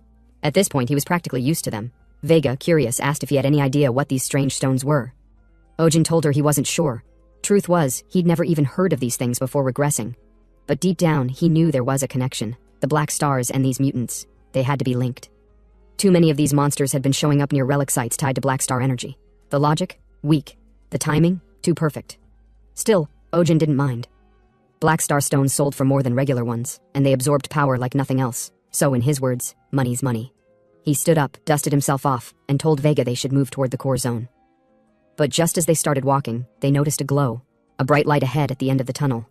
And sure, people always said there was light at the end of the tunnel. But this didn't feel hopeful. As they stepped into the chamber, Ojin's eyes narrowed, spacious, roomy. But something was off. Then he saw it. A figure stood in the distance, barely visible, but familiar. Ojin blinked. That was the monster from Lee Shin-yuk's memories. Now that he was seeing it up close, he realized. Yeah, this wasn't a joke. Vega asked if that was the sealed monster. Ojin nodded, confirming it. This thing was the one that had decimated Seoul Station the first time around. But inwardly he had that, compared to what he saw in Lee Shin-yuk's memory, the thing was tiny, only half the size it was in his memories. Ojin noticed it too, and wondered if that meant even the star relic embedded in its body had shrunk. But it didn't matter. Small or not, he decided to start stabbing first and ask questions never. 3 cables shot out, piercing straight into the monster's body. No reaction. Not even a twitch. Ojin grinned like a gremlin with a new toy. A delicious, immobile, high-paying toy. This thing? A pushover. A motionless money bag. He jabbed again. And again. Just for fun. Ojin practically giggled while skewering it, high on the thrill of making Rishi while venting his stress. Deep down, he figured he should thank Lee Shin-yuk for giving him the chance to enjoy life like this. This was therapeutic stabbing. Peak job satisfaction. But of course, reality had other plans. Unseen by Ojin, the monster's hand twitched. Vega noticed. She asked him if he felt that. He shrugged it off. Claimed she was seeing things. Probably nerves or maybe too many holy vitamins. And then the ground trembled. No. Everything trembled. The sewer shook like it was about to collapse. Ojin leaped instinctively, just as the monster started to rise. A second later, he hit the floor hard, groaning like a sack of potatoes that had just realized it was still in the budget aisle. When he looked up, there it was. The pushover was now towering over him, eyes glowing with primal rage. And Ojin? He went full internal panic mode. One look and his entire brain screamed. He fucked up. He stood frozen as the monster roared, sending a wave of goosebumps down his spine. Every instinct yelled at him to bolt, leave, retire, fake his own death. But then he remembered Vega. Great, she was watching. And he couldn't exactly run off screaming when the divine space angel thought he was the chosen one sent to save the world. Ojin cursed Lee Shin-hyuk internally. That bastard made it sound so easy. All that talk about stopping the monster if you had knowledge from the past? Trash. The kind of overconfidence you only hear from old guys reminiscing about how they would have aced the SATs if they had just tried harder. He considered running. Just dipping out and letting the problem solve itself. But then Vega asked what was happening. Her tone was calm, but her aura wasn't.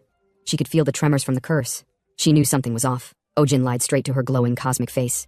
Said it was nothing. Yeah, right. Internally, he was already preparing his will. He told her he had expected this much of a variable. But in reality, he hadn't expected jack shit. He told her to stay back, that he'd slay the monster. But in his heart, he was begging her to just fix everything, and maybe also give him a snack and a nap. With his most heroic fake confidence face on, he promised it'd be over soon. Deep down, he was sure he would be over soon. The monster raised a giant goo-covered hand and brought it crashing down. Ojin braced, then got launched across the sewer like a rag doll. Mid-air, he tried to process what just happened. That thing, for its size, unbelievably fast. He barely landed before the monster raised its hand for round 2. Thinking quick, Ojin fired his cable into the ceiling and jerked himself out of the strike zone. He landed with a grunt, barely catching his breath. What the fuck is this thing? The monster didn't even pause. It lunged again, relentless like a roach on steroids. Ojin groaned and muttered to himself that this monster really liked screaming. Like, a lot. He fired another cable, propelling himself upward toward the ceiling again, dodging with just inches to spare. Now above the beast, he spotted an opening. He landed right on the monster's hand, stabilizing himself. This was his chance. The star relic embedded in the monster's head? That had to be the weak point. Classic boss fight logic. He jumped, mid-air, full momentum, all or nothing.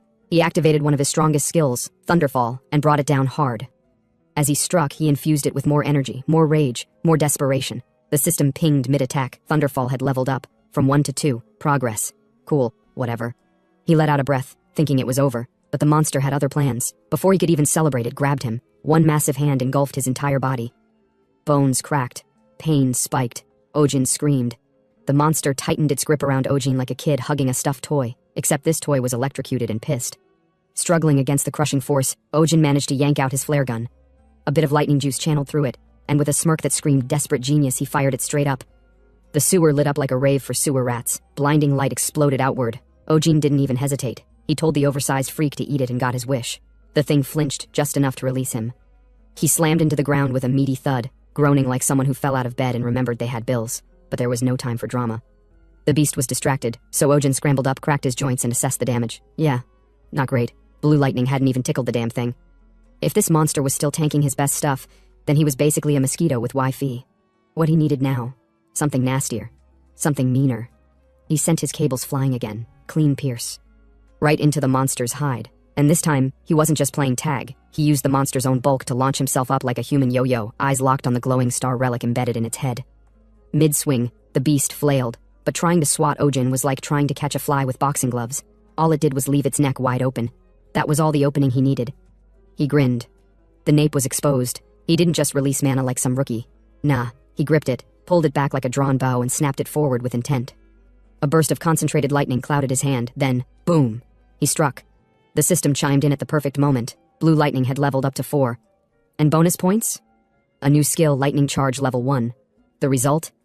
A thunderclap so loud it probably got picked up on Pixis's weather satellites. Ojin slammed the nape with more force than he even thought he had, and for a second he thought that might have been it. Spoiler, it wasn't. The monster groaned. Still alive, still pissed, still moving, and now was shaking like it just drank 6 espressos. Ojin was flung around mid-air like a decorative tassel. He cursed at it, told it to just die already, but nope, the drama wasn't over. And then the worst possible thing happened. The ground cracked, asphalt split. The monster broke through the sewer ceiling and exploded into the middle of the city like a deranged surprise guest. Pavement shattered, civilians screamed, and chaos went full volume. Ojin barely had time to react before he spotted a kid, just standing there, frozen in fear. The monster's shadow loomed, its hand raised, ready to squash the child like a bug. Without hesitation, Ojin sprinted and blocked the incoming smash. He turned to the kid, still sobbing, and muttered just enough for him to get the memo, time to run. The kid bolted. Good. One less corpse. Now normally, Ojin wouldn't lose sleep if a couple civilians got flattened. That wasn't his problem. But today wasn't normal. Because Vega was watching. And Vega? She believed he was humanity's hope, the regressor, the chosen one, blah blah destiny. So yeah, he had to play the part. And of course, right on cue, Vega floated down like some divine drone. She said he clearly needed her blessing, didn't he? But Ojin shut that down, told her no. He could handle it himself. Now he stood, dust-covered, blood-smeared, lightning-charged, facing down the monster, ready for round 2. As Ojin squared off against the monster again, he told himself it was simple. Keep hitting the weak point until the damn thing breaks. Logical, sure, except for the part where the monster was still very clearly stronger than him. He admitted it, the beast outclassed him. At this rate, begging Vega for a divine buff wouldn't even be embarrassing. It'd be survival instincts. But instead of panicking, Ojin just smiled to himself. Because if he asked for help now, the rush, the exhilaration of overcoming it with his own strength, might just slip right through his fingers like sand. That he couldn't allow. He gripped his spear tighter. The monster roared again, pain twisting its face. Ojin stared it down, smiling like a man who finally found a proper punching bag. He called it a beast, then casually asked if it was starting to hurt. Perfect. He hoped it hurt more. A lot more. The monster swung again. A huge swipe aimed straight for Ojin, but he dodged at the last second. No rest, though. The monster immediately shifted part of its body and launched it like missiles. Gross. But creative. Ojin, thankfully, was built different. He dodged every single one. Mid-dodge, he smirked to himself. He was starting to read this thing. Patterns, timing, tells. And to top it off, his mana was overflowing again. Perfect. He charged up. One strike, loud and clean, blew off the monster's hand. It howled in pain, body reeling. Ojin didn't even blink. This was just the start. He infused his spear with lightning, planted it in the ground, and launched it forward with everything he had, stacking 4 different skills into one combined assault. The result? A bone-rattling explosion that tore through the monster's chest like it owed him money. The monster stumbled, ragged and shredded, like an old man who just remembered he left the stove on. Then it tried to run. Ojin didn't even give it a head start. He fired his cable and reeled himself toward it, chasing it through the ruins like a hunter with a vendetta. He snagged 2 massive boulders nearby, anchored his cables, and slammed both rocks into the monster's skull like a steel trap. Still, not enough. Realizing this, Ojin sighed and admitted inwardly, it was time.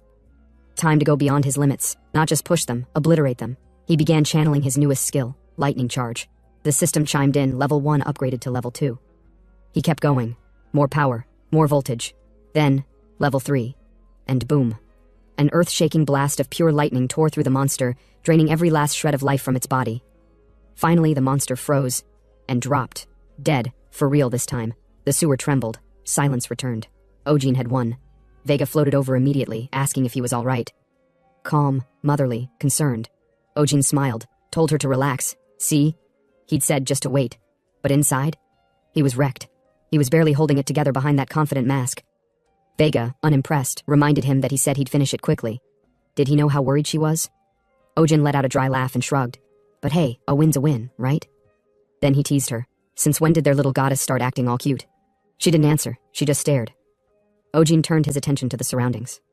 The civilians who had been hiding, now they were out in full force, cameras rolling, phones raised, cheering like he was a damn rock star. They thanked him. Over and over. And Ojin? He smiled politely. Inwardly? So much for staying low profile. Then a man in a suit stepped forward, a reporter from the 1,000-Mile High Daily. He asked what guild Ojin belonged to. Ojin replied with a clean lie. He was with the association. In truth, that line was strategic. If people saw him as a heroic association type, it'd make it a hell of a lot easier to manipulate them later. Favors, access, leverage. The reporter asked if the association always had awakeners like him. The crowd started murmuring, awed by the idea that Ojin was officially backed by the biggest hunter institution in the country. Their surprise was genuine. Apparently no one expected that. Ojin, hearing the whispers and seeing the praise, told himself this was the moment to act humble, not cocky. So, forcing it out through gritted teeth, he told the civilians they really shouldn't praise him too much. He hadn't done anything special. Just what needed to be done. That was supposed to be the end of it. But before he could even finish the sentence, Vega cut in. She floated forward with radiant energy and addressed the crowd directly. Her voice carried with pride as she pointed toward Ojin and asked if everyone had seen it clearly. The hero who saved them? Yes, it was him. Not just some awakened civilian, not just some hunter passing by. He was the esteemed one's apostle. Ojin froze, internally screaming, "What the hell is Vega doing?" But she kept going. With a gracious smile, she said their words of thanks were appreciated, but felt lacking. Gratitude was good, but gratitude alone didn't honor a savior. Then came the follow-up. She encouraged the civilians to offer their appreciation in the form of a proper offering. Monetary, of course. Ojin's heart dropped. No, please Vega, stop. What are you doing? The crowd hesitated, confused, but one of them mumbled that, well, it wasn't wrong, he had saved their lives. Slowly, money started changing hands. Vega collected everything, every note, every coin, and then she turned to Ojin and asked what he thought. The esteemed one had granted him a generous reward. Ojin was dying inside.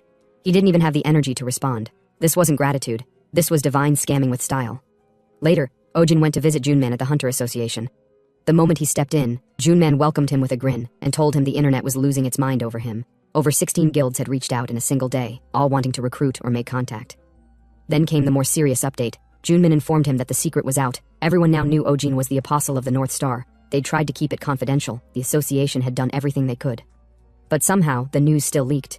Ojin gave a dry laugh and said it was fine. Internally, he was annoyed. He only wanted to keep it secret so he could build strength and peace. But now that the spotlight was on him, he'd use it, turn the exposure into opportunity. Then Junman casually brought up the moment Ojin had asked the civilians for money. Ojin stiffened. He couldn't believe Junman had seen that.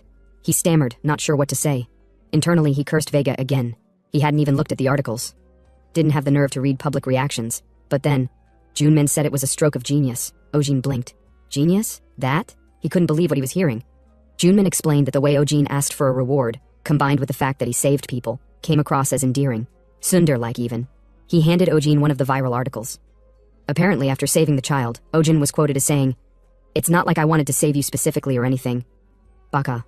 And then, allegedly, he'd covered the kid with his coat. Ojin was floored. He wasn't even wearing a coat. Then came the cherry on top. The article claimed that after turning to leave, Ojin softly said to the child, "Run away." Quickly, Ojin nearly burst a vein. He told himself, these reporters weren't journalists. They were fanfic authors with press badges, but Junman insisted. The combination of those quotes, along with Vega's donation stunt, turned Ojin into a trending hero. People even started memeing things like, "I only saved you for the money," To Ojin, it was horrifying. He'd spent his whole life tricking others, manipulating people to survive. Now, he was getting emotionally played by public opinion, and worst of all, he couldn't fight back. Still, he nodded and told Junman he understood. Then the topic shifted. Junman brought up the aftermath of the monster incident. Things had gotten chaotic in Paradise, the area where Ojin fought. That location wasn't just some random part of the city. It was a hotspot, and with a monster bursting up from underground, questions were piling up. Ojin's expression sharpened. Paradise. That was the real reason he came here. He pulled out the star stones he'd collected, all from giants and reptilian-class monsters, and placed them in front of Junman. Time to get to the main topic. He asked what Junman thought they were worth. Junman leaned back in his chair and told Ojin something unexpected. Mutant star stones had dropped in value. A lot. Ojin raised a brow. That much in such a short time? Junman nodded. There'd been a spike in mutant appearances lately, which meant a flood of mutant star stones hitting the market. Rumor was, supply had multiplied nearly tenfold.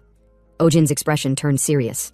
That much activity, it had to be connected to the Black Star Celestials. Still, Junman noted, the two stones Ojin brought, the ones from the giant and the slime, were unusually large and high in purity. Estimated value, roughly $4 million, maybe more with the right buyer. Ojin agreed to sell them, and asked if the association could handle it within a few days. Junman hesitated. Given how unstable the market had become, moving that many stones quickly wasn't exactly realistic. That's when Ojin made an offer. He proposed the association pay him $3 million in advance, and in return, they could keep whatever profit came from the final sale. Junman was stunned. He asked if Ojin, of all people, was really about to let go of a potential $1 million margin. Ojin nodded, calm, but inside? He was second-guessing everything. This wasn't like him. He wasn't someone who let money slip through his fingers, so what the hell was going on? Still, he asked again. Could Junman make it happen? Junman eventually agreed. He said the $3 million would be wired to Ojin's account by tomorrow morning, probably by lunch. Ojin stood to leave, but before he could walk out, Junman stopped him. He had something prepared, the thing they discussed last time. He pulled out a small box and handed it to Ojin. Said it was the best quality one he could find. Then, from his coat pocket, he produced a card, black, sleek, and marked with the association seal. A special officer license. Ojin stared at it, eyes narrowing. He knew what this meant. A special officer wasn't just a glorified title. It came with independent authority, investigative rights, and legal immunity, even if the association came under pressure. It was the equivalent of being an off-the-books elite agent. He took the card and admitted, this was unexpected. He hadn't even been with them that long. Junman chuckled and said, that's how much the higher-ups valued him. Ojin smirked and thanked him, genuinely this time. Then he turned to leave. Junman told him they'd see each other again soon. On the way home, Ojin stopped at a crosswalk and glanced up at the sky. Clear sunlight poured over the city, and as he waited for the light to change, he did a quick tally. With $7 million already saved, and another $3 million coming tomorrow, Paradise was now within reach. He was just one step away. Back at the apartment, Eunha lay on her bed, earbud in, quietly listening to the news. The newscaster's voice reported yesterday's Seoul Station incident, stating that interest in the association-affiliated Awakener Guan Ojin had exploded overnight. Online articles were calling him the Lightning Wolf, praising the rise of a new hero. She didn't react much. Until the next segment hit. The newscaster announced that the final list of star relics for the December Yongsan auction, scheduled in 2 days, had just been confirmed. Among them, the 7-star relic, Sword of Dawn, the Twilight Knots, and the Dragon's Cursed Eye. That name stopped Eunha cold. Her eyes widened. Her body reacted before her thoughts could catch up. This was it, the relic she'd been hunting, the only one capable of removing the curse from her eyes, the one thing she needed to survive. She clenched her fists. No matter what, she had to win that relic, by any means necessary. Then came a new voice. Vega. The Celestial floated calmly into the room and asked if Eunha was awake. Eunha jolted, eyes wide. She turned sharply and asked what Vega was doing here. Wasn't she supposed to have left with Ojin? Vega simply replied that Ojin must have forgotten the necklace. Without it, Vega wasn't tethered to him. Eunha then stared at Vega, asking if a Celestial like her didn't suffer penalties for materializing on Earth like this. Wasn't there some kind of restriction? Vega replied calmly. A few hours a day was acceptable. Nothing that would cause a breach. But she hadn't come for no reason. She wanted to ask Eunha something. Eunha tilted her head. What kind of question? Vega said she had been observing her child, Ojin, and noticed he was deeply obsessed with money. She asked if Eunha knew why. For a moment, Eunha said nothing. Her expression tightened, then inwardly she admitted it. Ojin's obsession with money had nothing to do with greed. He was saving up for Paradise. Vega's eyes narrowed slightly. Paradise? Eunha explained. Paradise was the formal name for the Ganghwa Island Special Autonomous Zone. It was the only place in all of Korea untouched by gates or monsters. No dimensional tiers, no outbreaks, a perfectly regulated environment, peaceful, stable, and safe. Ojin had been saving to buy his right of occupancy there. Once inside, he'd finally be free. No running, no fighting. Just a normal, happy life. Vega was surprised. A place like that really existed? Unha nodded. Paradise was managed directly by Shion Sangil, known as Dubai, the first star, one of the 7 stars and head of Heaven's Grace. If there was any place on Earth that could still be called safe, it was there. And yes, Ojin's goal was to go there. Then she asked Vega if she knew what Ojin's dream had been since childhood. She remembered clearly. Back when they lived at the orphanage, Ojin was always bruised, always injured, but he'd whisper the same thing. I want to live somewhere that doesn't hurt. Somewhere he wouldn't freeze at night. Somewhere he wouldn't starve. Somewhere he didn't have to lie just to get through another day. Yunha let out a quiet breath. It sounded simple, laughably small to others. But for people like them, those tiny dreams were unreachable luxuries. They had been beaten by the orphanage director every day. But Ojin had it worse, because he took the beatings for her. One day the director was hitting Yunha again. Ojin suddenly yelled that the kitchen was on fire. The director panicked and ran. When he realized it was a lie, he beat Ojin senseless for it. Yunha looked at Vega. That's the kind of person Ojin had always been. He took pain so others wouldn't have to. And that's why he only wanted one thing, a life where he didn't have to lie to survive. Now he was finally close. Just one step from paradise, but Unha said quietly. She knew he would go without her. Because paradise didn't allow people like her. Vega asked, Ojin wouldn't take her? Was it the cost? Unha shook her head. Even if they had the money, she'd never pass the entrance requirements. Paradise demanded tests, physical, mental, magical. Only qualified awakeners were allowed in. And her? She was blind, crippled, failed all of it by default. Vega paused, then asked gently, then what's going to happen to you? Unha gave a half smile and said she'd survive. Somehow. She had been a 7-star awakener 5 years ago. Even if her mana was sealed and her body was broken, she still had willpower. Her leg was gone, her eyes were gone. But she wasn't finished yet. Vega looked at her carefully. How did this happen? Unha replied. 6 years ago, she fought a 9-star monster, Barbados, the 1,000-cursed dragon. And she lost. She was cursed, her mana sealed, her body ruined. But something else happened that day. She made a promise with Ojin. Well, not a promise, more like a demand. Back then, she'd playfully asked Ojin, if you're gonna save up for paradise, then stay with me until you hit 10 million. She reminded him that she'd been the one feeding him, saving him, housing him for the past 3 years. The least he could do was stick around a little longer. Ojin had looked at her and said, got it. Now, as Yunha finished dressing, the weight of her past clung to her more than the prosthetic she strapped on. Looking back at everything she'd said to Ojin over the years, it was clear now. She'd been unreasonable. No, worse, cruel. She had forced an impossible condition on him back then. Telling someone who wasn't even an awakener to save $10 million? That wasn't a request. That was emotional imprisonment. But the truth was simple.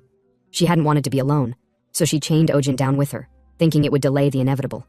She never imagined he'd actually awaken, certainly not as the North Star Apostle, someone so prominent that even news anchors were calling his name. As she clipped the prosthetic leg into place, she accepted it for what it was. Divine punishment. Fair retribution for what she did. Standing with effort, she gave Vega a small bow, and asked her, sincerely, to take care of Ojin in her absence. Vega couldn't respond. For once, the Celestial was speechless. Unha simply informed her she had errands outside. Vega wished her safe travels. Out in the city, Unha walked with practiced ease, guided by her cane and sharpened senses. Navigating blind wasn't difficult for her anymore. After years of moving through crowded streets with no vision, she knew the layout better than most sighted people. She even reassured herself, inwardly, that this was easy. A piece of cake, just another walk. Then a low-hanging branch slapped her across the forehead. It hurt. But she didn't stop. Eventually, she reached a nearby cafe that also handled banking services. She went inside and told the cashier she wanted to withdraw everything. Her savings, her certificates, all of it. The cashier looked startled but processed the request. After a few taps, she informed Unha that with interest over the last 5 years, her total came out to around $321,000. Unha stood still, not shocked, just quietly disappointed. She already knew the number, but hearing it spoken aloud made it feel smaller. The cashier hesitated and asked if something was wrong. Unha waved it off with a polite smile. She said it was fine, that amount was enough, but deep down it wasn't even close. When the gate incident happened 8 years ago, she had fought purely to survive. Not to get rich. The official Starstone to cash system hadn't even existed until 2 years later. By then, most of what she earned had gone into surgeries, recovery, and keeping herself alive. Even as a former 7-star awakener, that didn't leave much behind. She told the cashier to move it all into her second account. The request was handled quickly. As she stepped out, she repeated the number again, 300,000, like saying it twice might make it stretch. But it didn't. This was the thread of hope she'd clung to all these years. And it wasn't enough. Still, she smiled. That ridiculous little gremlin, Ojin, was probably still surviving off nothing but calorie bars. While heading back, she felt a familiar presence approaching. The rhythm, the tension in the air, the weight of worry in each step. It was Ojin. Before she could react, he reached out and grabbed her arm. His voice sounded shaken. Apparently, he'd been running all over trying to find her. He thought she was gone. Yoonha was surprised. She teased him with her usual dry tone, wondering aloud if he'd really been running around the city for her. But Ojin didn't laugh. He asked why she was being so calm. Did she think this was funny? Before he could continue, she raised her hand and shut him up. She turned to the store clerk standing nearby and confirmed the order. The sizing was fine, and the style would work. The clerk nodded and stepped away. Ojin stared, wide-eyed. He asked what in the world she was doing, why she was buying him new clothes, and from such a ridiculously overpriced boutique of all places. Onha, unfazed, playfully covered her ears and pretended not to hear him, but he pressed again, this time more serious. He asked what was going on. Why the sudden spending spree? With a calm smile, Unha explained that they were going on a date. As they walked, Ojin finally asked what had gotten into Unha. The sudden spending spree, the high-end shopping, it wasn't like her. Unha let out a dry laugh. She told him he always dressed like a broke college student and lived off calorie bars. She said she pitied him. Ojin narrowed his eyes and pointed out the obvious. How would she even know what he wore? She couldn't exactly see his outfits. Unha shut that down fast. She told him to stop thinking so hard about it, and claimed she just had a CD mature with enough interest to buy a few decent clothes for once. But Ojin wasn't buying it. He looked at her seriously and asked again why she was acting this way. Unha paused, then admitted that he'd suffered plenty for her sake. Just for today, she wanted to do something for him. She asked him to simply go along with it. Ojin, for once, didn't argue. He nodded and said he understood. Unha burst into laughter and bragged that she had loads of money now. She insisted they go eat something fancy, like premium Korean beef. That caught Ojin completely off guard. Just hearing the name made his mouth water. He reacted immediately, asking if she knew how expensive that was. Unha laughed and told him to hurry up anyway. But the moment they reached the beef place, reality set in. Standing in front of the restaurant, Unha suddenly changed the subject. She casually asked what they were selling next door. Ojin glanced sideways and said it was a snow crab joint. She gave a small cough and said she wasn't feeling the beef vibe anymore. Apparently, she was craving crab instead. Ojin stared at her, completely thrown off. She had always hated shellfish, but she waved it off and insisted they go for crab this time. Deep down, she knew the truth. Crab was cheaper. They entered the second restaurant and were served a platter of snow crab. As Unha began fumbling with the shell, she grumbled that crab was the most annoying food ever created. Cracking through the armor just to get a bite. It was a design flaw. Ojin chuckled and commented that she didn't even try to hide her intentions. She clearly dragged him here so she wouldn't have to shell the thing herself. Unha told him to shut it. Still, he sighed and said he'd do it for her. He took the crab, broke it down, and picked the meat out piece by piece. Unha let out a smirk and said he was being far too sweet. Ojin rolled his eyes and told her to quit talking and eat already. She opened her mouth like it was a royal ritual and accepted the food. Then, slowly, she smiled and said it actually tasted good. Ojin replied that she should eat plenty then. As the two continued their quiet meal, Ojin watched her carefully. He could still see it, the heaviness in her expression. But at least now, it looked a little lighter. After the meal, Ojin offered to pay for the coffee at the next stop. Unha tried to argue but relented. She told him to go ahead and order while she caught up. She'd take a latte. Just as Ojin stepped outside the crab place, he heard voices calling out. Two young girls stood near the sidewalk, pointing his way. They asked if he was Guan Ojin. He gave a nod, casually confirming it. The moment they heard his name, the girls lit up. They called him the Lightning Wolf. Apparently, they'd been there during the Seoul Station incident and saw him fight. They told him he looked way more handsome in real life and asked for a picture. Ojin stood silently, trying to decide how to handle it. He had expected this sort of thing eventually, but this wasn't exactly how he imagined it. Part of him wanted to chase them off immediately. But instead of snapping, he stayed calm and told them it was a little much for people who'd never even met him to act like that. He asked bluntly if they could stop bothering him and move along. The two girls froze, shocked, silent. Then, unexpectedly, they cheered. One of them turned to her friend and gasped. Apparently she was thrilled that he had told them to piss off. It was confirmation. Proof. They were convinced now he really was the Lightning Wolf. Ojin stood there, utterly confused. He had no idea why being insulted made them more excited. But at this point, he gave up trying to understand. One of the girls grinned and tugged at her shirt, asking Ojin to autograph it. He sighed internally and accepted the marker. Honestly, what was this? Some fan club? A cult? Still, an autograph didn't cost him money, and if it got them to leave faster, so be it. But before he could sign, Unha appeared, frown locked in.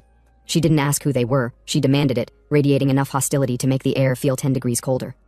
The girls, clearly thrown off, asked who she was, even calling her senior by instinct. Unha didn't hesitate. She stepped beside Ojin, grabbed his arm and told them exactly who she was, his girlfriend. Every word laced with enough sass to cut glass. The girls fell silent. Their energy collapsed instantly. Whatever little fantasy they had going fell apart on the spot. Embarrassed and defensive, they muttered that they weren't trying to steal anyone. They just wanted autographs.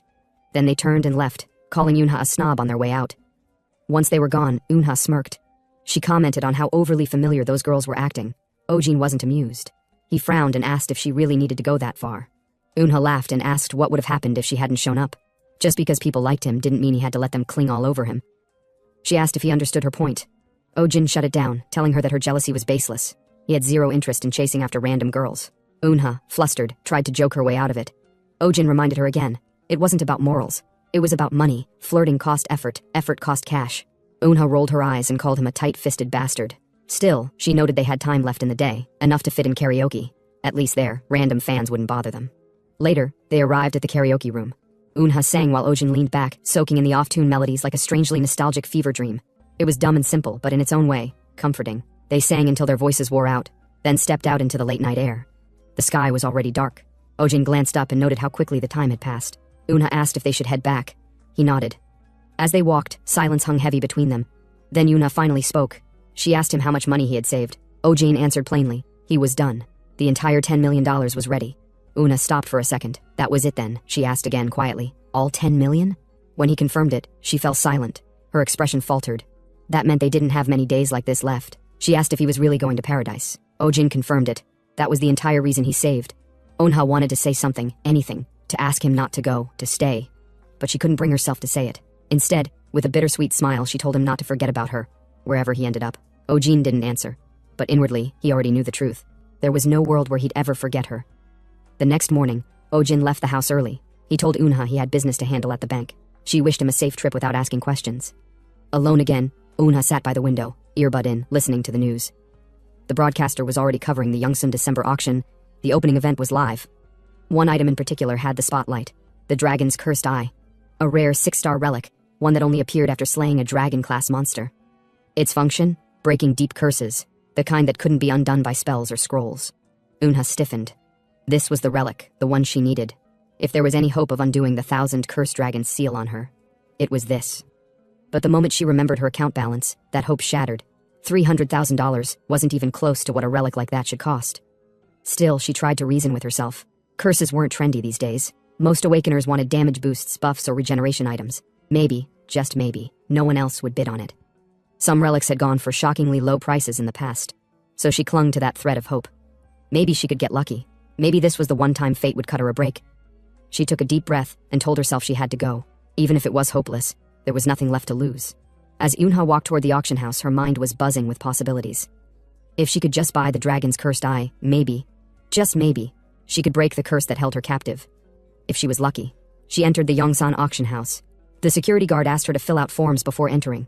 But when he noticed her condition, her blindness and her cane, he hesitated and offered to help her complete the paperwork. Unha nodded gratefully. After finishing, the guard reminded her that once the auction began, no one could leave for security reasons. She would have to finalize all her business before the event started. Inside the auction room, Unha couldn't immediately find her seat. She asked a fellow participant for directions, and he pointed her toward the right side, 2 rows ahead. As she walked toward the seats, murmurs started to rise.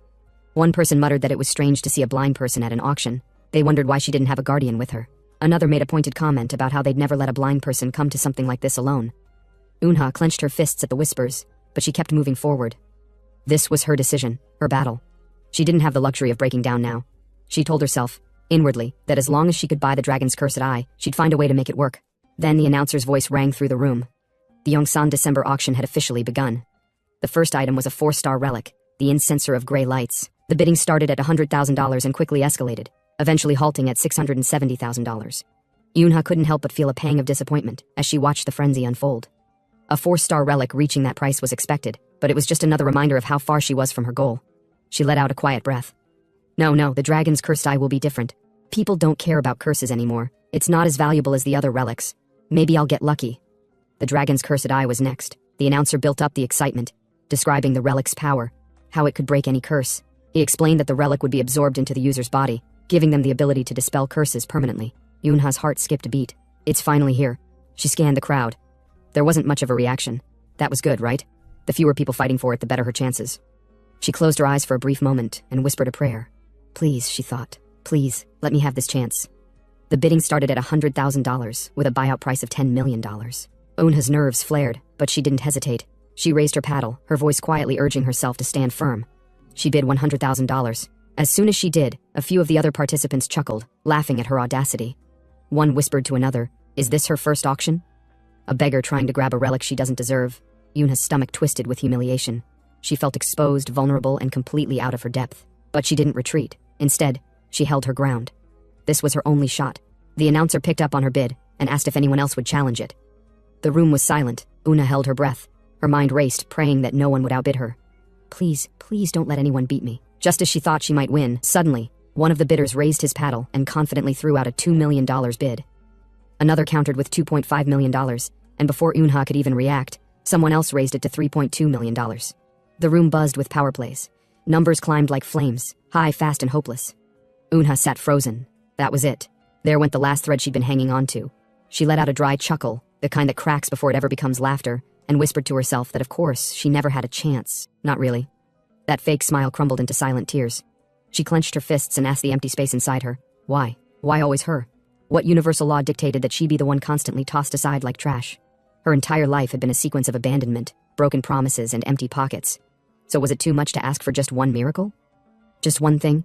Just to stay with Ojin. That was all she wanted. She pleaded, not out loud, but inwardly. If any divine thing was listening, then just this once, answer her. That was when a voice slithered beside her ear. A man asked if she was planning to bid for the dragon's cursed eye. She turned to the figure, a man, tall, well-dressed, smug. He introduced himself as Shui Rongshu of the Starlight Lake Guild, an Aquarius-class awakener. Then came the offer, $6 million. He said he'd lend it to her. But there was a condition. He stroked her thigh with the subtlety of a rat and said he'd like her to be his special friend for 5 years. Just meals, drinks, and whatever came after. Nothing outrageous, just some casual degradation mixed with business. Una went cold. A spirit might as well have left her body in that moment. But 6 million. 6 million. That was enough to reach paradise, enough to stay by Ojin's side. She hated that she was even thinking about it. She sighed, her lips parted.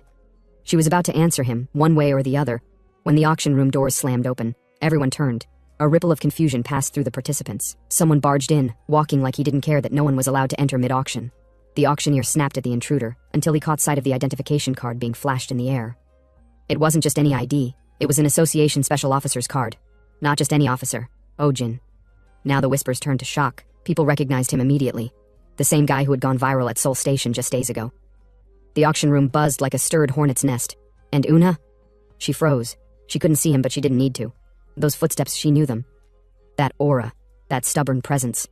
Ojin wasn't here for a visit. He was climbing the steps to the auction stage. The announcer apologized for the disturbance, even though he was clearly sweating now. A special officer wasn't someone you scolded, not unless you liked being audited, fired, or publicly humiliated.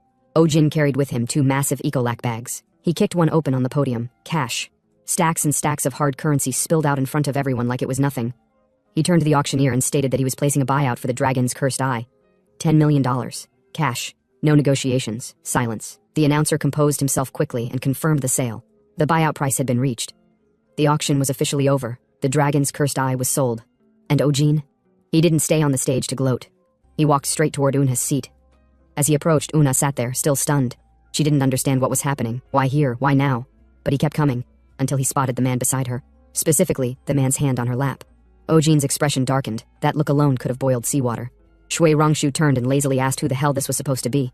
Ojin didn't waste time with explanations. He told him to move his hand and leave. Shui blinked. Was this guy serious? He sneered at Ojin, barking that an association dog like him had no business interfering with a guild like Starlight Lake. Bravado on the outside. But inside? Panic. He took another look at Ojin's face. Something about him felt familiar. Then it clicked. The headlines, the viral video, the rescue at Seoul Station. This wasn't just some random special officer. This was the Lightning Wolf, a North Star apostle. The man nearly choked on his own saliva. He stammered, asking if Ojin really was that North Star guy, the one with the lightning and the cult following. Ojin casually admitted that yeah, people had thrown that nickname around before. Then, as if that were just a mild footnote, he added, "So, you said you're from Starlight Lake Guild, right?" The words hit harder than a taser.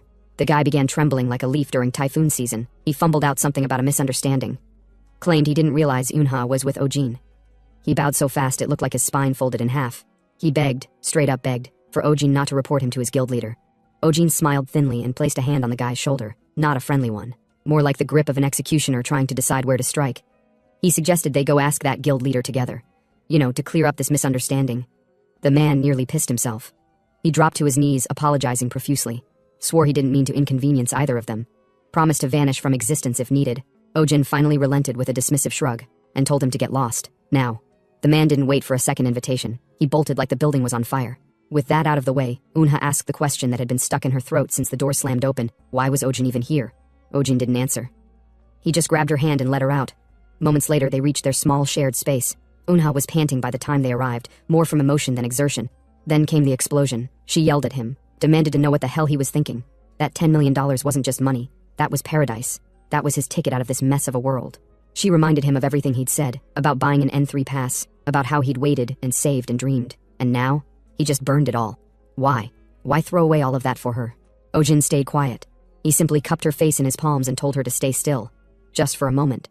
Then he took out the dragon's cursed eye. No hesitation. He gently inserted the relic into her blind socket.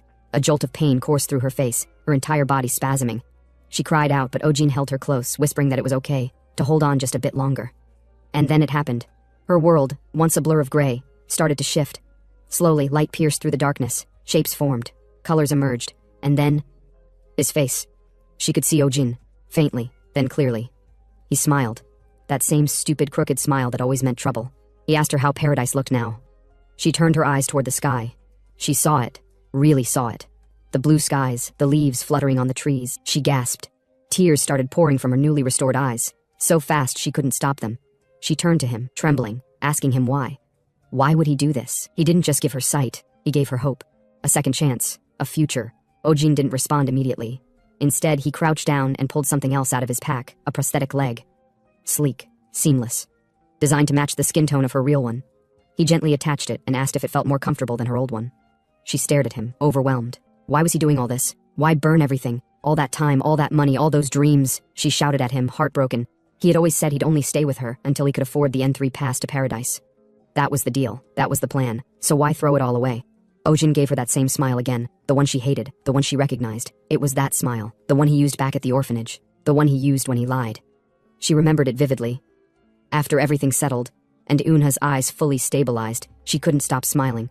She tested her vision around the house, humming softly as she cooked in the kitchen, the scent of food, the clattering of plates. Everything felt new again. He calmly told her to put out the fire. Too late. The food was charcoal, and not the good kind. Turns out, Unha had used a bit of her stigma to compensate for the weak kitchen stove, but forgot she was still adapting to her powers. The result? A meal that could probably crack tiles. She blamed the stove. Then sheepishly admitted she might have overloaded it with her stigma by mistake. Ojin sighed inwardly. The girl just got her eyesight back, and she was already pouring energy into cooking experiments like she was applying to a culinary guild. No wonder her control was off. He then asked about her eyes. Hope it didn't get burned, and whether the earlier sparks hurt her in any way. Unha replied that her eyes were fine. Actually, her right eye seemed too good, almost unnaturally sharp. That caught Ojin's attention. Too good? He wondered if this was a side effect from the dragon's cursed eye. Surely it wasn't something dangerous. But Vega reassured him. It wasn't a flaw. If anything, it was more like a blessing. A rare interaction had occurred. The dragon's cursed eye resonated with the stigma of Draco embedded within Unha while purging the curse. The after effect? A surge in visual clarity, especially through the right eye. It was temporary. The adjustment period would be bumpy, but once her stigma rebalanced, she'd gain proper control over the power now infused within her. Unha nodded in understanding, grateful for the explanation. Meanwhile, Ojin reflected on it in silence. The stigma of Draco wasn't part of the 12 zodiacs, so most people overlooked it. Only about 20 people worldwide even had it. But from what he'd seen her do so far, it was no joke. The power was real. Ona, on the other hand, smiled softly and said she should focus more on healing now, especially if she planned to support her Ojin. She reminded him that she hated owing people anything, especially him. That made Ojin frown. He had a bad feeling about where this was going. Sure enough, she promised she'd recover quickly, so she could cook for him again. Ojin almost collapsed right there. He asked, or rather begged, her not to cook again until she could use her stigma without vaporizing the stove. But Unha just winked and told him to trust his big sister. Ojin stared at the ceiling and wondered why fate hated him so much. But deep down, he was relieved. The cursed eye had worked. No side effects, no problems, just peace. Then a strange thought slipped into his mind. He wondered why wasn't he able to save her before his regression? Could that be the reason he ended the world? He quickly shook off the idea. He wasn't the real regressor. That was Lee Shin-yuk. But still, he can hardly believe that he's the one who ended the world. So how would he know the reason? His train of thought was interrupted by Vega, who leaned closer and asked what he planned to do next. Now that Unha was free from her curse, Ojin said he had a plan, but he'd need Vega's help. Of course, Vega replied with her usual flair. This esteemed one would gladly lend her assistance. A few days later, Ojin made a call. He rang Junman, telling him he'd be unreachable for a while. Junmin sounded surprised. No contact at all? Ojin confirmed it. He was planning a personal training arc. 3 months, fully off-grid. Junmin nearly dropped the phone. 3 whole months? Now? Requests were piling up. Over 100 people were already trying to meet Ojin. Politicians, guilds, corporate heads. They all wanted a piece of the rising star. But Ojin knew what they really wanted. Control. He wasn't going to let himself get used like a pawn again. Not this time. Junmin sighed but admitted it might be the smarter path. The stronger Ojin became, the harder he'd be to manipulate. He then asked where Ojin planned to train. Because, well, fame didn't exactly help with privacy. Wherever he went, people were going to notice. Sometime later, Ojin stood at the sanctuary, facing Vega, who of course was seated in her usual throne like the celestial royalty she absolutely knew she was. She asked him which technique he wanted to learn first. Ojin, however, wasn't looking for a lecture. Just being told how to do something never worked for him. So, naturally, he suggested the most Ojin solution possible. They should spar. Vega shut that down instantly. The rejection was so direct it nearly knocked the wind out of him. She explained that the strength difference between them was so massive, she might accidentally kill him. And no, it wasn't something she could just tone down. Ojin scratched his head, realizing maybe, just maybe, he'd gotten too comfortable around Vega lately. He might have forgotten that behind the constant nagging and tiny body was a being who could level continents by sneezing wrong. Still, Vega had a workaround. She told him to wait a moment. Even though it might be difficult for her to restrain herself, there was someone who could test him without turning him into red mist. That someone? A star spirit, a summon containing a fraction of Vega's soul. She stood, raised her hand, and summoned the beast. It was a massive feral wolf, claws like blades, body pulsing with power, and an aura that screamed ancient violence. This was Ryak, the lightning beast, Vega's personal summon. Ryak greeted Vega with respect, then locked eyes on Ojin. Ojin, ever the improviser, immediately tried to pretend like he'd met Ryak before. He smiled like a man playing poker with a losing hand, and claimed to remember Ryak from another time. The whole regressor act. Ryak just stared, confused and unimpressed. Thankfully, Vega backed him up. She told Ryak that Ojin was a regressor. He asked if this was really the so-called heaven-defying star she always rambled on about. Vega confirmed it with full confidence, then she gave the order. Ryak was to spar with Ojin. Nothing fatal, but nothing soft either. Without delay, Ryak accepted the command and transformed. Electricity arced through the air as Ryak's body grew and mutated, turning into an even more monstrous form. Claws dragging on the marble floor, mouth crackling with lightning, every inch of him radiating celestial rage. And then he charged. Ojin braced himself, or at least tried to. In truth, he already knew he couldn't win, but maybe he could endure. Maybe he could land a hit. Maybe he could not die. Those hopes shattered in under a second. With one massive strike, Ojin was sent crashing into the ground, lying flat and dazed, wondering, not for the first time, why his plans always sounded smarter before they actually started. And like that, 2 months later, Ojin used his spear and activated blue lightning to attack Ryak. But Ryak dodged it and immediately appeared behind him, telling Ojin that he should know by now that such attacks won't work on him. Ojin, surprised, immediately used his cable to leap upward, but Ryak followed him into the air, telling him, "You can't win if you only run away." Knowing he couldn't win, Ojin told Ryak time out, but Ryak replied that he couldn't surrender in the middle of a battle, then slammed Ojin to the ground. Ojin lay there, thinking about his life. His entire body ached like hell. He had no idea why he couldn't even last a single minute fighting Ryak. Sure, the training had helped a little. Blue lightning and thunderfall had gone up by 1 level each, but that was it. As Ojin stood up, Ryak told him they should start again, but Ojin asked him to wait. Instead of a spar, Ojin asked Ryak if there was a way to fight like it was real. Ryak raised an eyebrow. "What do you mean?" Ojin explained, saying spars felt completely different from real battles. He wanted something closer to the real thing. Ryak said it might be possible if Madame Vega used her sacred ground. Ojin asked, "What do you mean by sacred ground?" Ryak explained that Vega's sacred ground allowed her to twist the laws of physics to her will. Even if Ojin were to die, she could instantly revive him. But Vega immediately interrupted. "Absolutely not. He definitely can't do it." Ojin asked why. She told him that although revival was possible, she couldn't erase the pain and shock caused by dying. There was a real chance he might not be able to handle it mentally. He could go insane. Ojin gripped his spear tightly, saying to himself that he had no idea how painful it would be to die, but he had decided to take the risk. He told Vega, "Please, allow me." Vega looked at him. "Are you confident you won't regret it?" Ojin answered, "I wouldn't even bring it up if I wasn't sure." "Please be careful, my child," she said gently, then activated Sacred Ground. As the Sacred Ground activated, Ryak said to himself that he had been watching Ojin for the past 2 months. He was far too weak to be called the heaven-defying star. It didn't make sense to him that someone like Ojin was supposed to save Madame Vega from her fate. So he was determined to see how quickly Ojin would collapse when truly threatened with death. He activated his deadly aura and asked, "Are you ready for the real fight you wanted?" Ojin could feel the aura. He gritted his teeth. He had never felt such fear and killing intent before. He couldn't even breathe properly. He never expected Ryak's true power to be so terrifying. He could tell Ryak really intended to kill him. Why? Why did Ryak want to kill him? Or was it just that killing made the spar more thrilling? Ojin licked his lips. Aren't you going to attack? He asked. When Ryak didn't respond, Ojin decided to attack first. He jumped forward with his spear, launching multiple spear strikes, but Ryak dodged them all. He grinned. Your attacks are predictable. But Ojin leapt upward with his spear. That was a feint, he said, then activated blue lightning and struck at Ryak. Though Ryak didn't expect it, he still managed to dodge and immediately launched a counterattack, kicking Ojin in the stomach and slamming him to the ground. Ryak appeared in front of him, his killing intent even more intense. Let's see if your courage remains in the face of death, he said, then stabbed Ojin in the stomach. Vega shouted in panic. Ojin coughed blood, his vision faded. Then, he died. Sometime later he woke up gasping for air. He stood up, groaning in pain. Ryak looked at him. Do you realize how reckless that was? He asked. How long do you think you'll be able to endure dying? Ojin picked up his spear and stood again. Ryak was a little surprised. Still willing to fight? He said. Maybe you aren't all talk after all. He moved at an incredible speed. He struck Ojin, blood splattering, then pierced through his chest with his hand and punched him in the ribs, sending him crashing into the ground. As Ojin woke up for the second time, Ryak told him, You're also an apostle of Ryak. You can't hurt me with that level of lightning charge. Ojin finally realized his mistake. The stigma of Lyria alone wasn't enough. So, he added another. He picked up his spear. The symbol on his chest glowed. A message appeared. The stigma of Lyria and the stigma of Noctua are resonating. As a result, he acquired the combination skill, Lightning Feather's max level. He also achieved part of the conditions required for Black Heaven's fourth awakening. He shot lightning feathers at Ryak. In the process, the stigma of Lyria was promoted to 4-star. As a result, Lightning and Thunder level 4 increased to Lightning Thunder level 5. Ryak tried to block the attack, but he didn't escape unscathed. He gritted his teeth, worried. He knew the stigma of Lyria didn't include a skill that used lightning in the form of feathers. That meant Ojin created the skill on the spot. As a child who had just awakened, Ryak wondered, how in the world did Ojin do that?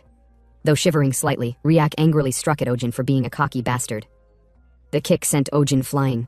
Ryak growled that a mere human like him dared to believe talent alone could change fate. But before he could attack Ojin again, Vega shouted for him to stop, and he did. She told Ryak that she understood how he felt. Since he had experienced a wall in his growth for a long time, the child may have come to him as a huge shock. However, she couldn't help but feel disappointed seeing him run wild while forgetting his position. Ryak softly replied, He have nothing to say. Vega didn't know how to scold him either, so she simply told Ryak they should wait until her child regained consciousness. But to her surprise, she saw Ojin standing up. Ojin, not fully upright, asked Ryak if they could still continue fighting. Ryak asked, What do you mean? With a grin, Ojin repeated the question, Can we continue the fight? Ryak was stunned. He asked, What the hell are you? Ojin, with a scarring expression that sent shivers down Ryak's spine, asked him, Why are you just blankly staring? He walked forward. I didn't think we were done yet. Ryak stared. What are you even saying? How are you still able to move? You're not even in a proper state of mind right now. He realized Ojin was displaying something beyond willpower. It was madness that far surpassed belief. Ojin then asked, with a determined expression, Are we going another round? But then Vega interrupted. Didn't you hear me tell you to stop? She scolded. Ojin immediately snapped back to his senses. She sighed. When it comes to doing useless things, you and Ryak are the same. Ojin apologized for being overexcited. How much more are you going to make this esteemed one worry? You are quite the wicked child, she scolded. Speechless for a moment, Ojin replied that he'd be really careful going forward. Vega calmed down, then asked, Is that a promise? Ojin replied, Yeah, then asked, Where did you learn how to do the pinky promise? Ryak was speechless, watching them. He said to himself that Ojin being able to create a new skill mid-fight was already amazing, but that wasn't the scariest part. No matter how talented someone was, once they hit a wall, they could fall into despair. So watching Ojin's fearlessness after dying, that was just madness. In both talent and will, Ryak admitted that he could not surpass Ojin. It was his complete loss. He then made a silent wish for Ojin, the heaven-defying star, to please protect the light of the star of the Weaver Girl from the Black Heaven. 1 month later, someone knocked at Team Leader Han's office door. Ojin entered with a smile. It's been a while. Han was surprised to see him. He laughed and said, I'm no longer just a team leader. Thanks to you, Ojin, I got promoted. Oh? Doesn't that mean you owe me a meal? Ojin remarked. Han put on his jacket. Anytime. It just so happens to be lunchtime. He asked if Ojin would care to join him. Ojin agreed. Sounds good. At the restaurant, Han told Ojin to order as much as he wanted. Ojin didn't hold back. He told the attendant he'd like to order everything on the menu. Han was shocked at his wallet's impending doom. Anyway, he asked Ojin if he'd seen any results from his training. While eating the delicious side dish, Ojin told Han that he had entered 4-star. Han was surprised. You entered 4-star in only 3 months? He then asked, Do you have the stigma of Lyria? If that's the case, The more powerful the stigma, the harder it is to raise your star rank. Not even the 7 stars advance that quickly. Ojin told him that such speed was expected. I'm a rookie with a ton of attention on me. I need to be this fast so I'm not looked down on. Han laughed. Recruiting you into the association was definitely a stroke of genius. And luck, on my part. Ojin then asked if anything had happened during the last 3 months. Han thought for a moment. There was one big thing, a gatebreak incident near Sokcho. The problem is, he continued, the monsters weren't normal, they were demonic beasts. Ojin was surprised. What do you mean by demonic beasts? Han reminded him, remember when I told you mutant beasts were appearing more frequently around the world? Well, there've been so many now that people started calling them by another name. Anyway, the demonic beasts were running wild through Sokcho and creating a terrible situation. It's estimated that at least 1,000 of them were out there. Because it was such a huge number, a subjugation force was being formed. The rewards were generous. For each demonic beast, depending on the star rank, $1,000 to $3,000 will be awarded, and that excludes the price of recovered star stones. Ojin was speechless. He thought to himself, it really wasn't a bad deal. He had already fixed Ha-Eun's eye. Now he wanted to eat good food with her and treat her to fun things. He asked Han if it would be possible for him to join the raid team. Han laughed. Of course. I was going to ask you to anyway, but I missed the timing. At the latest, the raid team will leave the morning 2 days from now. Ojin smirked. That's perfect. Han laughed. Everyone's going to be talking about the Lightning Wolf joining the raid team now. Ojin laughed back. I guess I'll have to eat even more. I'll be working hard. Sometime later, Ojin left Han and went home. He saw Ha-Eun outside on the veranda, training. He just watched her quietly without disturbing her. She was skillfully handling the flames with precision. Even Ojin was amazed. Back then, he'd thought her skills were flashy, but now he realized she was strong. She finished training, then asked Ojin why he was just watching her instead of saying something. Ojin told her she had gotten much better.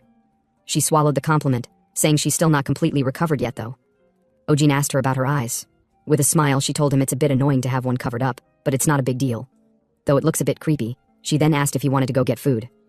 But she was shocked as Ojin told her he had just been treated to some Korean beef barbecue. She grabbed his clothes, accusing him of daring to eat it on his own. But Ojin told her they should go get some once he finishes his job. Surprised, she asked what job. Ojin told her about Sokcho, the monster appearance, which she also knew about. He said he'd be part of the raid team for it, so he's going to be gone for a few days. She was speechless for a moment, thinking about something. Then she told Ojin she wanted to come with him too. The next day, Sokcho raid mission, day 1. Ha-Eun followed Ojin. The place was in total chaos. Ojin looked around, saying it seems like it's true, the monsters made it to the downtown area. She asked him if the civilians had all evacuated. Ojin replied yes. She then noticed a crowd ahead and asked Ojin if he wanted to go check it out. In the crowd, a reporter was asking a member of the Star of Peace Guild about what kind of mindset they were going into the mission with. Confident, one of the guys replied, saying they always prioritize the peace of the nation's people, and they promised to get rid of all the evil monsters. But then, the reporters immediately turned their cameras toward Ojin. They were excited to see the Lightning Wolf, so they asked him to say a few words. Ojin didn't speak for a moment, then asked them with a disgusted face what they were doing right now. There might still be people who haven't evacuated. This shouldn't be the time or place for interviews, he said, then told them all to get out of the way. He's busy. Instead of being angry, the press were thrilled, saying such words were exactly what they expected from the Lightning Wolf. His words alone are good enough for 3 articles. Ha-Eun told him, you're sure good with the press. Ojin remarked, I lived off of verbal manipulation after all. Someone then announced that they'd be forming into groups of 3 for the raid. Seeing that they were short one person, Ha-Eun told Ojin they'd need a third. Ojin told her not to worry, they'd find one. Suddenly, someone called out Ojin's nickname, Lightning Wolf, from behind. What a coincidence, the guy said, asking Ojin if he wanted to party up with him. Ojin asked, who is he? The guy introduced himself, Park Chung-yoon, a disciple of Taurus. Ojin thought to himself, wondering if this guy was one of the awakened who was there when he infiltrated the Dark Star Society. If that's true, then his skill level is guaranteed. The guy happily shook Ojin's hand and told him he's with the Valhalla Guild. He knew about Ojin since the Seoul Station incident. Seeing this, Ojin asked how Lee Woo-yuk was doing these days. The guy replied, he's really busy, still trying to investigate the Dark Society or whatever. Ojin thought to himself, it seems Woo-yuk has yet to find conclusive evidence. It's true that it would take more than just contact info to expose an underground organization like that.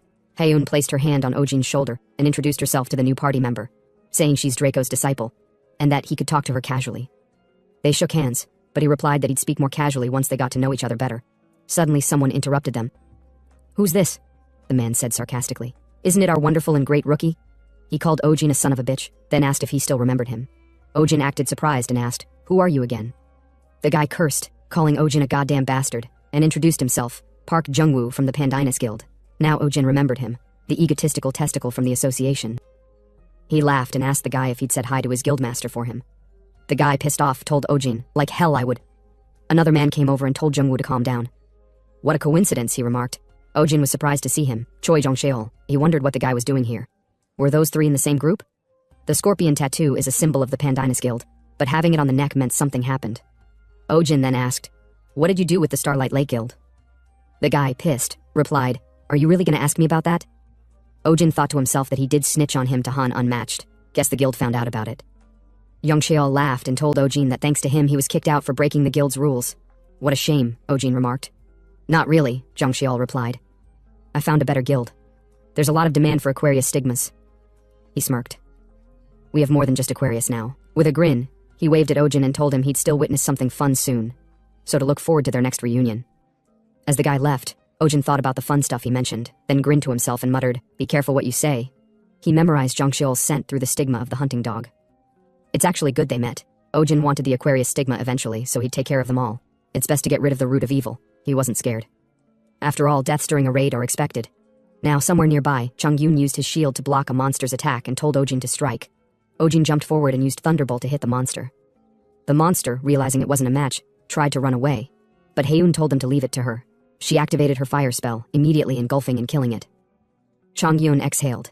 "Each one of these monsters is a real pain in the ass. They must be at least 5-star, maybe even 6-star, Haeun replied. "They're really weak, despite being so hard to catch." Ojin was speechless.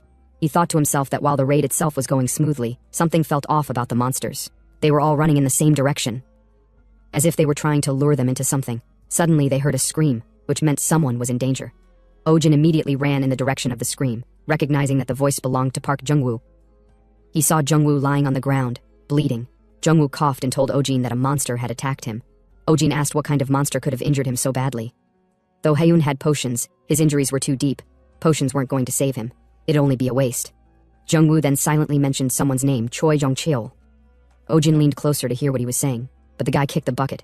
He died before he could say anything more. Chung Yun arrived at the scene and asked Ojin what was going on. Ojin told him, he's dead. Though they had once argued back at the association registration office and hadn't been on good terms since then, he didn't feel good about the guy dying. He then closed Jungwoo's eyes and told Chung Yun they didn't have time to recover the body right now, but he'd at least give him that dignity. In truth, he was absorbing the Scorpion's stigma using Black Heavens. Scorpio's stigma allows the user to freely manipulate poison and greatly boosts agility, perfect for someone of the assassin class. Plus, thanks to the dark secret trait, no one noticed he had absorbed it, so he wouldn't have to try too hard to hide it anymore. He stood up and told them they should get going. Hours later in another scene, Ojin and his team were busy taking down monsters. Haeun commented while fighting that the monsters were really good at running away, but she wouldn't let them. Ojin immediately told her to wait, something was off. He said they should follow the monsters, so they followed. Haeun and Ojin began to notice what was going on. The monsters were sporadically appearing despite having taken over the city, and they ran toward the city center whenever a fight turned against them. Ojin realized they were definitely luring them towards something. Ojin wondered if that something was the reason Choi Jong-cheol had gone in that direction. He told his team to stop chasing the monsters, since they'd clearly been luring them toward the city this whole time. Chung Yun was surprised. He asked, "Are the monsters smart enough to do something like that?" Ojin replied that while he wasn't certain, he thought it'd be best not to pursue them any further. Chung Yun agreed and said they should return, but Ojin told them to wait. He grinned as he looked back, not wanting to miss this opportunity to obtain Aquarius's stigma.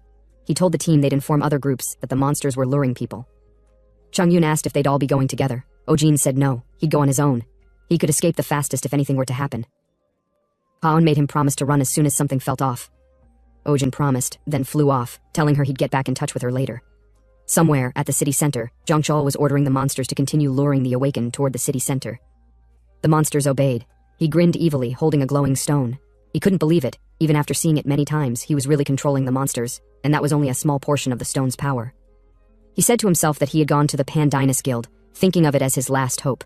But then Arshad Khan gave him something and told him to follow orders and he'd be accepted into the guild, because once the Black Star conquers the sky, it would be the end of this unfair world. Jong-cheol grinned. "I don't give a shit about the so-called Black Star or whatever. What matters is that I got the chance to take revenge on Ojin. Given the scale of the massacre about to unfold, the death of the Lightning Wolf wouldn't even make headlines. But to avoid suspicion, he needed to ensure there was a casualty on his side too." Above the building, Ojin had found Jong-cheol. He noticed how calm Jong-cheol was, despite losing his colleague to a demonic beast. Ojin recalled Jong-cheol saying he was a 6-star awakened of Aquarius. He wanted to fight him, but he knew it wouldn't be easy. Even if the guy didn't have a combat-oriented stigma, a 2-star difference was no joke. Still, Ojin was confident. He knew the guy would definitely have a secret weapon. Whatever it wasn't something he could take lightly. So he decided to prepare something solid as insurance. He called out to Vega. She appeared and asked, "Why did you call me? Didn't you say you wouldn't during the subjugation?" He told her that aside from the demonic beasts, there was someone he needed to take care of. He called him sex demon Choi Young Cheol. In the original timeline, he was an infamous criminal who violated over 300 women. Vega asked, "Are you saying you want to eliminate the future's evil before it happens?" But she also said it wasn't right to punish someone for crimes they hadn't committed yet. Ojin insisted. According to the guy's testimony after being captured, he had already been doing such horrible things for quite some time. Vega was still thinking about it. Ojin, remembering how Vega had doubts like this before with Shin-yuk, decided he'd fabricate evidence for her later if needed. He jumped down, choosing to play it safe and figure out what Jang Cheol was planning first. Jang Cheol saw Ojin and asked how he found the place. Ojin looked at Vega and acted. He said, "I already know what dirty secrets you're hiding." Jang Cheol was shocked. "How did you figure it out? I hid everything so thoroughly, it should have been impossible." Ojin was surprised too. He had no idea what the fuck the bastard was talking about. Though scared for a moment, Jang Cheol shook his head. He grinned, telling Ojin that his appearing here alone is actually a very good thing. He told him not to be so conceited just because he was given a good constellation. It's extremely unfair to everyone else.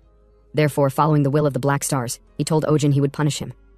He then summoned all the beasts to attack Ojin. As the monsters stood behind him, Jang Cheol laughed, telling Ojin that he doesn't know how he found out he joined the Black Star organization, but he'll pay for his recklessness in coming here alone. Ojin was speechless the entire time. In his mind, he was shocked. He had no idea what kind of situation was unfolding before his eyes. He never knew Jang Cheol was in the Black Star organization. He then told Vega that what he's about to say might come out of nowhere, but he has no choice. He decided to request a blessing, but she apologized to him. She told him that, honestly, she felt a bit reluctant about punishing evil acts before they happened, even though she should have been the one to trust and support him the most. She had been suspecting him until the very end, until she saw the moment with her own 2 eyes. She then placed her hand on Ojin's face, telling him to hurry and go. Once again, he should rewrite the pages of fate with his powers. She then gave him a blessing. A huge amount of energy coursed through Ojin's body. He was surprised. It was a completely different feeling from the blessing he received back at the Mokdong Gate. He realized it was a result of his training. Maybe it's because he's on a whole different level now, which is why he can't accumulate more of Vega's power. He then charged out to end things quickly. He took down the first monster with his spear. He stretched out his hand imbued with energy, and told the monsters they posed no threat to him. The lightning energy took down quite a number of them.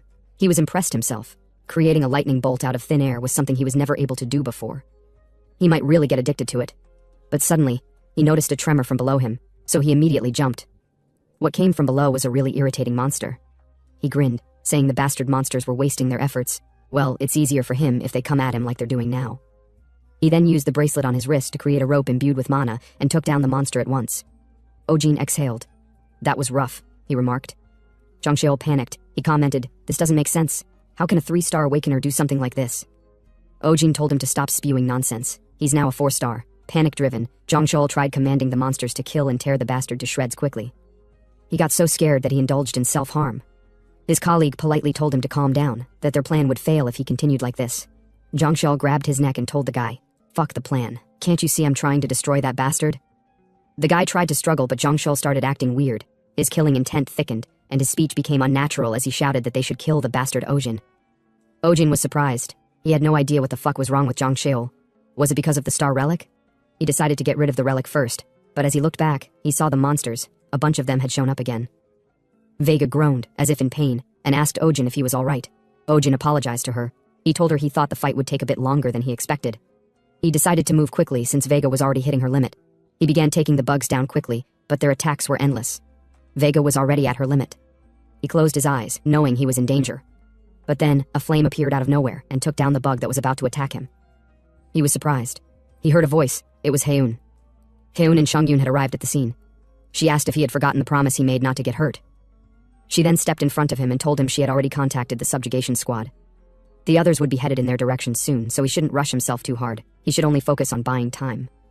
She then removed the patch on her eye. It glowed gold, which surprised not just the bugs, but Ojin. It was the dragon eyes. She told Ojin that she didn't want to use the dragon eyes since she was still not fully accustomed to them. Still, if he considers how long she's been an awakener, she's been doing it much longer than he has. So she can't spend too much time hiding behind her dear Ojin. Her flames surrounded her, the heat intense. She grinned, telling the bugs they would pay for touching someone else's property. As she fully charged up her flames, taking the shape of a dragon, she sent them at the bugs.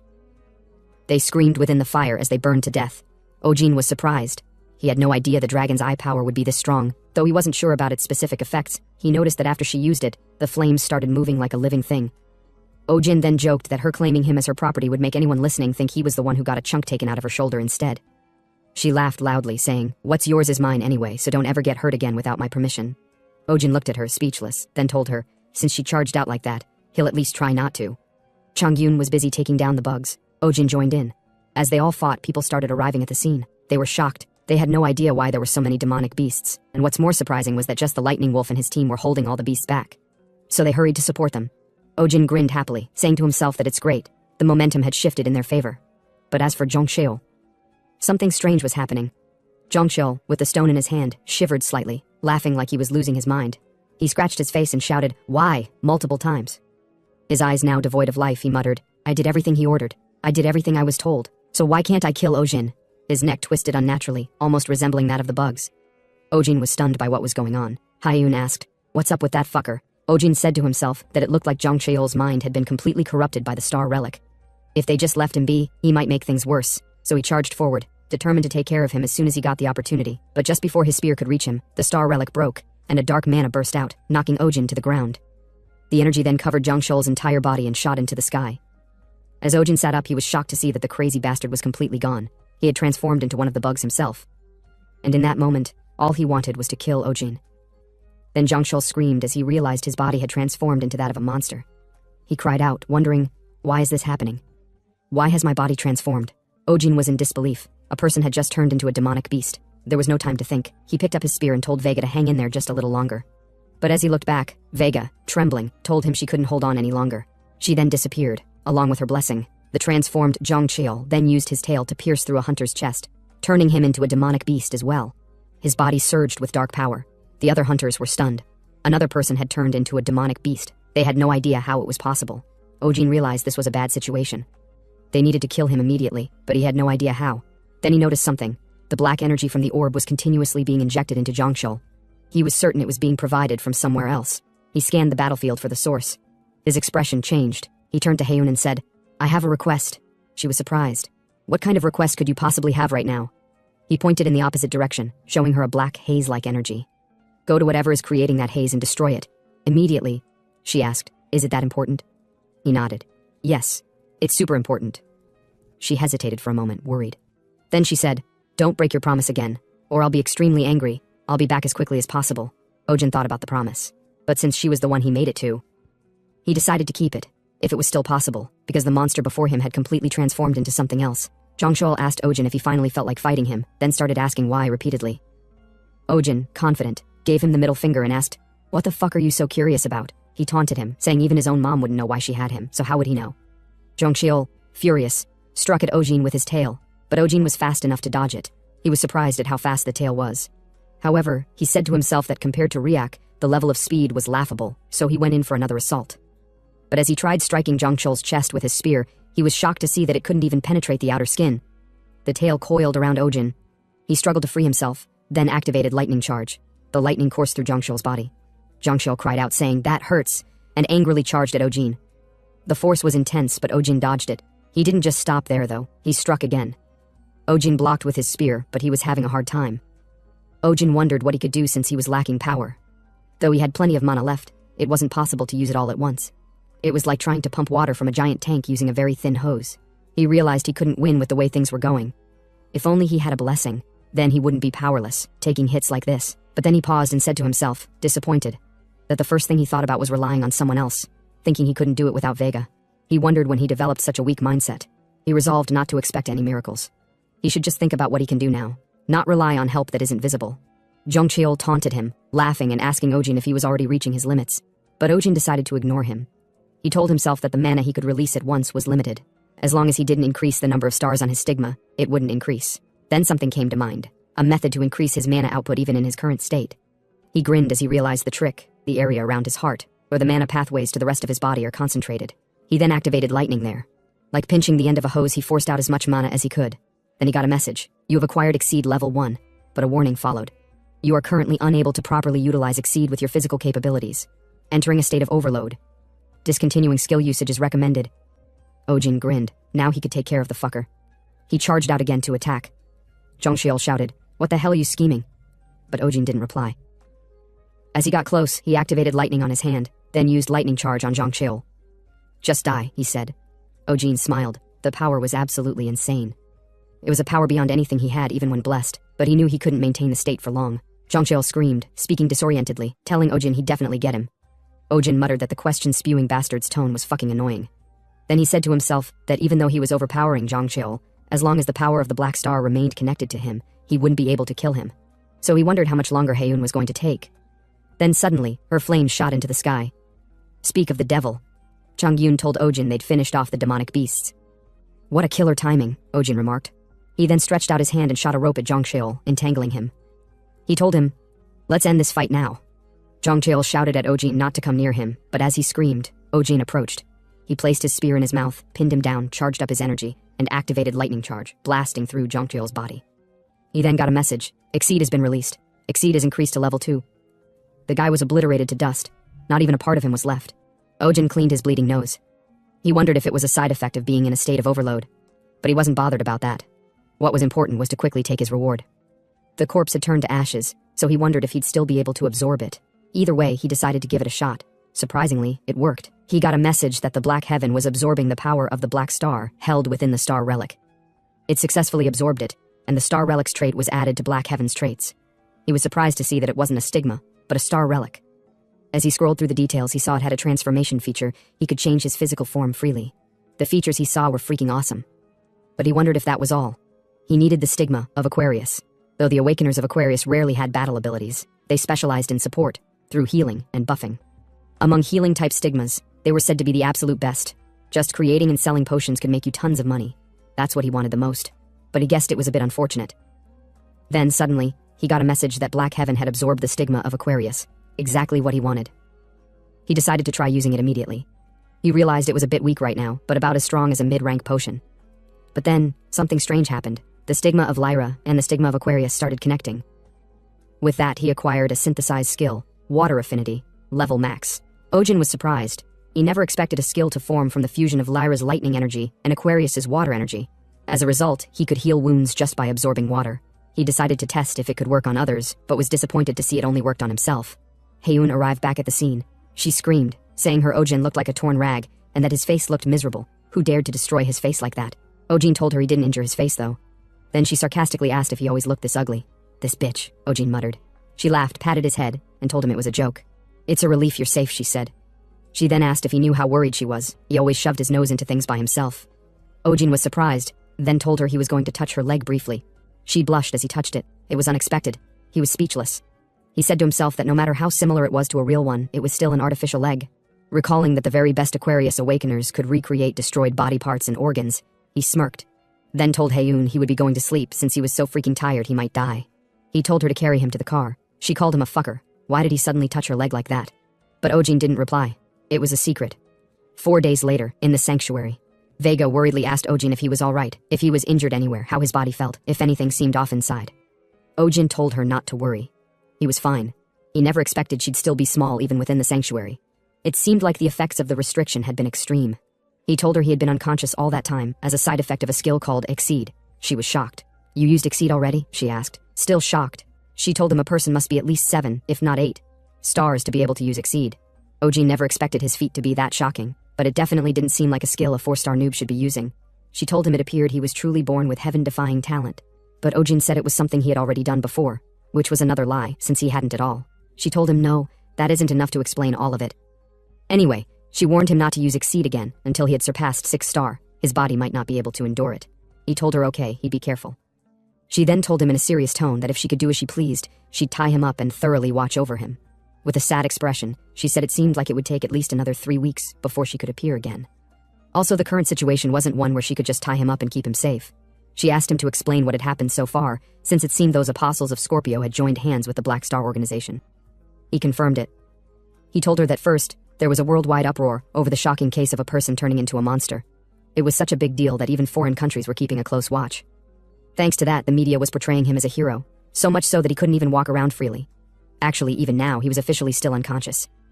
Ever since he fell asleep and Heiyun carried him home, he'd basically been in hiding, more like house arrest. Obviously, the name of the instigator behind it all, Choi Jongcheol, had spread widely too. Vega was happy. She thought that since it had become such a big issue, even the Pandinus Guild must be finding it difficult to avoid backlash. But Ojin told her that wasn't the case. The directory the Pandinus Guild released didn't have Jongcheol's name in it at all. They had planned on using him and throwing him away from the start. It was the typical case of cutting off their tail to escape. Because of that, there wasn't any evidence. Whether it was intentional or not, there was even a victim from the Pandinus Guild, which made it harder to prove whether they were involved. The Pandinus Guild didn't stop there. They even went further and criticized the Starlight Lake Guild, claiming that it was the Starlight Guild trying to dump the blame on them. Currently, public opinion on the Starlight Lake Guild wasn't good. Vega was angry. Those evil apostles of Scorpio. They committed a crime heaven wouldn't forgive, yet they try to blame someone else. She was upset there wasn't a way to stop those evil people. Ojin told her not to worry, he'd handle it himself. Vega asked how he was going to do that. Didn't he say there was no evidence pointing back to the Pandinus Guild? He knew too well, there definitely wasn't any evidence to shift public opinion in favor of the Starlight Lake Guild. However, if there isn't any evidence, he'd just have to make some. He grinned evilly. He might not know everything, but one thing was certain, they shouldn't try to pull a stunt in front of him of all people. Hours later, in Ojin's house, while holding his phone, he cleared his throat and made a call. The person on the other end asked if it was Ojin. Had he regained consciousness? Ojin told him yes, though he wasn't feeling great, he was a lot better. The man said that was a relief. He had a lot to say and asked if Ojin could come to the association right away. Ojin told him no. He had a request to make first. He wanted to be provided with some bodyguards. He hadn't fully recovered yet, after all. In truth, Ojin needed one man, an awakener who was famous even among the top ranks of the association.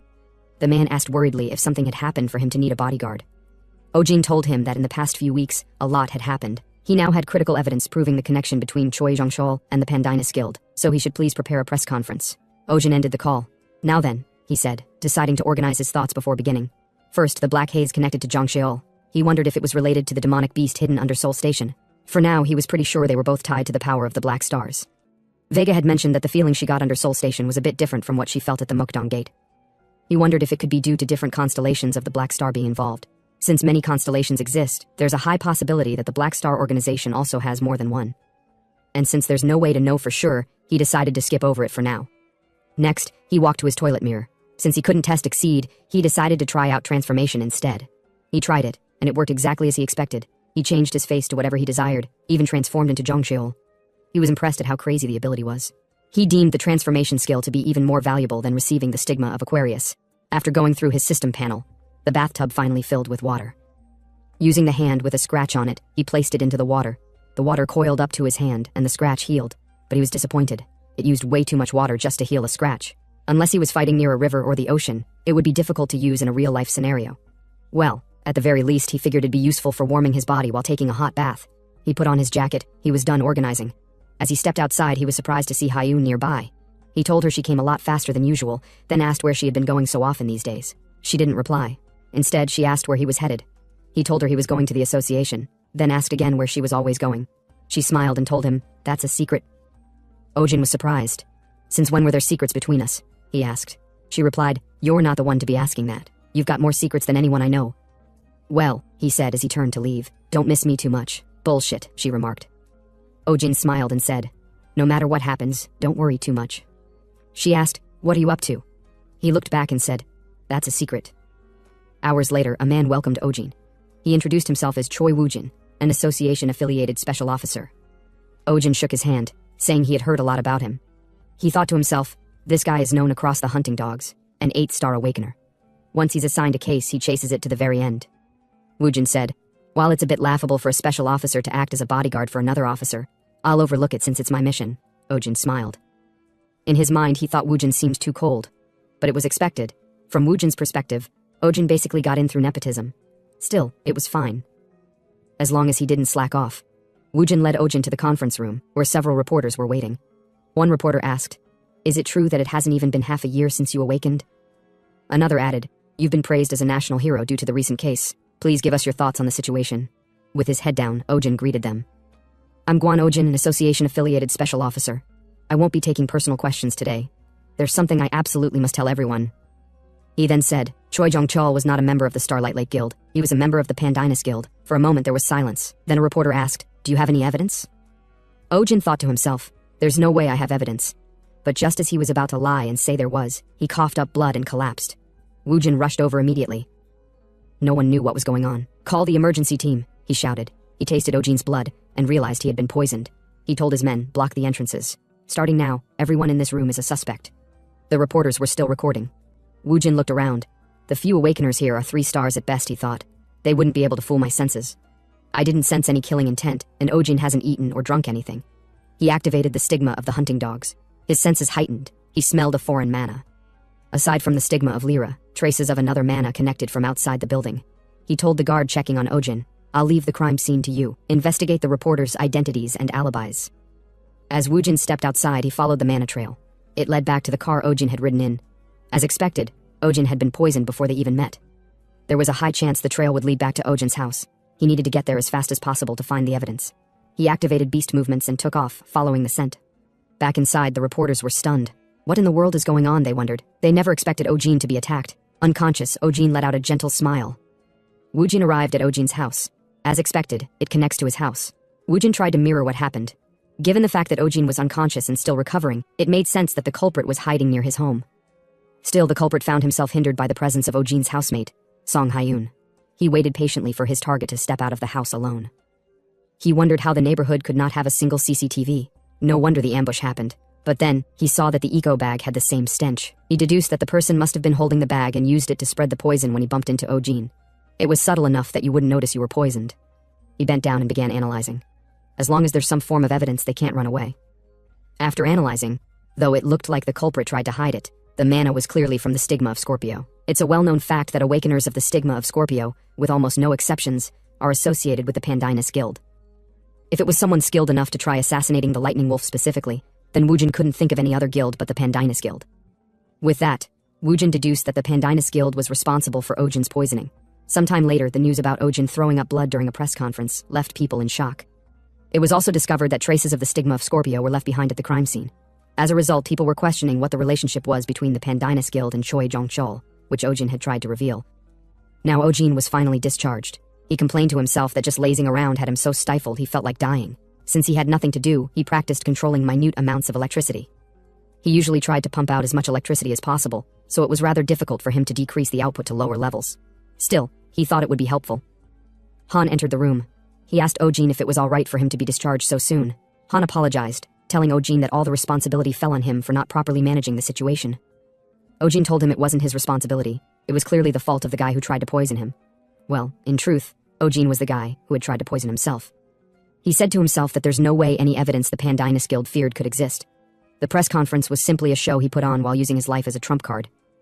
It was all thanks to Woojin's excellent investigation skills. Now that he thought about it, he asked Han what happened to those Pandinus guys. Han told him they denied everything to the end, but they all scattered and ran away. The other large guilds were chasing after them. Ojin was surprised it all happened within just 10 days. He didn't expect them to break apart so fast. Han added that the Valhalla Guild had filled in the vacancy to become one of the top 10 guilds. Ojin then asked if there was any mention of the Black Star organization. Han told him he hadn't heard anything about it, but he did hear something unusual and separate from the ongoing case. Recently, in Italy, an organization of the same name was gaining momentum by using force. Ojin said to himself that the fuckers weren't just local fuckers, but global fuckers. Well, he guessed they were bastards who wanted to change the world after all. He then told Han that if he heard any more news, he should please contact him. Han asked him if he was going straight back home. Ojin told him yes, his housemate would worry if he didn't, though that was a lie, since he had already messaged her. Well, actually, Han told him that his housemate had just visited. Now at Hapjeong Station, exit number 9, Haun was standing there. Ojin asked her why she didn't pick up when she was the one who made him come to the station. She told him she did that to mess with him so he should stop complaining and follow her. Ojin, surprised, asked where they were headed. Sometime later, they were riding inside an elevator. As it stopped, they entered a house. She told him it would be their new home. Ojin was surprised. He realized the thing she had been sneaking around doing was the house. She told him she earned a large bounty and also took out a loan. The bank bastards were happy to empty their vaults now that she had recovered. They didn't even look at her before. She told him there were 2 rooms, and the one in front of them now was the master bedroom. Ojin was surprised, because the one room was as big as their old house. He asked her why there were 2 beds in that room alone.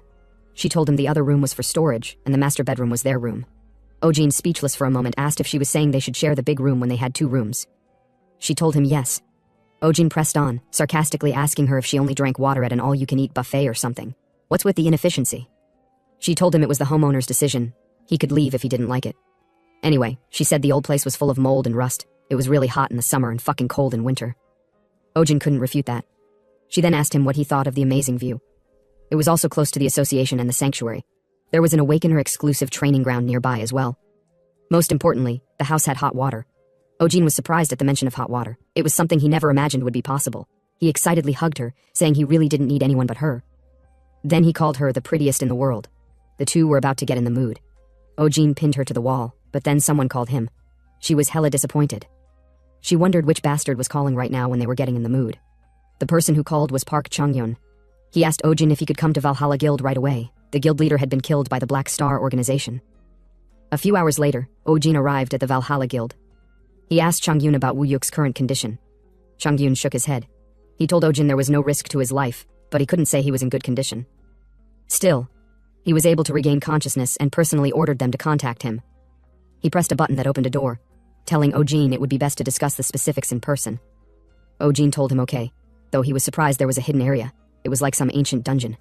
As they entered, Changyun told Ojin that they were restricting access so that news of the attack wouldn't become public. Ojin wondered if Khan did something. He then asked if Woo-yuk was the only one who got hurt. Changyun replied yes, there were no fatalities, but other than himself, who wasn't participating in the operation, everyone else was defeated. Ojin was surprised because Arshad Khan is a mid-rank Templar, so there was no way a mere mid-rank Templar could sweep through the Valhalla Guild by himself. Changyun knocked on a door and told the guildmaster that he had brought Ojin. The guildmaster told them to enter. As they entered, the guildmaster was coughing. He began explaining what happened.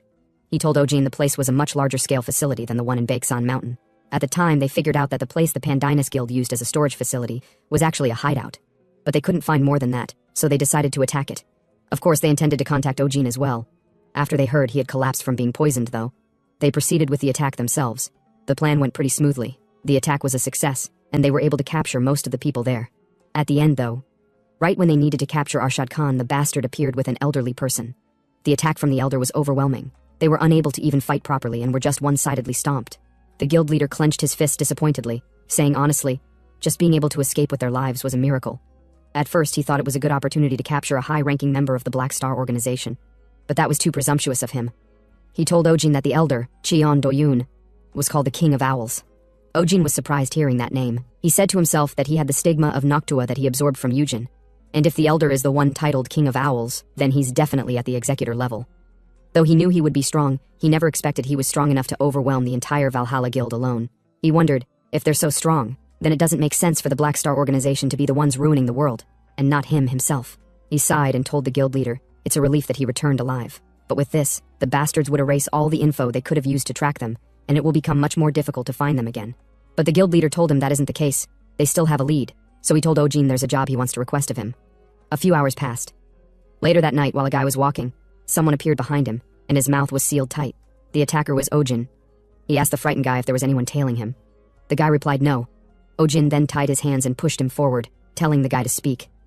The guy turned around and told Ojin it's not proper to greet someone in such a violent way, but Ojin told him the situation at hand doesn't warrant them to chat over a few cups of coffee, since he knows that he's a member of the Black Star organization.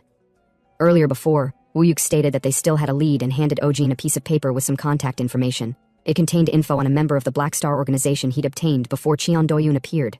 For some reason, the man has a deep hatred for the Black Star organization, and he wants to cooperate with the Valhalla Guild. To put it simply, he's a whistleblower. The guy told Ojin his name is Jiang Suko. He was in charge of the Black Star organization's Star Relic development. Ojin introduced himself to the guy. The guy wasn't surprised since he knows Ojin. He told Ojin that he never heard the Lightning Wolf and Valhalla Guild had connections. Ojin told him with a grin that that's the only reason why he's here. Then he said to himself that everyone in the Valhalla Guild, other than Changyun, has injuries.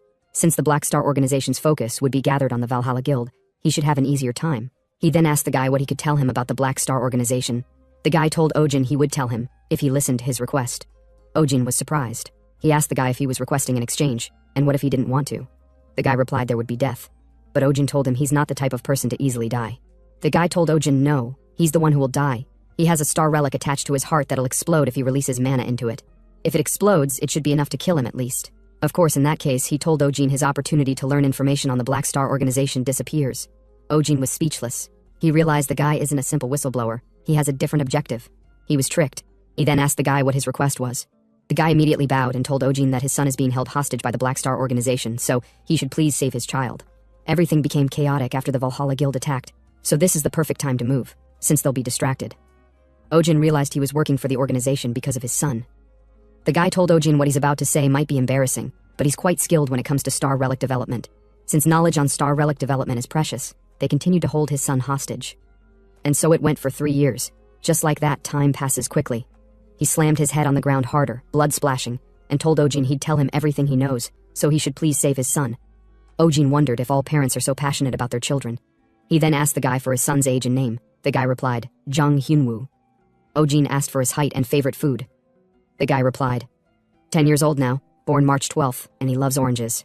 He also asked for his height and weight from 3 years ago. Not sure, the guy replied, but he should have weighed about 25 kilos. Ojin didn't know how parents should be because he never had them. He then told the guy to answer everything he asked in reverse. Weight, favorite food, birthday, age, name. The guy had no idea why Ojin was asking all this, but he answered all correctly either way. Seeing this, Ojin told him with a grin that the transaction is established. They should get moving immediately. One thing was certain, Ojin knew that the guy wasn't lying. Sometime later, another scene. Ojin was driving with Suko in the car. On the way to save Suko's son, Ojin was able to learn about the Black Star Organization's overall structure. The Black Star Organization spends most of its time hiding in the land of monsters called the Demon Realm, beyond the ultra-large gate in the North Pole. There are 7 different divisions, each secretly gaining influence in different countries. The Korean division is led by the King of Owls, Cheon Do-yoon, ranked 6th in the executor rankings. Ojin never expected the person who swept away the Valhalla Guild by himself was ranked 6th. At this rate, they really might have power comparable to the 7 stars. Suko told Ojin he's really thankful. He then gave Ojin a glowing gold relic, telling him to accept it. Ojin told him to stop messing around, he's driving. But he saw the spec. The relic is called Guardian Talisman of the 3 Virtues. It's a 5-star relic created by a master artisan. 3 times a day, it can create a powerful barrier to protect the wearer. Ojin was surprised it was a 5-star relic. Suko told him he created it with all his life and soul. Originally, he made it as a gift for Hyunwoo. He brought it with the hope that it could help save his son, even if only a little. Ojin told him that if he gave it to him now, there's no taking it back, to which the guy agreed. After driving for a while, they arrived at their destination. Ojin asked if that's the house he's being held in. Suko replied yes, from what he knows. At most, the scale of the operation is 5 people. Ojin asked again if he had seen his son once in all this time. Suko replied no, the occasional photo was all he got. Ojin was speechless. Everything going on right now was giving him a feeling of discomfort. Suddenly, they heard a voice. The person commented, laughing, saying he couldn't believe Suko really showed up. What incredible fatherly love. The person laughed again, telling his comrade that he even brought the lightning wolf. Sir Khan will love it. The guys covered in cloaks were equipped with swords and weapons. Suko, shocked, panic-stricken, asked why Khan's owls were here. Who are they? Ojin questioned. Are they Templars? He replied no, but they are all strong 6-star awakeners at the very least. Ojin was speechless. Though a normal person would have been scared shitless, Ojin wasn't. He said to himself, as expected. The relationship between me and the Valhalla Guild leaked. The men charged out viciously toward Ojin to crush him. Ojin took an offensive stance. His hand shone with thunder energy. He wondered if they intentionally created a weak point in their surveillance, so that Jang Suko would come to him. He then activated lightning charge and took down one of them in one strike, blood splattering in the air. The other guy was shocked. What the hell is this? Ojin grinned. One down, he commented. He decided to take out the trash first before going for the intended rescue. And so he took them all down within the blink of an eye and absorbed their stigmas, which increased his proficiency in the absorbed stigma by leaps and bounds. He got a message that Blue Lightning Level 3 has increased to Blue Lightning Level 4. Lightning Charge also increased to Level 4. He also acquired Lightning Shot Level 1. And as a result of Lightning and Thunder Level 6 influencing Lightning Shot, its level increased to 3. Ojin said to himself that even if they're half-baked, a 6-star is still a 6-star, so the mana he got from the guys he defeated is quite considerable. His mana circuit feels more sturdy since he used Exceed before. Fighting is much more effortless. Now it's time to search inside. He told Suko to stop standing around. They need to go save his son. They searched, but there was nothing in the warehouse, so they decided to head to the basement. Suko shouted out his son's name. While they were walking, Ojin activated the stigma of the hunting dogs, but he still didn't smell any human in there, so he wondered if they hid Suko's son somewhere else. He thought, isn't it that the bastards let Suko go on purpose to get to me? But unfortunately, he kept getting an ominous feeling. He thought about something, paused, then slightly opened a box. Immediately, his expression changed. He saw something in there. Actually, he expected such a thing to happen from the beginning. Those bastards didn't let Suko meet his son a single time. After all, he wondered why. As Suko was still calling for his son, Ojin told him they should get going. They had searched the entire place. Suko asked if that's true. Then that means his son isn't here. Ojin replied yes, there's nobody here. Though his hand trembled slightly, he didn't show it. Suko scratched his head, saying it seems that they took his son somewhere else. Ojin told him that's most likely the case. Suko asked what they should do now. But then, Ojin told him to keep quiet. Someone had entered the building. Ojin went on alert mode, wondering how many came in. From his perception, he could see that there were at least 5, maybe more than 10. So he told Suko to follow him for now. Ojin decided to hide since he couldn't track them with the stigma of the hunting dogs. It was definitely not Cheon Do-yoon. Either way, he decided to run for now. But then, they felt a tremor from below. Everywhere started shaking. That was when Ojin realized that the sons of bitches never planned on coming down to the basement in the first place. They wanted to bury them alive. They needed to escape immediately, but then the place crumbled. Minutes later, as the dust faded, we see a shield. In it was Ojin, looking quite beat up. He wondered if they loaded a truck full of bombs or something. If it weren't for the lightning thunder wall and the bracelet Tsuko gave him, he wouldn't have been able to block it. He then called out to Tsuko, asking where he was. But then, he saw him under a stone, iron pierced through his body. Ojin worriedly rushed over to him. Tsuko, bleeding heavily, asked Ojin if he's okay. Ojin told him he's alright. He gritted his teeth. He can't save him. Though he's still barely alive, it's too late to do anything. He'll die soon. Tsuko laughed slowly. He gave Ojin a USB flash drive saying it's the information he promised. However, he had a final request. If he escapes from this place alive, he should please find his son. Ojin was speechless. He had no idea what to say since there was no need to look for him. He wondered if he should tell him that his son had been dead for a long time already. Tsuko laughed, saying his son was a bit of a troublemaker, so he might make a fuss. Still, he was a kind child, so he should please save him. Ojin gritted his teeth worriedly. He had no idea what to do. He couldn't even count all the times he had lied, but he really didn't know what to say now. But then, from behind him, someone told Sir Arshad that Ojin was still alive. It seemed the rumors about the lightning wolf were true, so he told Arshad he would take care of him. He then charged forward to attack Ojin, but before he could land, Ojin angrily pierced his spear through his throat, telling him he was noisy, he should be quiet for a bit. He was trying to think. Hearing they mentioned Arshad, Tsuko told Ojin to hurry and run. Arshad Khan was dangerous. Ojin told him that's enough, he shouldn't speak anymore. He then used Stigma of Aquarius, water drops of healing on him, to help him last a bit longer. He should not die. He should just wait there for a moment. He'd be right back since he still had one final lie for him. Arshad stood confident. He asked Ojin what he was thinking about. Was he perhaps wondering how he could get out of their encirclement alive?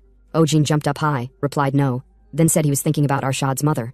When she passed away, she asked him to take care of Arshad, but it seemed like he wouldn't be able to keep the promise. He shot his rope, then entangled two guys. They struggled to free themselves, but they couldn't. He then pulled them in his direction, but instead of letting Ojin kill them, Arshad killed them himself with his blade. Ojin then charged at him. Boom. The collision was intense. For a moment nothing happened. Then Ojin was forced back. He worriedly said to himself that the stigma of the hunting dog had already told him as much. But now that he had personally exchanged blows with Arshad, he could tell Arshad was far above him. Still, he attacked him with all he had, but there was no effect. Arshad, using Owl's stigma or skill, told Ojin he was quite impressive. He couldn't believe he was a 4-star. However, it wasn't enough. He then launched multiple explosive feathers at Ojin. Ojin ran, worriedly trying to dodge. He realized that the explosive feathers were how they blew up the warehouse. Ojin then counterattacked with his spear, launching multiple strikes, but Arshad blocked them all easily, not even moving an inch from his spot. He told Ojin his reflexes weren't bad. No, maybe it was purely instinct. If he had given him another half a year to grow, he might have ended up becoming a monster. But then, to Arshad's surprise, Ojin suddenly powered up. Ojin activated Exceed. Lightning Thunder level 6 increased to level 7. He also acquired Lightning Flames level 1. Lightning Thunder influenced Lightning Flames, increasing it to Lightning Flames level 2. Ojin was feeling quite a bit of pain as he leveled up. He got a warning message, informing him that the current state of his body had not met the standard required to use Lightning Flames, so the amount of mana consumed would be increased dramatically. Ojin grinned angrily, saying the shitty message and that bastard Arshad talked too much. He then launched a fierce strike at Arshad. The strike was intense. Ojin said to himself that he didn't want to use Exceed, but he had no other way. There was too big a difference in the amount of mana. Arshad then told Ojin that thinking he would only need half a year was complacency on his part. Ojin saw the guy's power up. He decided to end things quickly, since he didn't have much time. Arshad then said a chant, telling the great Noctua to grant his humble servant his blessing. Immediately, he got an insane power boost. Ojin was shocked. What the fuck? He thought the bastard was a mid-rank, but now, a mere mini-boss had a second phase? Within a blink of an eye, Arshad charged at Ojin with his explosive feathers, but Ojin dodged by jumping mid-air. The shockwave was intense. He gritted his teeth worriedly. He couldn't think of any way to beat him. While still mid-air, Arshad appeared behind Ojin undetected. He told Ojin that at least he was skilled when he was running. He then launched multiple sword strikes at Ojin. He turned around. He was kind of surprised, since Arshad had definitely aimed for Ojin's neck, yet he somehow managed to barely dodge it. But Arshad told Ojin that he might as well be dead already, since he had lost his arm and weapon.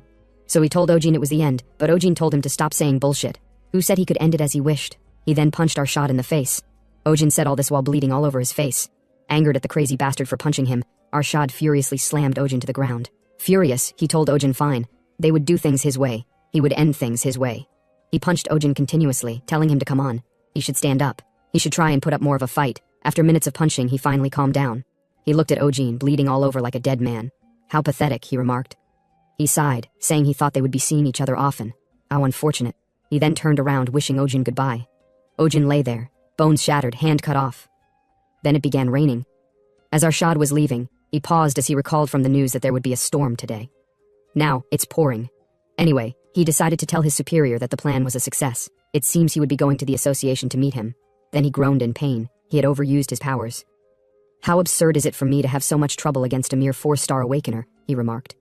Then he said to himself that before he had to pay the price for using the blessings, he should find a place to rest. But then, he noticed something strange. He wondered why the ground around him was dry. How can there be dry ground when it's raining this hard? He wondered if all of the water was being absorbed somehow. To his biggest shock, Ojin woke up, stood up slowly, and asked Arshad where he was going. Ojin groaned in pain as his broken bones were restructuring due to the surrounding energy filled with water. He then told Arshad that honestly he didn't intend for the water to heal him. Well, since he got to use the Black Star's blessing, or whatever it is, it should make sense for him to have a blessing of his own. Ojin then got a message that the effects of water affinity had increased dramatically. He stood up, fully healed, with an evil smile on his face. Arshad was shocked. He had no idea what was going on. He asked Ojin how he was still alive. Ojin told him he shouldn't be asking that question. He has the skill time of the owls. Then said, from now on, it's the time of the lightning wolf. He walked toward Arshad, stretching his hand. Arshad was still surprised. He hadn't made sense of what was going on. He panicked and asked Ojin how he was able to get up without injury. Ojin told him even the mini-boss he fought had a second phase, so it would be disappointing if he didn't receive the same. Bullshit, Arshad commented, as he decided to attack Ojin. But then, something happened. He felt a sharp pain and immediately fell to his knees. Ojin was surprised. He asked him what he was doing. Is that the price for your blessings? He was confused, since typically the responsible celestial pays the price for their blessings, but it seems like that Noctua bastard wasn't much. Arshad stood up, already turned into an old man. It seemed his life force was the price he paid. He angrily swung at Ojin, telling him to shut up, but Ojin walked through his attacks without defending, as he was being healed by the water energy. He grinned and told Arshad, now, it's the time of the lightning wolf. He then charged forward and struck at Arshad, but Arshad defended it. The force was intense. Arshad called Ojin a bastard, and told him that even if his injuries were being healed, the pain shouldn't go away. Are you unable to feel pain or something? Ojin imbued his fist with energy and said, no, it still hurts, so much that I feel like I could die at any moment. So what sort of bullshit are you spouting? As Ojin launched the punch, his fingers broke, but then healed back. Of course it fucking hurts, but enduring the pain isn't that hard. He got a message informing him that since he maintained his mana through an extreme situation without losing focus, his lightning and thunder energy level 7 had increased to level 9. Also, his lightning flames level 2 had increased to level 4. Following that was a warning message informing him that the damage to his body had reached severe levels. Should the damage continue, an increased pain penalty would be applied. Rather than being worried, Ojin grinned. He was relieved. It wasn't a penalty that would affect his movement. He wondered if Suko's dead son would return to life if he endured, but the answer was no. He already knew that feeling of helplessness, where no matter how much you endure, you can never get back what you lost. Pain can be ignored, and pain can be endured. So he said out loud, if it's something I can simply solve through enduring, then it's nothing. He then struck Arshad, breaking his defense. Arshad fell to the ground engulfed in fear. He stuttered and panicked, telling Ojin to get away from him. You demon! But Ojin stepped on him as he tried crawling away. With a sharp tone, he told Arshad, what the fuck? Why are you calling me a demon? I'm a normal human. It's because I'm human that I can endure the tiredness that makes me feel ready to collapse at any moment. Now, after defeating Arshad, he went to Suko. Suko, who was barely conscious, asked Ojin if he beat that bastard Arshad. You're truly impressive, he said. Ojin told him he found his son. Suko was surprised to see his son. The boy worriedly asked what happened to his body, but Suko apologized to his son and told him, your dad is hurting a lot, so I'll need to sleep soon. He told his son to follow the big brother next to him and be on his best behavior. He also had to stay healthy. The son replied, yes. Suko told his son it would take a long while, but he'd definitely come and visit him when he returned. They hugged. Then Suko died. In truth, that child was Ojin. He transformed into his child. Ojin then groaned. He wondered if he had received too many internal injuries. Though he was healing, the pain was still there. Well, recovering to such an extent from the brink of death was pretty decent. First, he decided to go back home, but then he noticed something. The stigma of Lyra had risen from 4-star to 5-star. He wondered if it happened during the battle. It had been about 2 months since he rose to 4-star. He never imagined he'd already be a 5-star. His dear goddess would faint again if she saw it. Well, he said to himself, he still has a long way to go. If he wants to live a life without needing to lie, then he needs to get a lot stronger. But first, he needs to leave this place. And so, morning arrived. Ojin screamed as he woke up because he found himself sleeping on Vega's lap. She scolded him for being reckless since she had told him many times to be careful, but he always overdid it. She touched his head and told him they could talk about it later, so he should be sure to get plenty of rest for now. Ojin was speechless. He wondered how things had come to this. He remembered up to when he got home. Of course, he was in a bad state due to the exhaustion from the battle. Maybe it was because Haeun was in front of him, but he released all of his tension and just collapsed right then and there. He wondered how much time had passed. Also, how was Vega back to her original appearance? He then asked Vega if he could get up now. She replied no, he was not allowed to move.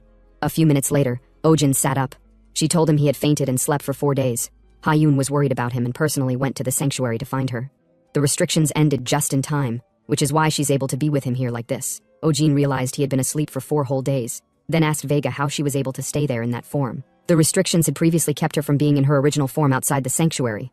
Riak arrived and told him that a few days ago, the commandment's restriction weakened. It was around the day he fainted. Ojin was surprised to see Riak as well. Vega told him that thanks to that she could manifest for longer and maintain her original form, even if only for a brief moment. Riak was also able to manifest. Ojin cleared his throat. Hearing that it happened the day he fought Arshad Khan, he wondered if that meant he was the cause. At that time he had inherited the records of Awakener Arshad Khan after absorbing his stigma, and he obtained the skills Black Feather Armor Level 3 and Black Feather Explosion Level 5.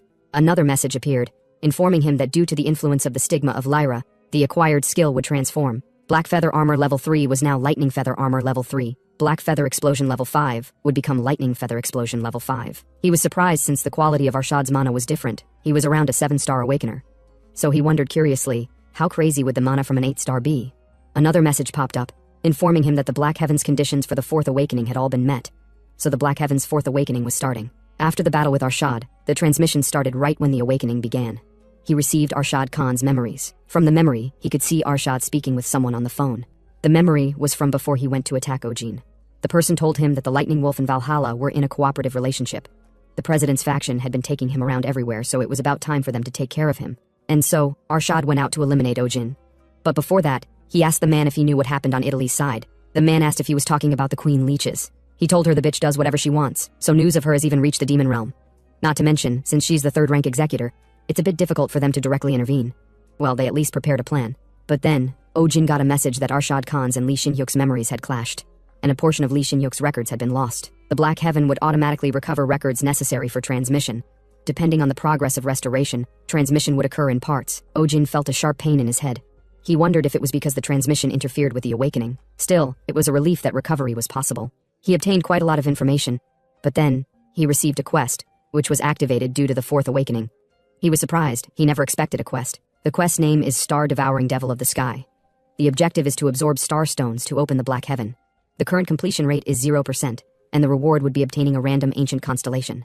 Ojin had no idea what they meant by ancient constellation, so he decided to ask Vega about it later. Back to the present, though that night there was a lot going on. Right now, he couldn't tell exactly what the cause was.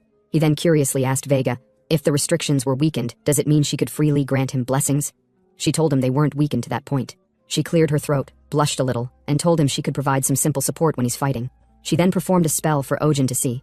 Ojin was surprised. He never expected lightning to be controlled in such a way. So he wondered, how far up the peak does he need to climb if he wants to be able to do the same? Proudly, she told him he could rely on her a bit more. Ojin laughed and said he'd keep that in mind. Then he stood up to go outside since he was feeling a bit better physically, but Vega blocked his path, telling him that he needed to be careful right now since there was someone even angrier than her. Then suddenly, Hyun barged into the room and asked if Ojin had woken up. She grabbed his collar. "You son of a bitch! Do you know how worried I was?" she scolded. Ojin apologized. She cried, calling him an awful bastard. "Do you think it would be over just because you apologized?"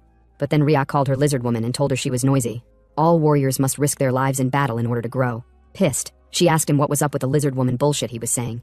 Then she told him she had a perfectly fine name, and it was Song Hyun. But Ryak told her he had no need to memorize a mere human female's name.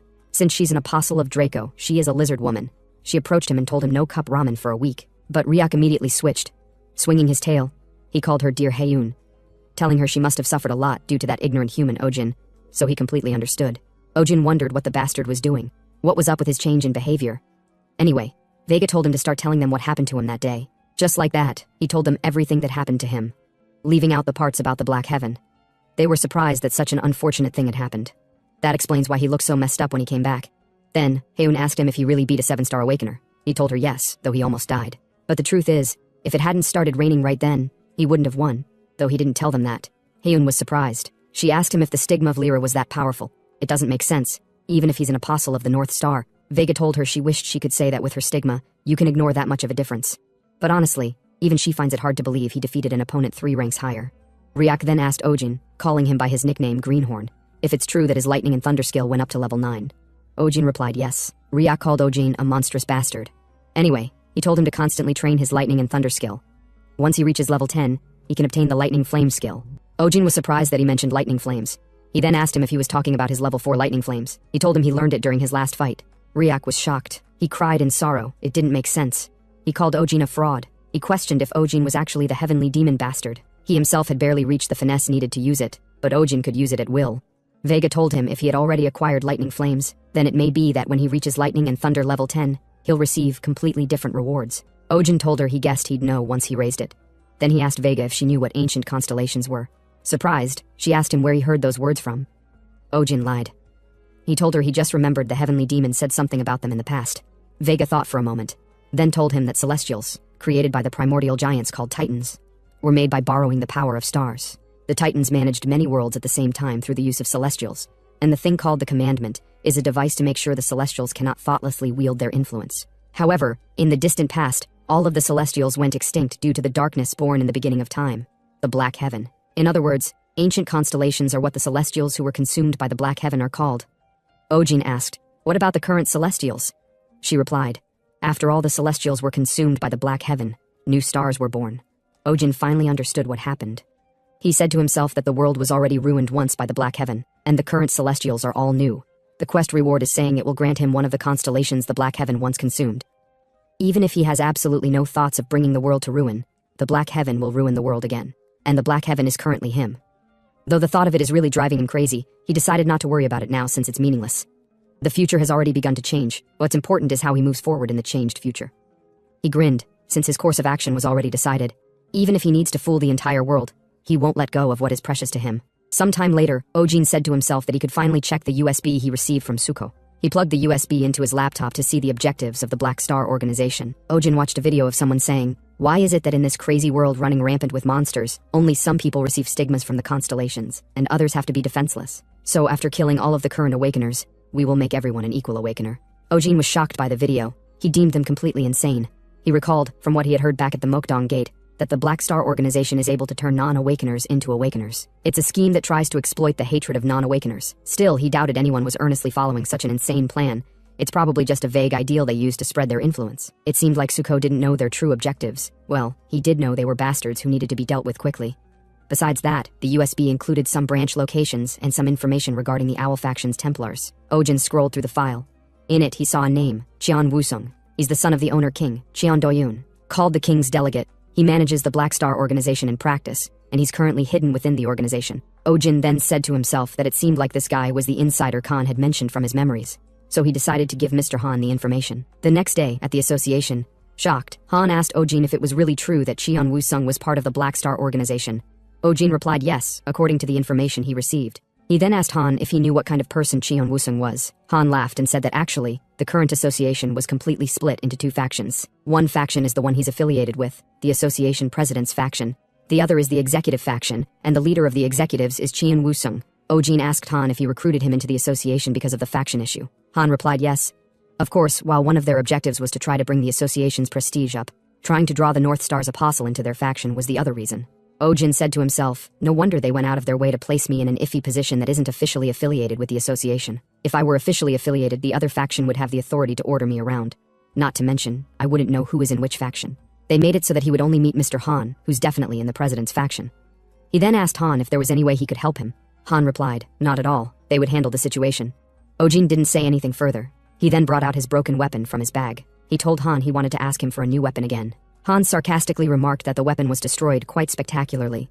He then suggested for him to meet the weaponsmith in person, since he might be able to create a weapon that's much more optimal for him. Ojin was surprised he could meet him. And so, they arrived at the place where all sorts of Starstone gear and weapons are researched and created, the Star Relic Center. The manager of the place is Kim Sihu. Sihu came running. He asked Han why he came to visit. Han patted his head while telling Ojin that Sihu may be young, but he's an expert in the field. Sihu excitedly greeted Ojin. He told Ojin he knew he was the lightning god. He had seen him on TV. He then asked Ojin if he was using the wire cutter he made for him well. Ojin told him it broke, which surprised Sihu. Sihu said that still, that's a good thing. He was so busy back then that he cut corners during its creation.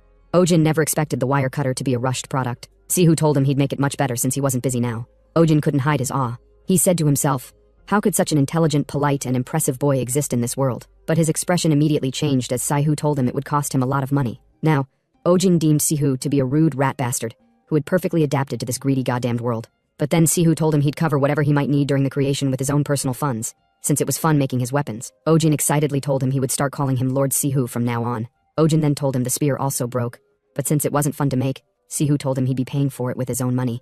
He then told Ojin to come along, he had something to check.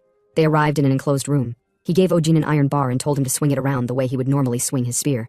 Ojin exhaled, then activated spearmanship of Pixis, and started swinging it. Sihu told him it was okay to stop. He then began analyzing as he sat in front of multiple screens. 284 jabs, 192 sweeps, 592 downstrokes. Average stride length is 1 meter, 17 centimeters, he reported. He told Ojin he seemed to take extremely long strides. He also analyzed the main area Ojin tended to grip on his spear shaft, so he believed a spear with a shorter shaft and longer blade would fit him better. Ojin asked if he could really see all that just by watching him spar. Sihu told him that taking advantage of long reach and fighting defensively isn't his style. He likes to dive right in. Therefore, having a shorter shaft and focusing more on the cutting edge is better. A spear in the shape of a half-moon blade would fit him perfectly. Ojin was speechless and surprised. It was much better than he had expected. Sihu told him he'd get started on it and the wire shooter right away. It should take about a week. Ojin thanked him. Sihu whispered in Ojin's ear and told him that instead, he should please help Mr. Han. These days, he's having a lot of difficulties because of those executive bastards. He then waved at Ojin, saying he'd get started on making his gear. Ojin smirked and told Han he's really a good kid. Han agreed, though his personality is a bit odd. He then asked Ojin what his plan was after getting his new weapon. Ojin told him he was going to gather as many starstones as possible. Ojin decided to focus on the Black Heavens quest, though he didn't tell Han about that. Han thought for a moment, then told Ojin, "There's a gate that's pretty hot these days for starstone farming. The monsters in that gate drop 2 starstones instead of just 1. Ojin was surprised there was a starstone duplication glitch. He wondered if it was like a double EXP event. However, Han told him there was a bit of a problem, but Ojin excitedly said no. He was going there immediately. 1 week later, Busan. Ojin arrived at the gate. He was surprised to see it crawling with people. Well, he guessed they went crazy since 2 starstones drop from each monster. Ojin said to himself that it's quite rare to see a constellation, a star spirit, an awakener of Draco, and an apostle of the North Star all be in a single party. It's most likely that even if they searched the entire previous world, they wouldn't find a party like theirs. Not to mention he had the new wire shooter and spear Sihu made. Sihu said he could input mana to change the shape of the spear for carrying convenience. He's really looking forward to fighting inside the gate. Now, inside the dungeon, Ojin commented, saying it said the monsters in the gate would be at least 5-star, then said it's a relief that there aren't too many deeper inside since the tougher monsters appear the deeper you go. He thought, saying if he wants to gather enough starstones to complete the quest, he'll need to farm quite a lot. He then saw someone in front of him, having defeated many monsters. The person remarked happily, saying as expected, facing 3 at once is a bit rough. Haeun told Ojin the guy is named Jerry Kim. He's quite famous, he's a 6-star awakener of Sagittarius. Since he's unaffiliated, he hunts solo in the gates while streaming. Ojin was surprised to see a 6-star of Sagittarius unaffiliated. He then curiously asked her if streaming earns a lot of money. She replied yes, those who make money probably make a lot, but she thinks it's more about fame. Jerry turned around. He was surprised to see Ojin. He grinned, a clever thought came to his mind. He then immediately went to Ojin. He grabbed Ojin's hand, saying he never thought he'd see the lightning wolf here in person. He's a total fan. Ojin was caught off guard by the approach. Jerry looked at his recording ball, then told Ojin his appearance can either be a coincidence or fate, so he asked him why he doesn't participate as a guest on his broadcast. Ojin was surprised. He never expected such a request. He told Ojin that so many viewers are curious about him. He showed Ojin the chat. People were surprised to see him in the deeper level of the dungeon since they thought he's a 4-star. Someone asked if he's been carried. They were also curious about their party combination. Jerry then told Ojin he's a streamer specializing in dungeon clearing streams, Jerry Kim. With a pretentious expression, he told Ojin they should make a simple wager. They should see who can hunt more within a limited time or something like that. The viewers called Jerry an insane bastard for asking a 4-star for a timed clear competition. He's definitely going to brag about it for years after a single win. Jerry didn't disagree with what they said. He told them he's not that shameless. He'll obviously be giving himself a handicap. Ojin didn't say much. He now realized why Jerry suddenly asked him to make a guest appearance. He wants to defeat him in front of a lot of people to show off. He grinned evilly, said to himself that if Jerry wants it that badly, he'll have to oblige. He then told Jerry it'd be no fun if they make a wager without any stakes, so what should they bet on, he asked. Haeun was shocked to see Ojin go with a bet. Jerry laughed out loud. He asked Ojin how many stones they should bet. Ojin replied immediately with a smile. They should each bet all of the star stones they have. Jerry was shocked. The chat went crazy. Some laughed out loud. Another asked how a 4-star could go all in against a 6-star. Jerry was still shocked. He couldn't bear to risk it all since he went through so much to gather it. He asked Ojin if he really meant it. Ojin replied yes, then brought out a small pouch from his pocket, saying in it is his entire fortune. Jerry and the viewers were in shock. The viewers laughed their ass off, saying since Ojin has nothing, it doesn't matter if he's willing to bet it all. Jerry has 1,000 starstones. If he's lucky and happens to win, then that's 1,000 free starstones. The viewers taunted, asked Jerry if he's scared. He should just go die if he's scared. The taunting hit Jerry hard. He then agreed to the bet, but said instead he won't be receiving a handicap. He calmed down, then told the viewers that the challenge was accepted. They should start betting points. He opened the point better. The viewers can choose who can win from the two of them. The viewers were excited, saying they're really gonna win big today. Ojin asked what the hell is going on. Haeyoon told him they're betting points. It's like when people bet on who'll win in sporting events. They purchase points and bet on which side they think will win. It's no different from gambling. Ojin was excited. He said to himself that he'd make a huge sum if he could bet on himself. As expected, the bets for Jerry were overwhelming. 92% of the points were for Jerry to win. But then, the betting ratio for Ojin increased from 8% to 27%, which shocked everyone. The chats went crazy. How much did that person have to bet for it to increase to 27%? They did the calculation, and it came out to 460,000. Ojin wondered who just bet that huge sum. Now, Jerry told them they'll close the betting, then told Ojin the time limit is 30 minutes. The two of them will form a party to hunt monsters. Afterward, they will compare who hunted more monsters and determine the winner. Whoever delivers the killing blow will be considered to have hunted the monster. Now that he thought about it, he asked Ojin where his weapon was. Ojin told him not to worry. His weapon is with him. He brought his spear out. Jerry was speechless, said to himself that honestly, the final blow condition is more advantageous for him, who uses a long-distance weapon. So he wondered if Ojin has some sort of hidden trump card. Even still, this is an opportunity for him. It's his chance to cement himself in the minds of the 150,000 people watching him. So he must take the opportunity no matter what. Then came the monsters, looking exactly like my ex. He stretched his bow, told Ojin he'd activate the timer now. He decided to hunt with the flashiest techniques. He then shot his mana arrow at the monsters. He smiled, thinking he got them, but before his arrow could get to them, Ojin sliced all three of their heads off. Jerry was shocked. Even the viewers went speechless. Next, Ojin decided to go for the 2 to the right, 3 to the left, and 2 below. But then Jerry jumped forward and used Gatling shot. He was happy, thinking he had killed it, but to his surprise, Ojin shot his string through the monster's head.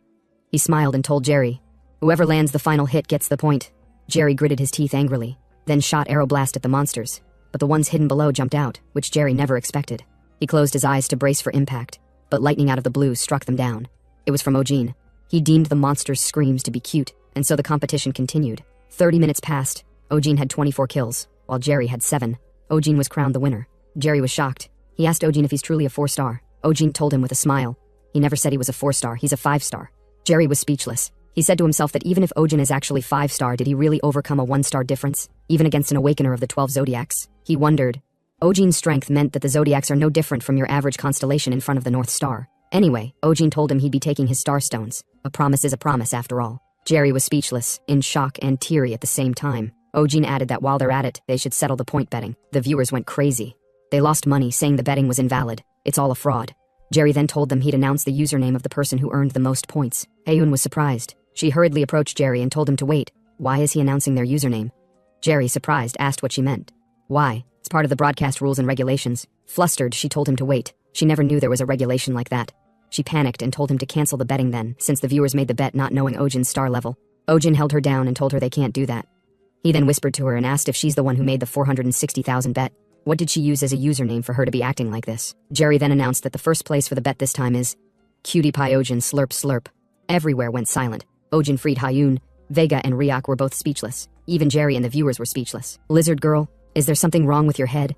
Ryak questioned bluntly. Haeyoon told him to shut up as she covered her face in embarrassment. Then, since the betting was over, Ojin told them they should end it here, but Ryak called his name. Hey Greenhorn, Ryak was pissed. He asked Ojin if he's planning to return already. He's the only one who did any fighting. He hadn't done anything yet. Ojin told him they should head in a bit deeper then. Suddenly, multiple monsters furiously charged at them. Jerry panicked and told Ojin the amount was really crazy.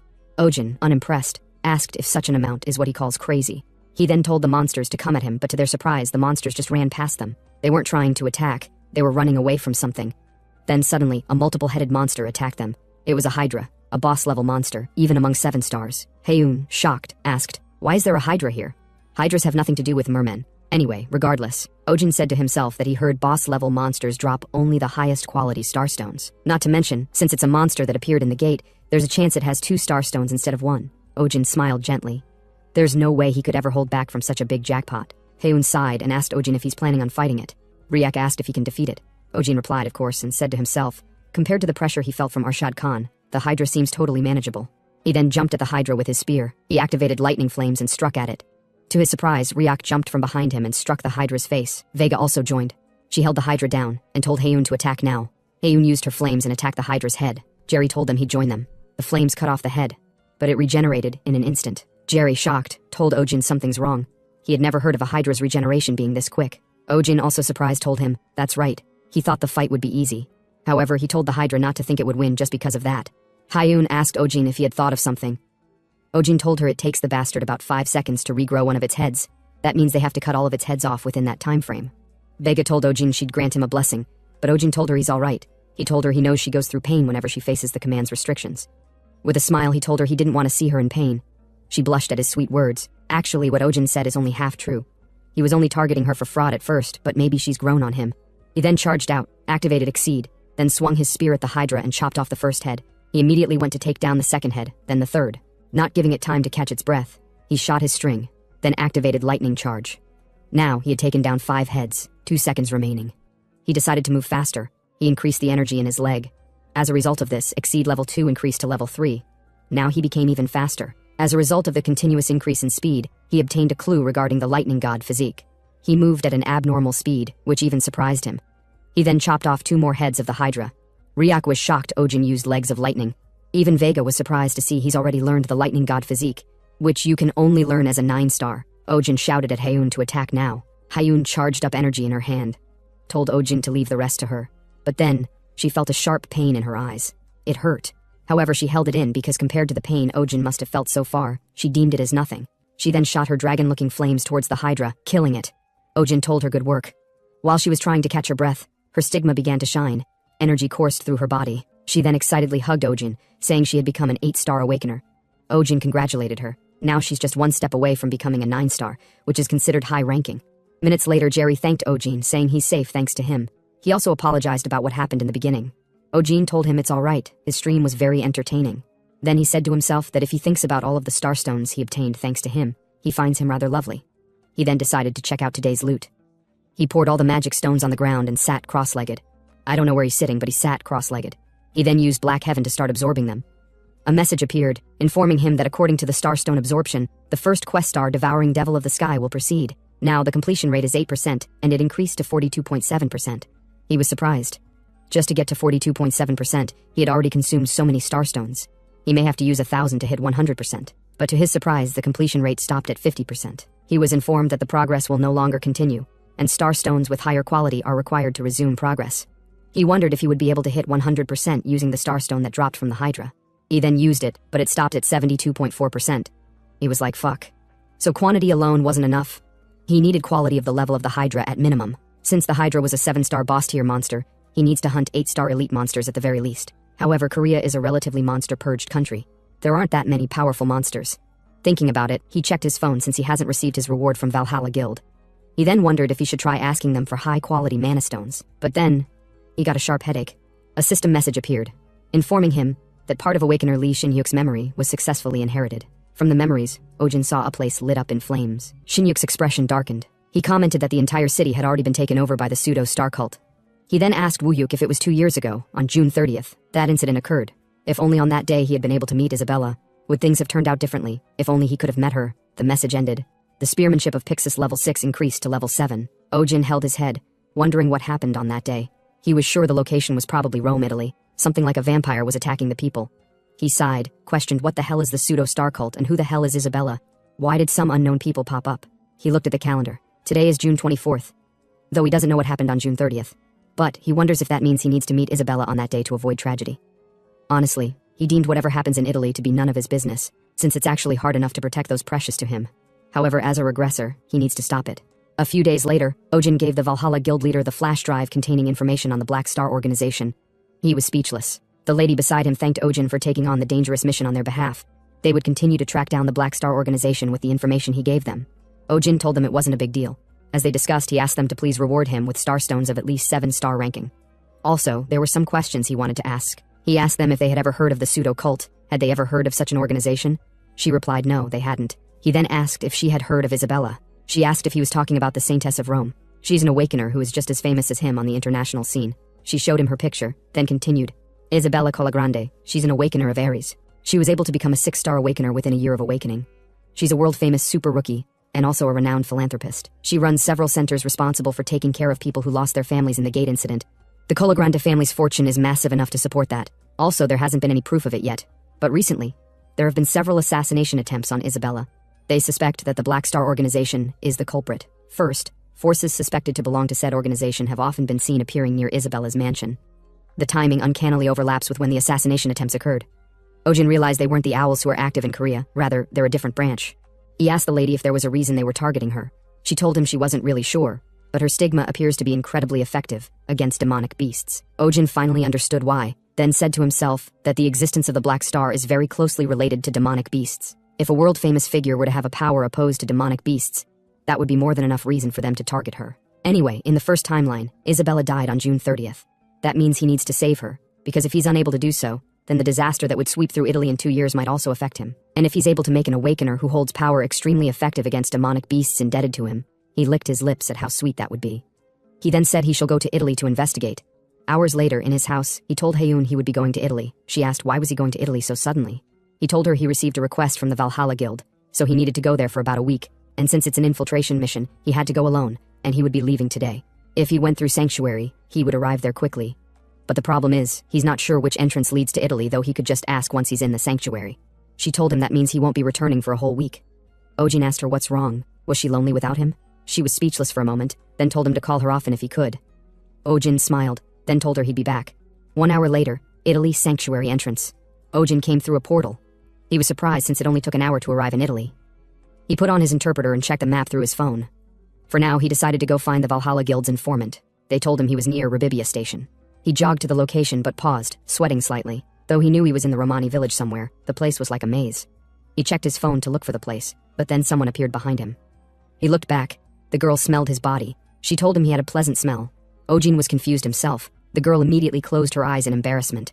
She told him she didn't know why she did that, and apologized, asking him to please forget all about it. Ojin still had no idea what she meant by scent. She told him she was here on volunteer work, but she became curious when she saw someone she hadn't seen before. She then asked him if he was perhaps the Lightning Wolf. Ojin was surprised that even people in Italy knew him. It seems like being a North Star's apostle is quite incredible. She told him yes, he was the Lightning Wolf. She was amazed. She told him she saw him hunt a hydra on a live stream. She couldn't believe he was just a 5-star. Ojin said to himself that the viewers were in the hundreds of thousands, so it made sense there could have been some foreigners there as well. She then asked if she could be of help to him, since the streets around were actually really complicated. Ojin told her yes, he would be grateful for that. Ojin took a pause as he realized something, then approached the girl. She blushed, tried covering her face, then asked if he knew who she was. Ojin was shocked. He deemed the situation didn't make sense at all. She pulled her cap down and said she thought he wouldn't know since he was from Asia. She then told him, "She's Isabella Colagrande." He was surprised to see her. He wondered if it really was a coincidence. He never imagined he would meet her here. Anyway, she asked what brought him here. He told her he was supposed to meet someone, but he got lost due to all the complicated streets. "I see," she remarked. Then told him to follow her. She'd guide him. He then asked if she knew where he was going. "Of course I don't." Minutes later, they walked through the street. She paused and said they'd been looking for a while, but his acquaintance was nowhere to be found. He told her he couldn't seem to contact him either. Something must have happened. He grinned slightly and said to himself, they were never supposed to meet here anyway, so if he wanted to utilize Isabella, he needed to build rapport with her. Anyway, he asked her if she wanted to have a meal with him. It would feel bad to just send her off. She thought for a moment, then told him they should go to the eatery over there. They bought a sandwich. She chuckled and said it almost feels like a date, but it seems like the place isn't the ideal spot for a date. Her expression darkened. Then she told Ojin that in Italy, the Roma are discriminated against from birth. Every time she comes here to help them, she inadvertently thinks to herself, what a relief. She feels relieved about not being born a Roma. She feels relieved to have a powerful stigma. She even feels relieved to be talented. She's no different from those who discriminate against them. She may even be worse, since she only helps for those wicked feelings of satisfaction sometimes. She laughed and told him she thinks she's oversharing. Ojin commented, are we not allowed to do that? Whether the reward is physical or psychological, a good deed is a good deed, regardless of whether it was done with the expectation of a reward. Whether you help others for a sense of superiority, or avoid helping because of those same feelings. In the end, her choice ends up improving others' lives. Selfless care for others is foolish, but only caring about the process is even more so. She was speechless, then smiled. She blushed slightly and told Ojin he's quite a peculiar person. Ojin smiled slightly, though he only told her what she wanted to hear. She then stood up and told him she wished they could talk longer, but she had other business to attend to. Also, it would be great to have an opportunity to speak with him again sometime. She then said something in a low tone, sembra delicioso, meaning, seems delicious. She then bid him farewell. Ojin was lost there for a moment. He wondered what the thing she whispered was. She spoke so quietly that the translation didn't go through. Well, he stood up to go and find the informant for real now. Hours later, he arrived at a building. The informant gave him the information he had on the Black Star organization. The man was Paolo Lanzoni, Valhalla Guild's Italian informant. Ojin read it. From it, he could see that the Black Star organization pushed the Marco family from their territory and are cultivating their influence in the underworld. But he had no idea who the Marco family were. First, Paolo told him he'd explain the Marco family in more detail. They're the mafia organization that used to completely rule Italy's underworld. They were infamous for being very cruel. The family would even kill normal civilians if they weren't deemed valuable. Their leader, Marco Giorno, was the foundation of their power. Before the Black Star Organization appeared, he ruled Italy like a king. Ojin remembered. The guy was named as one of the 5 worst awakeners of all time. It was in the news. He never expected the guy to lead a mafia family even though he was a 9-star. Paolo continued. Truthfully, the Black Star Organization's reputation in Italy is very different from its reputation in South Korea. Everyone and their mother praises the Black Star Organization. It's a very different situation. Ojin was surprised. He asked if they were the ones trying to assassinate the Saintess. Paolo told him they couldn't confirm it yet, but that's their guess. The times and places the Black Star Organization shows up often coincide with the assassination attempts. Ojin said to himself that it seems like they hide behind a mask of altruism and secretly eliminate those who get in their way. This time, he may have to use Vega's power. It's a good thing he asked her not to manifest herself if she could avoid it. And since they have no grasp on the Black Star Organization's forces, if he were to receive her blessing, even though winning might not be possible, he should at least be able to run away. He then told Paolo he understood and thanked him. Paolo told him it's nothing, since it's for the Valhalla Guild. Ojin bid him farewell to go do what he had to do. Just like that, 6 days passed. Isabella was running in an unknown area, being chased by a group of men. She hid somewhere to escape from the men who were after her. Her mana wasn't working, and her communication device was messed up. She was totally caught off guard. Though she knew they were after him, she never imagined that the owls would also get involved. She decided to run away, but she didn't know how. Then she was shocked as someone appeared behind her. He grabbed her tightly and called for his teammates. One of them commented that chasing her was a pain in the ass, but it was quite easy. The other guy said such should be expected since she received the curse of the purple forbidden enclosure. It's a stigma seal of a different level, so there's no way she could release it. She bit the guy's hand, but he slapped her. He grabbed her throat to knock her out before she caused more trouble. At that moment, her life flashed before her eyes. She didn't want to die since she had so much to do. She couldn't die without accomplishing anything. But then, suddenly, from above, lightning bolts took down some of the guys. It was Ojin. He came like thunder, sweeping the place clean, chopping their heads off. Surprised, she asked him how is he here. With a grin, he told her he smelled something good. That's why he came. While they were talking, the pursuers came rushing at them. They had no idea who the hell the bastard with her was. Ojin looked back. He could feel the energy of the Black Stars all over the place. As expected, he realized the Black Star Organization was behind the attack. First, he carried Isabella to escape from the place. He told her they should start by getting out of Rome. Moving along the Tiber River toward the sea would be best. Actually, he had already prepared a boat. He used his rope and easily moved through the terrain. While the pursuers were still chasing them, he told her if they were to go toward the mountains instead, the assassins would chase after them more blatantly, so they needed to go downtown. The assassins furiously charged at them, killing anyone in their path. Ojin was surprised. He thought the Black Star Organization here was trying to maintain a good public image, but why were they going wild like this? He noticed something was off. He wondered what it was. What went wrong? The assassins surrounded Ojin. He decided to think after he dealt with them first. He swung his spear with one hand while carrying Isabella with the other. The pursuit was endless. From behind, someone sneaked an attack, but Ojin blocked it with his hand, then used his lightning energy to electrocute the guy. He then used his spear to take the guy down. After walking for a while, they arrived at the boat's location. Ojin, blood all over his body, told Isabella to take the boat and that he'd buy some time. She worriedly told him no. She couldn't leave him behind. He shouted at her to hurry and go. While on his knees, she asked why he was doing so much to help her. Speechless for a moment, he touched her face and told her he just wished she would be safe right next to him, just like now, so she should run quickly. Then he fainted. She cried, not wanting to leave him. But then, the stupid boy smirked. He said to himself that he really nailed the acting. He looked so fucking cool. And now, right when she would be falling into mortal danger, he'd act as if he received a blessing and kill all the assassins. The assassins then arrived. The boss told Isabella she was like a rat. Unfortunately for her, there was nowhere else to run. Immediately, she was engulfed in fear. Ojin peeked with one eye. He wondered if the guy was the boss. He looked rugged as fuck, as expected of a 9-star. Now then, he decided to awaken Vega. He heard the guy telling someone to toss the awkward acting aside. He thought his act had been discovered, but realized he was talking to Isabella. He called her a bitch, told her the expression she was making wouldn't trick them. Ojin had no idea what was going on. He wondered why the guy was talking to her. Isabella then stood up. Her expression changed. She told the guy it seemed he hadn't changed, still saying such crass words to a beautiful lady like herself. The guy grinned and told her to stop acting all relaxed. The curse was stopping her from using mana, so they'd just kill her here.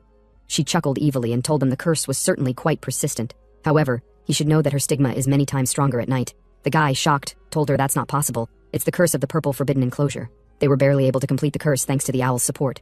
So even if she was a 7-star, she shouldn't be able to escape the curse. She laughed and told him that would be the case for a mere 7-star. You crazy bitch, you're just bluffing, the guy angrily voiced out. Ojin on the other side had no idea what the hell was going on.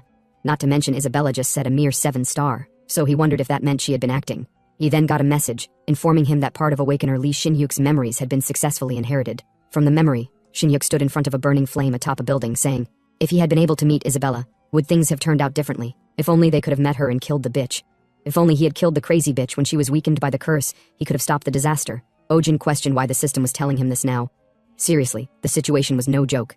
Isabella was not the gentle girl he knew, but the queen of leeches. She was the third-rank executor of the Black Star organization. From what had occurred so far, the way the assassins ferociously swung their weapons without caring about civilians, he realized they were the Marco family. They had the Black Star's energy because they allied with the Owls. On top of that, Isabella was part of the Black Star organization. Isabella then remarked happily, saying the rich taste that perfectly matched its sweet fragrance was really the best. It was such a relief that Ojin was still alive, since it had been a long time since she found such a top-tier snack. She almost lost him because of those folks. Her expression then changed. She said to them, "It seems like you children don't know the value of life," then activated a spell with her finger and shot it at them. Though their boss blocked it, it was still able to kill some of them. The rest who survived started running in fear, saying there was no way they could beat the Queen of Leeches. He shouted at them to come back. Anyone who ran would die by his hand. He gritted his teeth angrily, then charged out to attack by himself. He imbued his weapon with mana, determined to kill her, but she stopped his weapon with a single finger and disarmed him with just a wave of her fingertip mana. The guy knelt down, groaning in pain. She licked his blood, then spat it out because of how awful it tasted. She told him that compared to Ojin's blood, his tasted like decomposable waste. She had purposely taken on the curse to lure them into her trap since he was a 9-star, but it seemed it was all a waste of effort. She glared at him, grabbed his throat, and borrowed his head from his neck. She threw it away, saying, "Regardless, with this, the annoying Marco family is done for." Ojin was speechless. He was dumbfounded. Since the Valhalla Guild was trashed by Cheon Do-yoon, he thought it would be a long shot.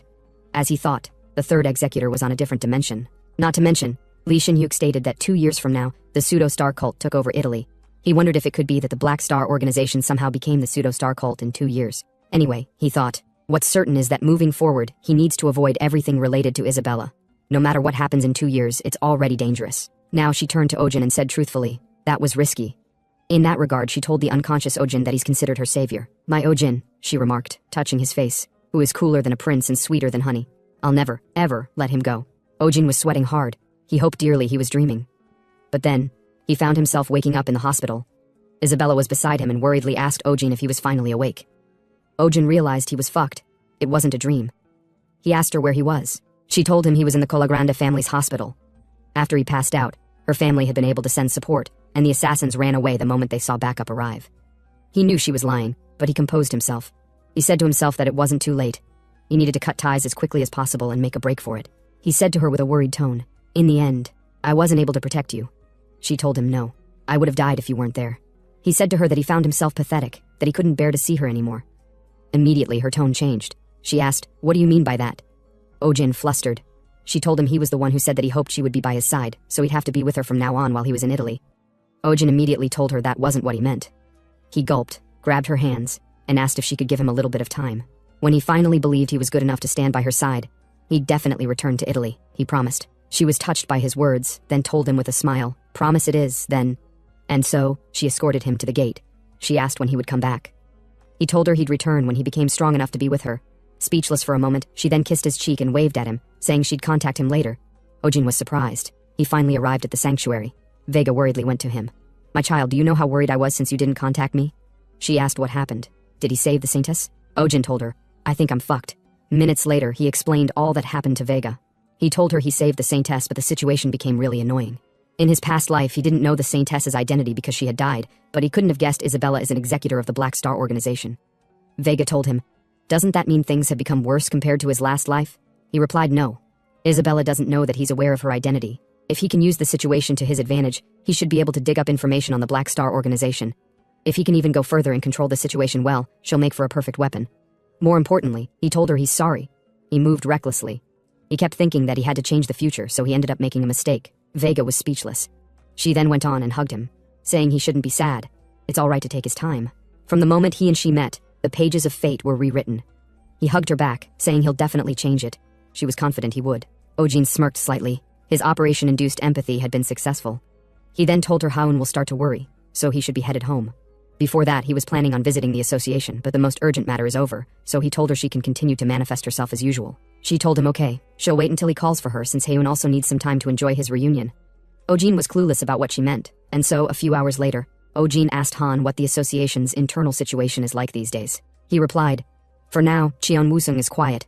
All he's done recently is increase the number of unawakened safety management centers." Ojin asked what that's for. He told him they were made to support and protect the unawakened living in regions susceptible to monsters. Ojin was surprised. He had never heard of it before. Han told him it's expected, since they haven't gone out of their way to promote it, saying it's for public welfare. Ojin said to himself that they would definitely create policies that are pro-unawakener, but what's surprising is they aren't promoting it. He wondered if they're copying Isabella. He can't tell whether the absurd plan reflects their true aims or not. He stood up and said he'll be going for now. Han agreed and told Ojin he'll let him know if they make any other movements. As Ojin was walking, he said to himself that there isn't much happening in the association, so he should focus on the quest. But then, as he was about to enter the elevator, someone stopped him and asked if he's Guan Ojin. He introduced himself as the executive Cheon Wusung. He told Ojin he wanted to meet him at some point, but he guessed this is a good chance encounter. Ojin was surprised. The guy in front of him is the King of Owls, Cheon Doyun's son, and the one who controls the Black Star Organization's Owl faction. Also, he's the rat who snuck into the association. He took his card. With a composed expression, he told Wusung that he's quite young for an executive. Wusung laughed, saying he had a lot of people supporting him. More importantly, his expression changed. He asked Ojin what his business was coming to the association. With a smile, Ojin told him he has plans to leave Korea soon, so he came to discuss his schedule. Of course, he had no such plan. Wusung thought for a moment, then asked Ojin if he's going back to Italy. He's getting a bit jealous to be invited by the Saintess. As expected, he knew Ojin went to Italy. Ojin then told him it seems like Isabella likes him very much. This surprised Wusung. Just like Ojin thought, he's wary of Isabella, especially since his scheme to eliminate her failed. He's sure he can't mess with someone Isabella likes too much. Though speechless for a moment, he shook Ojin's hand and told him he hopes they can build some friendly ties before he returns. If he's able to become friends with a famous person like the Saintess of Rome, it'll be of great help to the association. He then waved at Ojin as he entered the elevator. Immediately after Ojin left, he brought out his phone. He asked his father if he's able to take a call now. His father replied, yes. What is it? He told him it seems the Queen of Leeches has some interest in Lightning Wolf. He thinks it'll be difficult to take care of the Lightning Wolf for now. His father was speechless for a moment, then told him he's a bit too cautious. Hope he hasn't forgotten about what happened to his mother. His father's words triggered him. He then said angrily he hasn't forgotten for a moment since that day. His father laughed, told him it's great to be prudent, but if Ojin becomes an obstacle to their plans, he shouldn't hesitate to eliminate him. He replied of course, then hung up the phone. He went speechless for a moment, placed his hand on the glass and asked his mom if she's watching. He grinned evilly, saying he'll definitely avenge her. Ojin looked up as he left the building, saying to himself he'd have to fight the guy someday. For now, only a few people know, but soon their infamy will spread. He grinned. It wouldn't happen that way. Soon, he'll make it so their infamy spreads. But that'll be for later. It'll be time for dinner soon. So he decided to go buy something to eat and head home. He went and bought a takeout. As he was walking with the bag, he recalled that the first thing he bought when he awakened was hamburgers. It seems the food is quite nostalgic. He laughed, saying he wants to bring them back to Haeun quickly. But then, he got a message. Part of Awakener Lee Shin-hyuk's memories was successfully inherited. He was surprised. There's a third fragment. From the memories Shin-hyuk was running, saying they should speed up. Those pseudo-star bastards might catch up. Ojin noticed Shin-hyuk grew a lot in 2 years. For him to keep up with Lee Woo-hyuk proves that. He then asked, what about Big Sis? He replied, she should be by the shore guarding the boat. Ojin was surprised. He had no idea who the Big Sis they were talking about was. Then, the Big Sis arrived. You bastards are hella late, she scolded. Ojin was surprised. The Big Sis is Haeun. He wondered what Haeun was doing here. Then, she immediately opened her eye patch and worriedly shouted at Shin-hyuk and Woo-hyuk to duck. She then shot her flames at the people behind her, but suddenly felt a sharp pain in her eye. Shin-hyuk ran to her, worried, and asked if her eye was all right. He apologized, saying he didn't think they'd catch up to them. She told him it was somewhat manageable. He used a ton of money to buy it for her, so she needed to at least make it worth it. Shin-hyuk blushed and told her he didn't buy the dragon's cursed eye for her with that in mind. She poked his head and told him it didn't matter. She'd definitely repay the debt someday, though it'd be difficult for now. Right now there was a guy he needed to take care of, but first, they should hurry and leave Italy. And so, the memory ended. All the memories that had been lost were now recovered. Ojin was speechless. He never expected Shin-hyuk to be the one who bought the dragon's cursed eye for Haeun. But what about him, he wondered. What the hell was he doing at that time? Was the guy Shin-hyuk needed to take care of actually himself? Haeun was alive. Then why did he bring the world to ruin? His head ached thinking about it. There wasn't enough information. He arrived home. Haeun worriedly rushed to the door. You son of a bitch, why didn't you contact me? I told you to call me often. Without saying much, Ojin hugged her, saying, I'm home. She was surprised. She asked, what's wrong? Did you miss me that much? He then asked her if she believed she was indebted to him. She was surprised by the sudden question, then told him she used to think that way, but these days she didn't, since she had already paid him back just by staying with him as she was doing now. Ojin was speechless, then said, what a relief. She was a bit shocked, then said, if you just ignore my statement like that, it'll only make it more embarrassing for me. Ojin didn't reply. Instead, he gave her the hamburgers he bought. She took them happily and told him they should eat some right away, since it had been so long since they last had any. She then paused when she saw Ojin's saddened expression. Seeing this, she told him to go get the car keys. they should go on a drive. After driving for a while, they arrived at a beach. They sat at a spot. She told him to bring out the burgers. Ojin took a bite, told her the burger is cold as expected. She agreed, saying it hasn't been that long since they ate only frozen burgers.